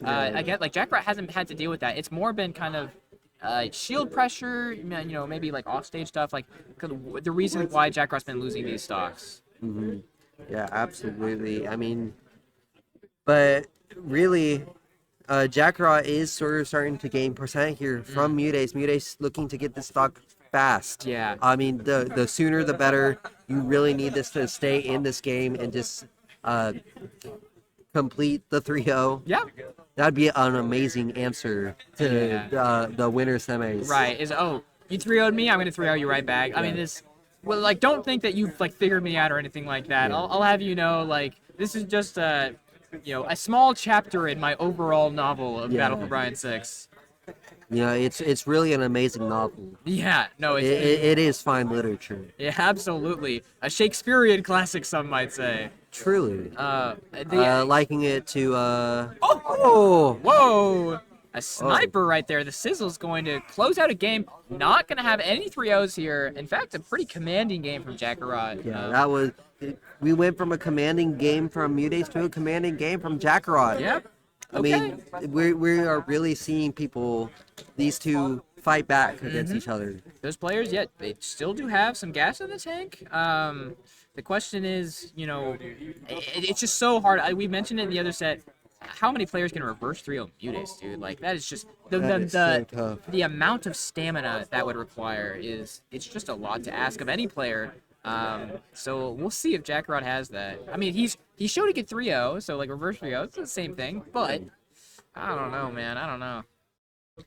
I mean, we've seen him 3-0, so exactly as you were saying, Right. it's Jackarot is one of those people theoretically who could, but the problem is like momentum shift. You were playing on once again 2 more Mudace counter picks. What? Yeah. Well, and I think another factor too is that, of course, Mudace is trying as hard as and all the time, but I think you get put in a different mental set when you know that this is your like tournament stock. Like, it's like, if I lose this, I am out. Versus like winners, like, hey, I might play a little bit more experimental because I know I have the buffer of losers. So I could see Mudace kind of playing a little bit different as well, and that being another reason why it's harder to reverse 3-0. Yeah, absolutely. I mean, Mudace is known, I feel, as one of the best losers players. Yeah, absolutely true. Oh, wow. I really like that because, again, it's very hard to react to Accelerado ground movement, but Mudace showing, like, I'm going to do it anyway. I don't care. Yeah, it is working out so well for Mudace. I mean, this Accelerado could change the story real fast. True. As he just continues to juggle, but Mudace able to make it back. Yeah, getting clipped by that down air is going to give him a lot of room, and love the parry there. Not like, I don't see Hero as a super parryable character. Dude, what? Just keeps getting it. That is so unfortunate. Like, Mudace's glasses like have the script. that's right. It's like, oh, well, because honestly, They like, have the code. Zoom has landed like right in the middle, exactly where, like, multiple times. Like, it's not like they've been in different spots. Like, they've just been covering the middle, and that's exactly where he's landed every time. It's kind of funny. Yeah, it's been working out so well for Mudace. Oh, wow. Yeah, stuffing out that forward air doesn't have time to get the startup, and yeah, this has gone out of control very quickly. Yeah, he is just sort of running over Jackarot at this point, it feels, Yeah. as it just continues to grow and grow. Yeah, having to rely more on these reversal, forward airs to get out of pressure situations rather than kind of landing safely and building up that wall that he's been doing so well in both of the sets. But Sizzle is going to give him a little bit of room to breathe. Let's see what he's able to do with it. Yeah, a little bit of room, but okay, great DI. They're not gonna die to the forward air. Yep. Gonna keep this stock alive. Was able to get Psych Up when he was in the blast zone, which, I mean, what other character is able to buff himself while, That in is disadvantage? crazy. It is kind of insane. And so was able to get a little bit of damage off of it. Oh, Yeah, wow. There we go. Mutace using the full hop float height to avoid the Zapple. That's the kind of adaptations that we needed. Yeah, it is looking. It's high percent here for Jackpot, but I feel like the gameplay is looking really good in this gameplay adaptation he's doing. Yeah. It's looking very doable. I mean, it's going to be tough being at 150%, Yeah. now 169. But, I mean, if anyone can do it, it is Kakarot. That's true. I mean, look at this. Got the green stuff. Look, bro, he's flying. Okay, betting it all on the dash attack.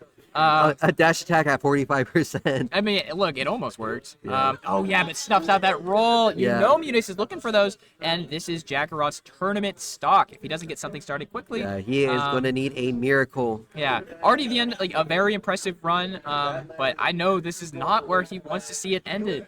Yeah, he wants to be the one to double eliminate Mutace. Yep. Imagine you saying that. Dude.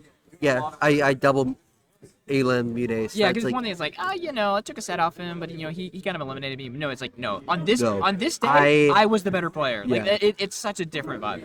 yeah. Oh, and unfortunate whiff on the Frizzle. Yeah. No, very unfortunate. Again, a lot of these things are just barely pixels off, but I think it shows that like Mutace now is using the movement kind of like what Yamanek was doing, rather than having to rely on shield or having to rely on the wrong float height, stuff like that. I think he's really figured a lot of stuff out very quickly. Yeah, and it's just looking more and more oppressive. Just always in the right spot, it feels like, for Mutace. I mean, we've seen with all the zooms. Yeah, Just right by them at all times. absolutely. So this Oomph, okay, gonna get a jab, but I mean, he's gonna need something a little bit more if he wants to give himself a chance. That up tilt is going to do it, and we've seen some craziness with Whack already. I mean, I'm not gonna put it out into the world, but we do have, and that is an unfortunate way for that to end. Because he didn't have the MP to swoosh in that point, so I think he had to look for He had Doom, to. and it just didn't show up. Yeah. So that is going to be a 3-1 for Mutace. Business as usual, back in another grand finals, and we are going to have a run back of Mutace versus Yalmanac. Not for this tournament, but for a previous Battle for Bryan's, where we've had very exciting sets between these two. So. I think at this point, this specific matchup, Yalmanac Mutace, this is the most watched set on the Cstat Smash YouTube. Interesting. I wasn't aware of that fact, but Yeah. I mean, I can see why. This is kind of a building storyline that we've had throughout this, this top 8, where we've been talking about the differences between these two guys, but we finally get to see them interact, right? Like, this is Seed 1 and, Seed 3, Yalmanac taking down Atomic, Yeah. Seed 2, but two of the big titans, the absolute best in Texas, going at it in Battle for Bryan 6 Grand Finals. Let's get into this fight. Yeah, this is gonna be a battle of the floaties. Yeah. They are slow. They're very slow. Yeah. Well, okay. Here's the thing. They're slow until they're not, right? Yeah, and look at this. You can Right. tell they're slow, but not in the hands. Yeah. The Yeah. hands are fast. APM, absolutely. I don't know if there's many players or characters that can parallel the APM of these kind of guys. Yalmanac especially, but honestly, both these guys have some pretty crazy stuff on lock. Yeah, their hands are like constantly on fire. Yeah. You can see the smoke. Yep. Absolutely. Man, I really like it. It feels like almost a little bit twitchy, like how Yalmanac uses his movement, but I really like it. Like it makes it very it's hard for your eye to really settle on exactly his position on the stage. And we are in fact going to Gumbies after this. Oh, yeah. You know it. You love it. You absolutely love it. We'd be caught dead without But post Battle for Bryan Gumbies, that's just We're actually gonna have another bracket there. right, of course. Yeah. But no, actually, Yalmanek a great start, but Mudace doesn't care about that. He's able to kind of sniff him up outstage, and he's getting a lot of percent for it. So really good stuff. Yeah, and just all the defensive options and DI, everything is working so well for Mudace. Yeah. Already at 156%, and really, it doesn't feel like they're dying anytime soon. No, he's not not. at all. Oh, Well, I we mean say that was a bit of time. yeah, we got a little bit of time. It was the vibes, okay? It was the Absolutely. vibes. Absolutely. Okay. Heaven forbid a white boy assesses the vibe. My bad. Okay, the aggressive Peach Bomber is going to get Mudace back onto stage and a little bit of center stage. Wow, the turn up is this? Yeah, I was about to say, like, there's not as much mix you can do when you're in that position, and Mudace knows exactly how Peach is going to recover in that situation. So, Oh, that was Wow. almost a damaging combo. yeah. That was. Yes, okay. Oh But, man. I mean, the damage keeps racking up for Yalmanek. It's and the F smash now at 102%. Yeah. It's just I don't know, like. But I mean, like it's hard, but like you can get the kill here, and then you can get a Peach combo that we have been talking about Yalmanak's Peach combos. Right. It's true, Oh but my- like I don't know. We've seen, especially in like the the last sets that they played. Of course, you can combo the floaties like that, but like it doesn't flow as natural as some characters. That Yeah. like it's hard to get those really long sequences without some amount of reads in the middle of those combos. Now, if you can get resets, you can start to really build up the damage. But the true bread and butters are not going to add up like crazy in this matchup. Yeah, you usually see like for Peach, like you expect like 60, 70. You're gonna see more of the 40% Yeah. combos Uh-huh. in this set. Yeah, and I think that does mean that like maybe if they can have a couple reads in the middle or just a couple of resets, I think we can start to get more. But yeah, so there's that 50%. Yeah. Like hard to get a little bit more in this matchup, to be honest, because of Yeah. how floaty they are. Yeah, exactly. I mean, you really do need like the turn ups. Yeah. But like, I feel like it's hard to pull a turn up against Peach because she'll pull a turn up against Yeah, you. no, it's true. It's true. So it's like, so really like, if one of them's pulling a turn up, they're both pulling turn up. Yeah. I think Mudace's spacing game so far in this last game and this game has been pretty excellent because, of course, Yalmanek's putting that constant pressure like we know from him. But I think Mudace just has a very good read on what stage positions Yalmanek likes to pull forward on, and is kind of calling him out every time. Those forwarders have been hitting like crazy so far this set. Yeah, it's been working so well for Mudace. Yeah. I mean, the damage keeps continuing to grow, but I mean, Yalmanek is trying to fight it. Yeah. Yalmanek is working hard, but I mean, Yeah, I mean, this might be just like a force greater than anyone in this room. You know what I mean? Like, I don't know, like an upset Mudace, a Mudace that really wants to win, who's upset about losing a set.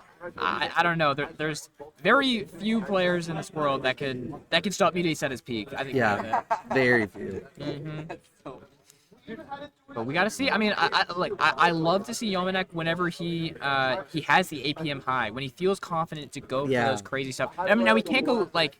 He can't be stupid with it, right? You know what I No. mean? Like, and I think that's when I he's don't at his think he best. is. Of course not. But like, that's when he's at his best, when he's doing the crazy stuff at the perfect like timings, you know? But he can't do it with reckless abandon. And I think Mudace really has a good read right now on those timings Yalmanek is going for. Yeah. For the aggression. Yeah, he really has a feeling for the ebb and flow, the pace of this match, Yeah. and really that knowledge is setting this set to be Wow. really in Mudace's favor. Dude, and like the dashbacks that Mudace has been employing it's honestly been perfect. Like he's very like a couple steps ahead in these neutral interactions. Like he's just so ready for exactly how Yalmanek wants to deal with these shield pressure situations. I mean, yeah, exactly. It's really something else watching Mudace play. I mean, but like Yalmanek is starting to sort of go on the offensive, but Yep. as I say that, Mudace does get that grab, Yeah. and it's going to be a ledge trap situation, and the fair takes it. That is 2-0 Mudace. We are looking at a reset already. Wow, this has been quick. And I'll tell you, we've talked about a lot of reasons why this has been going in Mudace's favor, but I think a big thing is corner pressure. I don't think Yalmanac is being very patient on the corner. He's been hit by fair at the corner so often.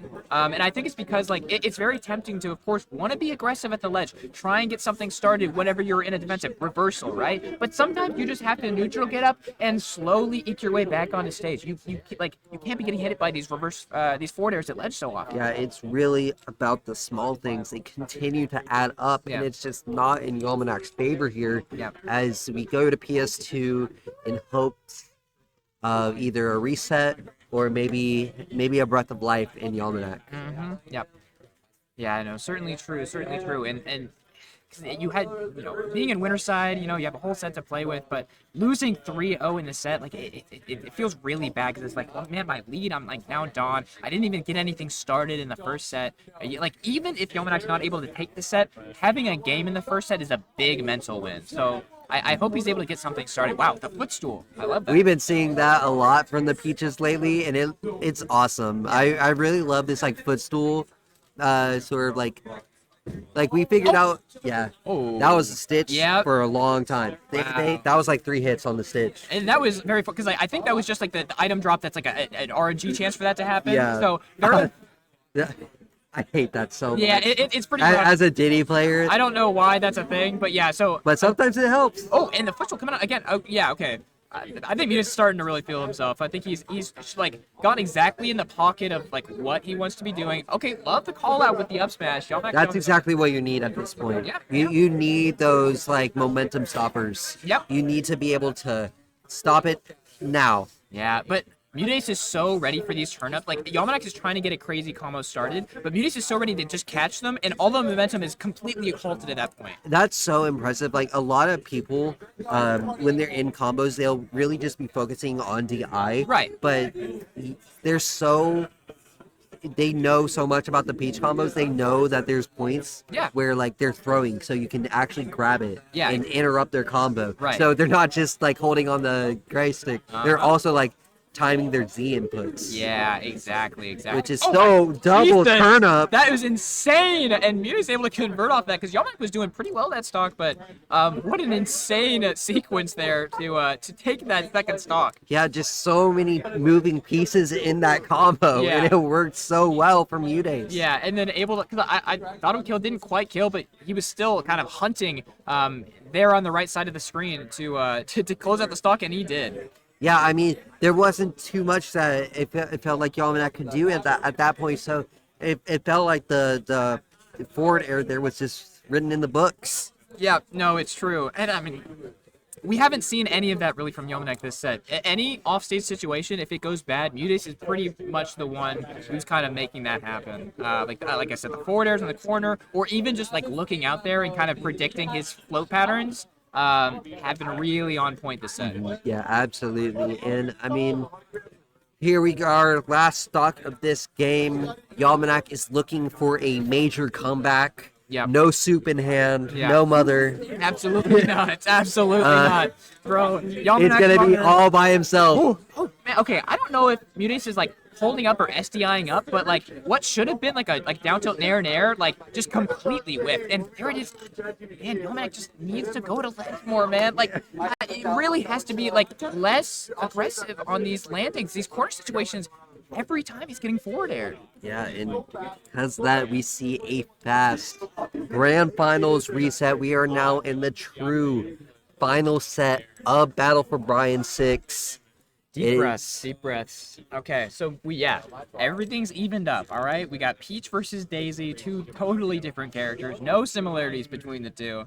And this is going to be, the winner of this set is going to take home the title of the first ever repeated Battle for Bryan champion. What are you thinking about that first grand final set, really? What would you think?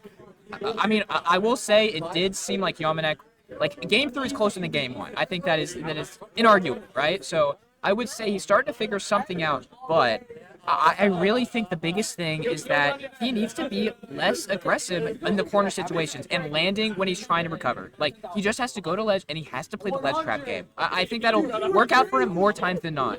Yeah, I mean, I feel like you're 100% correct. We've seen him get blown up for going above ledge instead. Yeah. I mean, we know Peach isn't known historically for the best off ledge option. Yeah. But sometimes you just gotta accept your fate. Absolutely.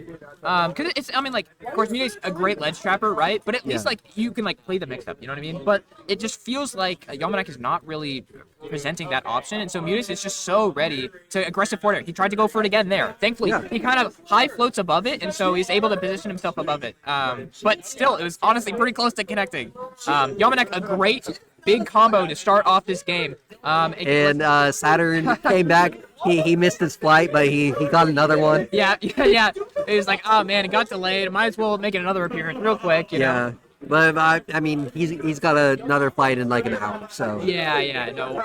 I'm sure that's the last we'll be seeing, surely. But okay, Yamanek showing a little bit of uniqueness of his own medicine, catching with that forward air, and this is going to be maybe the first lead at all we've seen. A good way to start off a different new set. You know, this is everything. We can forget about history, all right? This is a new set. No one's won any games. Yeah, we're talking about herstory here. That's right. With Peach and Daisy. This is herstory. That's right. Yeah. That's right. But yeah, I mean, we're seeing so many good changes here from Yamanek in this new set. I mean, we saw the thing you were talking about, Yamanek going to ledge, and it worked out so well. Yep. And we're seeing, especially what I like seeing, is Yamanek punishing Mudace in his over the ledge Yeah, absolutely. comebacks. Now, I still think, and I don't know what it is, but like, Mutis has, I think, some SDI or something, like some defensive counterplay. These sequences are not quite linking for Yamanek, like falling out of up air, stuff like that. But Yamanek doesn't care. Like, I'm being real. I just noticed Yum's percent. He's What? at Oh my God. 195. dude, dies across the stage from the Peach Bomber. That is insane. That shows a lot of defensive counterplay on your own if you're able to live to those percents. That's ridiculous. Yeah, any character. Yeah. Any character. You could be Bowser and be like 195. Jeez. That is awesome. But okay, Muta is showing off some percent of his own. Let's see how he's able to use this center stage with the turnip in hand. I mean, he has so many resources at his disposal. Yeah, I mean, it is looking 100% in Yamanak's favor as Yamanak gets the up air surprising kill, honestly. That is one thing I will say. Yamanek has used that up air as a kill option better than like anyone. It's insane. I've never seen a Peach use it like him. It's so good. The DI mix up, like because it also kind of like moves Peach in a way that's kind of weird. You know what I mean? It's a little bit of a burst option on its own, but you don't see the kill move that much. You know? Yeah. What I really want to see from Yamanak here is I want to see him live around those same percents. Yeah. Not exactly 190. 195, that's a lot to add. Yeah, but like that 140, that 150, that would be huge to tell like what he's doing. And Yeah. this is exactly what I want to see. If he can make Oh it my back, gosh. if he can make it back here, There you go. There you go. Okay, but still, I mean, 62, you'll absolutely take that. And it's so good that, like, the moment that Yamanek is turning up is the beginning of this first set, right? Because it's like, it's so good for your mental. These parries coming out like crazy. The movement is insane from these guys. yeah, we can completely disregard that Yeah. first grand finals. It looks like Yamanak is on top. Yamanak is fighting and fighting hard. That's right. He said, okay, who cares about the first set? I'm a different player, all right? If I can just win this game one, the momentum's all back. It's all mine again. Yeah, it's all mine. And oh man. Okay, I love the empty land into the grab. That's the kind of percent you need. And this could be down tilt nair. Gonna be at 64%. Oh man, so much on shield. They're scrapping. So like they were doing a lot more kind of like float movement That's a before, but now Dot they're just hitting each other's shield. Dot Eye's not gonna come into play. Oh man, this is getting scary. It's Mutate's getting clawing closer his and back. closer. Oh, he almost had to read on the roll, but This would be absolutely heartbreaking for Yom but it doesn't look like it. Wow. Yom is gonna hit the nair and gonna take the first game of the grand finals reset. And just like we were talking about, the momentum is totally shifted. Yamanek has shown that he's made the adjustments, and like I was saying, that beginning game one of the first set, very heavily in Mutis' favor. But Yamanek has slowly kind of been inching these closer to where now, like he's presenting the issues that Mutis has to contend with. Yeah, absolutely. And we are looking It's looking like we are changing our stage to town and city. Okay. Big change. Yeah. Much smaller blast zones on the left and right. But much larger stage in general. And I can see that benefiting Mutates, to be honest. Yeah, honestly. Yeah. We'll see. I mean, this is Mutates' counter pick. We do see a KK slider. It is nighttime on a Saturday. Hey, we love to see you, KK. Hey, he loves Battle for Bryan. He all right? loves Battle for All right, Bryan. bro, we know we'll be seeing KK at Gumby's after. And we KK. should be seeing you, too. Yeah, absolutely. You are in Cstat. In Cstat Smash. Okay, so yeah, it does seem like every time, like, there's some player in one of these games, it was Mutates in the first set, Yamanak in this last game, that has an explosive 70% combo to start off the game. Mutates is able to get it this time, but kind of, it doesn't matter as long as you don't die. We've seen Yam able to live to these high percents, and he needs to keep up that trend. I love the parries. Yeah, it's really been the tale of Mutates' Yalmanak's defense. Yep.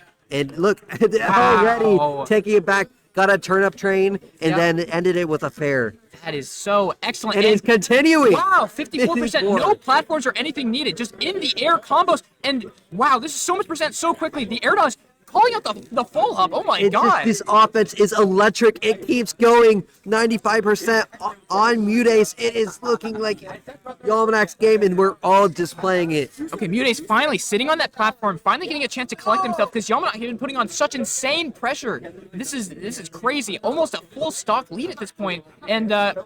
And it's a 3-1 lead. Calling out the roll. I mean, like, again, like, I love Yamanak's movement there. Just kind of, baiting, like, oh, am I threatening this? Am I threatening this? Just playing so coy with what area, what ledge options he's covering.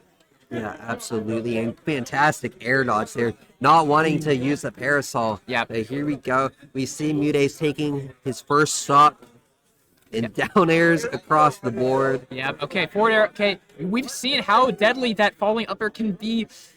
Okay, I think Mutates really, I mean, we've seen he really likes playing that corner situation. But Yamanak, I think, like, he's still doing some swinging, but he's doing, like, the swinging is a lot more patient, right? Like, he's doing it not instantly. Like, he's waiting a beat to where that Mutates doesn't know exactly when it's going to be. Love the really good spot dodge from Mutates on that. Yeah, and I mean, it's still looking like Yalmanak's game. The edge guard almost there, but the Peach Bomber is going to make its appearance. Yeah. Gonna stop Daisy from making it. But, oh, it catches the jump in. Is that it? Oh, my God. Wow. And now we are in a completely different situation here. Oh my god. Yalmanak has been collecting his power, alright? And he's letting it go all out right now. We now have a 2-stock. He is 1 game away from winning Battle for Bryan over Mutates. That would be insanely impressive, especially over last set and the previous set. We saw at a previous Battle for Bryan where it was a game 5 banger, but Mutates did win that set.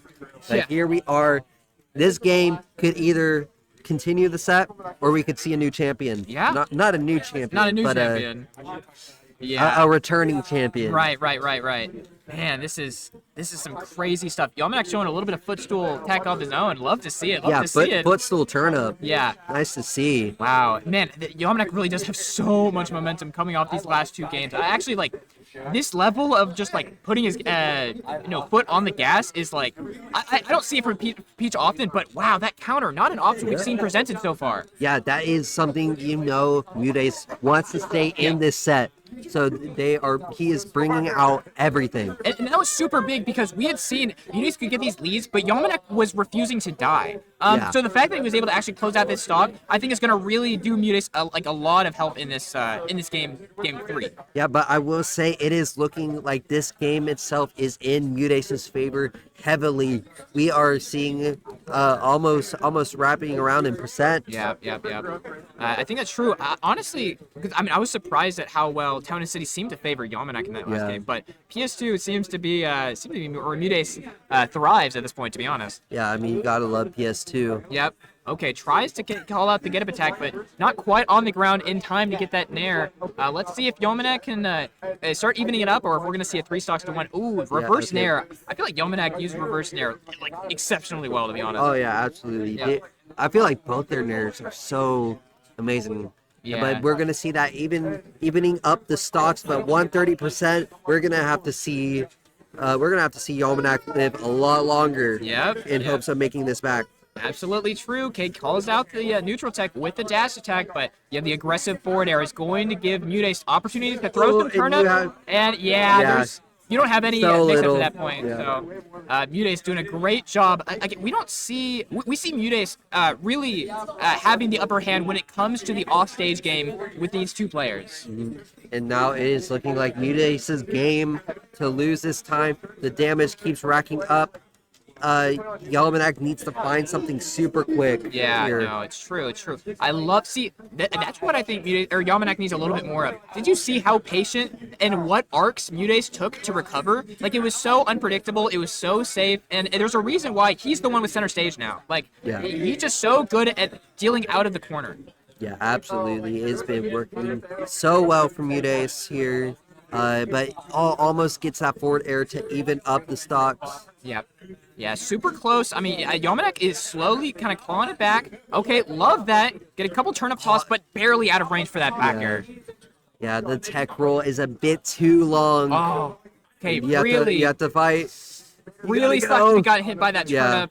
But you do make it back by that forward throw. Not going to do it just yet, but that turnip is. Dude, do I see Armada in the building? Or the Swedish sniper? Are you here with us? Adam. Adam Lindgren. Adam please. Lindgren. Yeah, no, the really, really good stuff. And Mutace is going to put himself on the board in this set. Now, the question is this the start of a reverse 3-0, or is this just a blip in the radar Yeah. before Yalmanac takes it home? I mean, Just something we don't even talk about. yeah. I mean, because yeah, like the first set was a absolute closer from Mutace. The second set started on fire the first two games of Yalmanac, but this is the first time we're gonna see a set that's a little bit closer. And we are seeing a true Peach Ditto. Oh my God! Wow, he's going full power. He said, Yeah. "This is the first time I need my full strength." All right. Yeah. You've only had 2% Yeah. of my power. That's right. Absolutely. No, I'm not going to. Yeah, we have the wedding suit Peach coming out. First time I think we've been able to see this. That's pretty awesome. And dot eyes, immediate dot eyes. Love that. Looks like the Peach is doing well. Yep, yeah, I think it is. I think it is. Okay. Oh God, this is just so scary. Like, Yeah.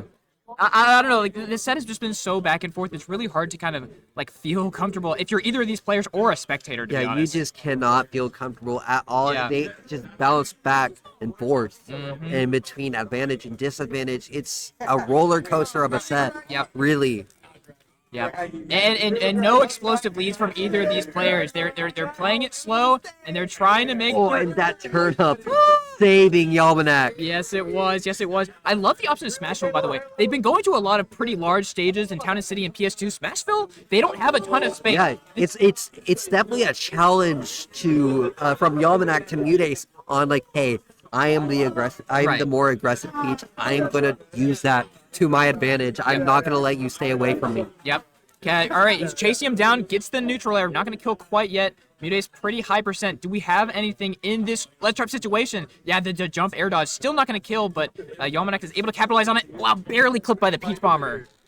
And still living here at 172% is looking amazing here for Mutace. Oh, wow, tries to get the neutral get up, but not quite timed. And you know, Mutace is going to... Oh, just dash dancing all across, waiting to see the drift. Wow. And gets it completely correct. Getting so much value out of this stock. The footstool in there. Going to get him off screen again. And game 5 is... I can hear it calling. All right, we'll have to see if it gets chose down, but I can definitely hear its call.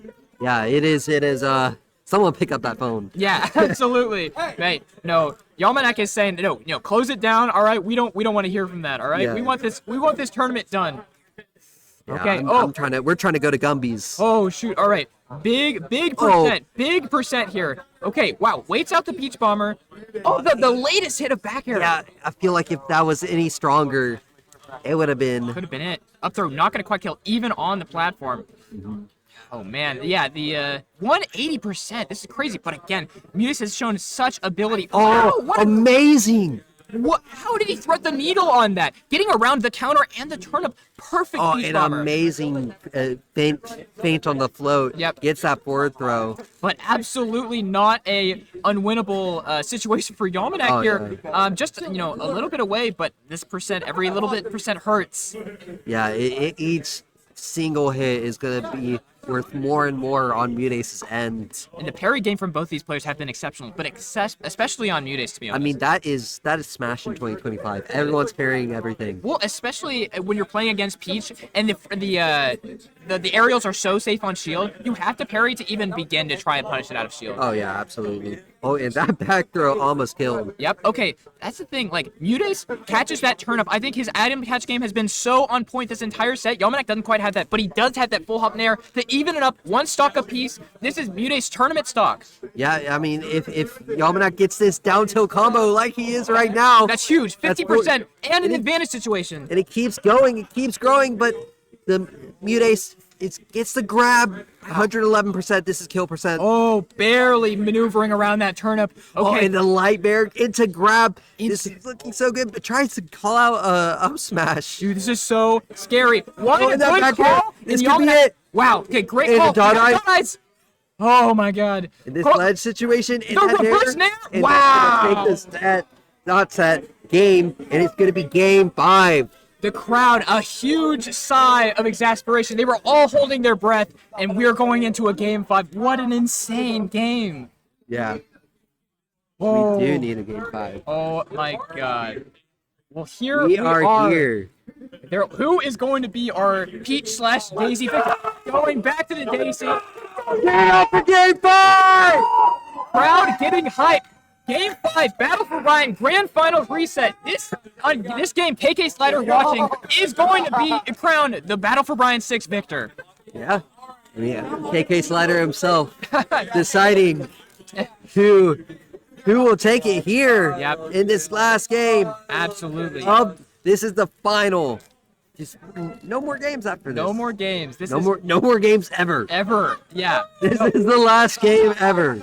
Yeah, no, and it kind of hurts because that means like every percent is like there's not another first stock left in this tournament, right? You can't heal. It's permanent. It's Yeah. permanent. It all hurts. You It all die in the hurts. game. You die in real life, man. That's over, right. man. That's right. Mutace, he has center stage and is able to get that first stock. Man, it hurts to not close out that last game if you're Yalmanac, but you can't be thinking about this Yeah, right you now. cannot be thinking about the stock count. You need to be thinking about getting the enemy Peach into the blast zone. Absolutely, absolutely. 3 times. You have to make sure you're maintaining your aggression without going too ham. All right, you have to make sure you're doing it intelligently. I love the footstool down there from Mutace. He's really getting the most out of this lead. Yeah, I mean, 47% is nothing to joke about. But, I mean, it's looking like Yalmanac is trying to fight back here.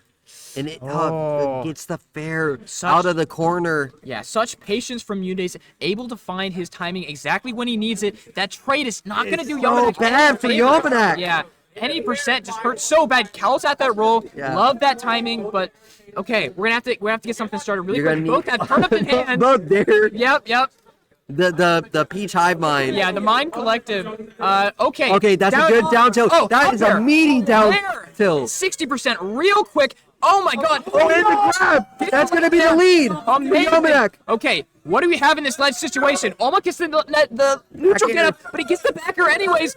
Oh my God. Forward air to get the center stage. Turn up Now- barely missing. And now it's a complete reversal of the situations with Mutace now in charge. Wow. That's what I'm saying. Mutace has this slow, gradual lead, but then Yalmanac just explodes out. This is so close. Catches the jump. No. Yalmanac jumping in his chair. He knows he's so close to winning this. He just needs a little bit more, and then he can even this right back up.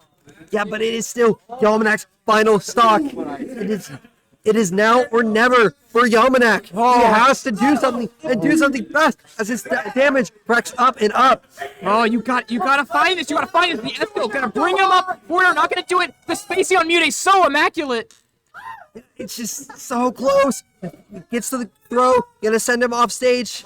You have to act here now. Okay, we've seen a lot of. And that's a back air. Get going. Last game, last stock. It can't be any other way. The crowd is going crazy. Whoever wins this stock, we've seen Yalmanac gets these 40%.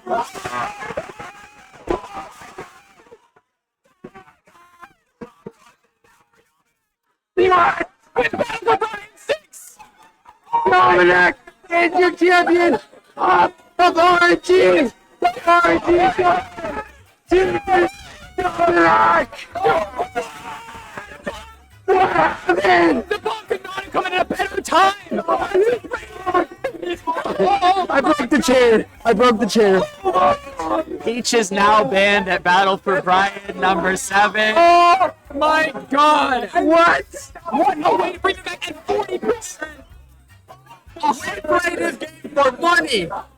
We played this game for money. The crowd giving their thoughts. That was a crazy, crazy set. Congratulations to Yamanek. Of course, great run from Munes. Wow. Crazy set. Bomb was worth like $250. $250, Mom. Bro, God literally said Yamanek's winning this set. That's crazy.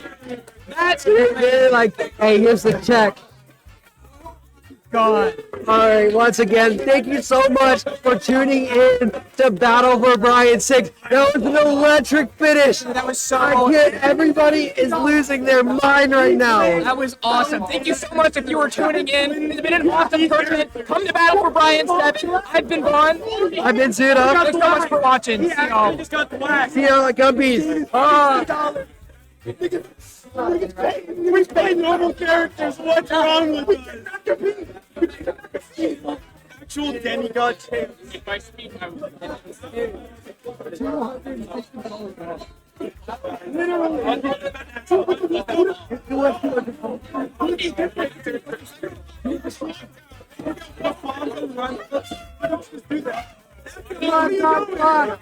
Tell me. What are your thoughts on Beach right now? I cannot believe that. I cannot believe that.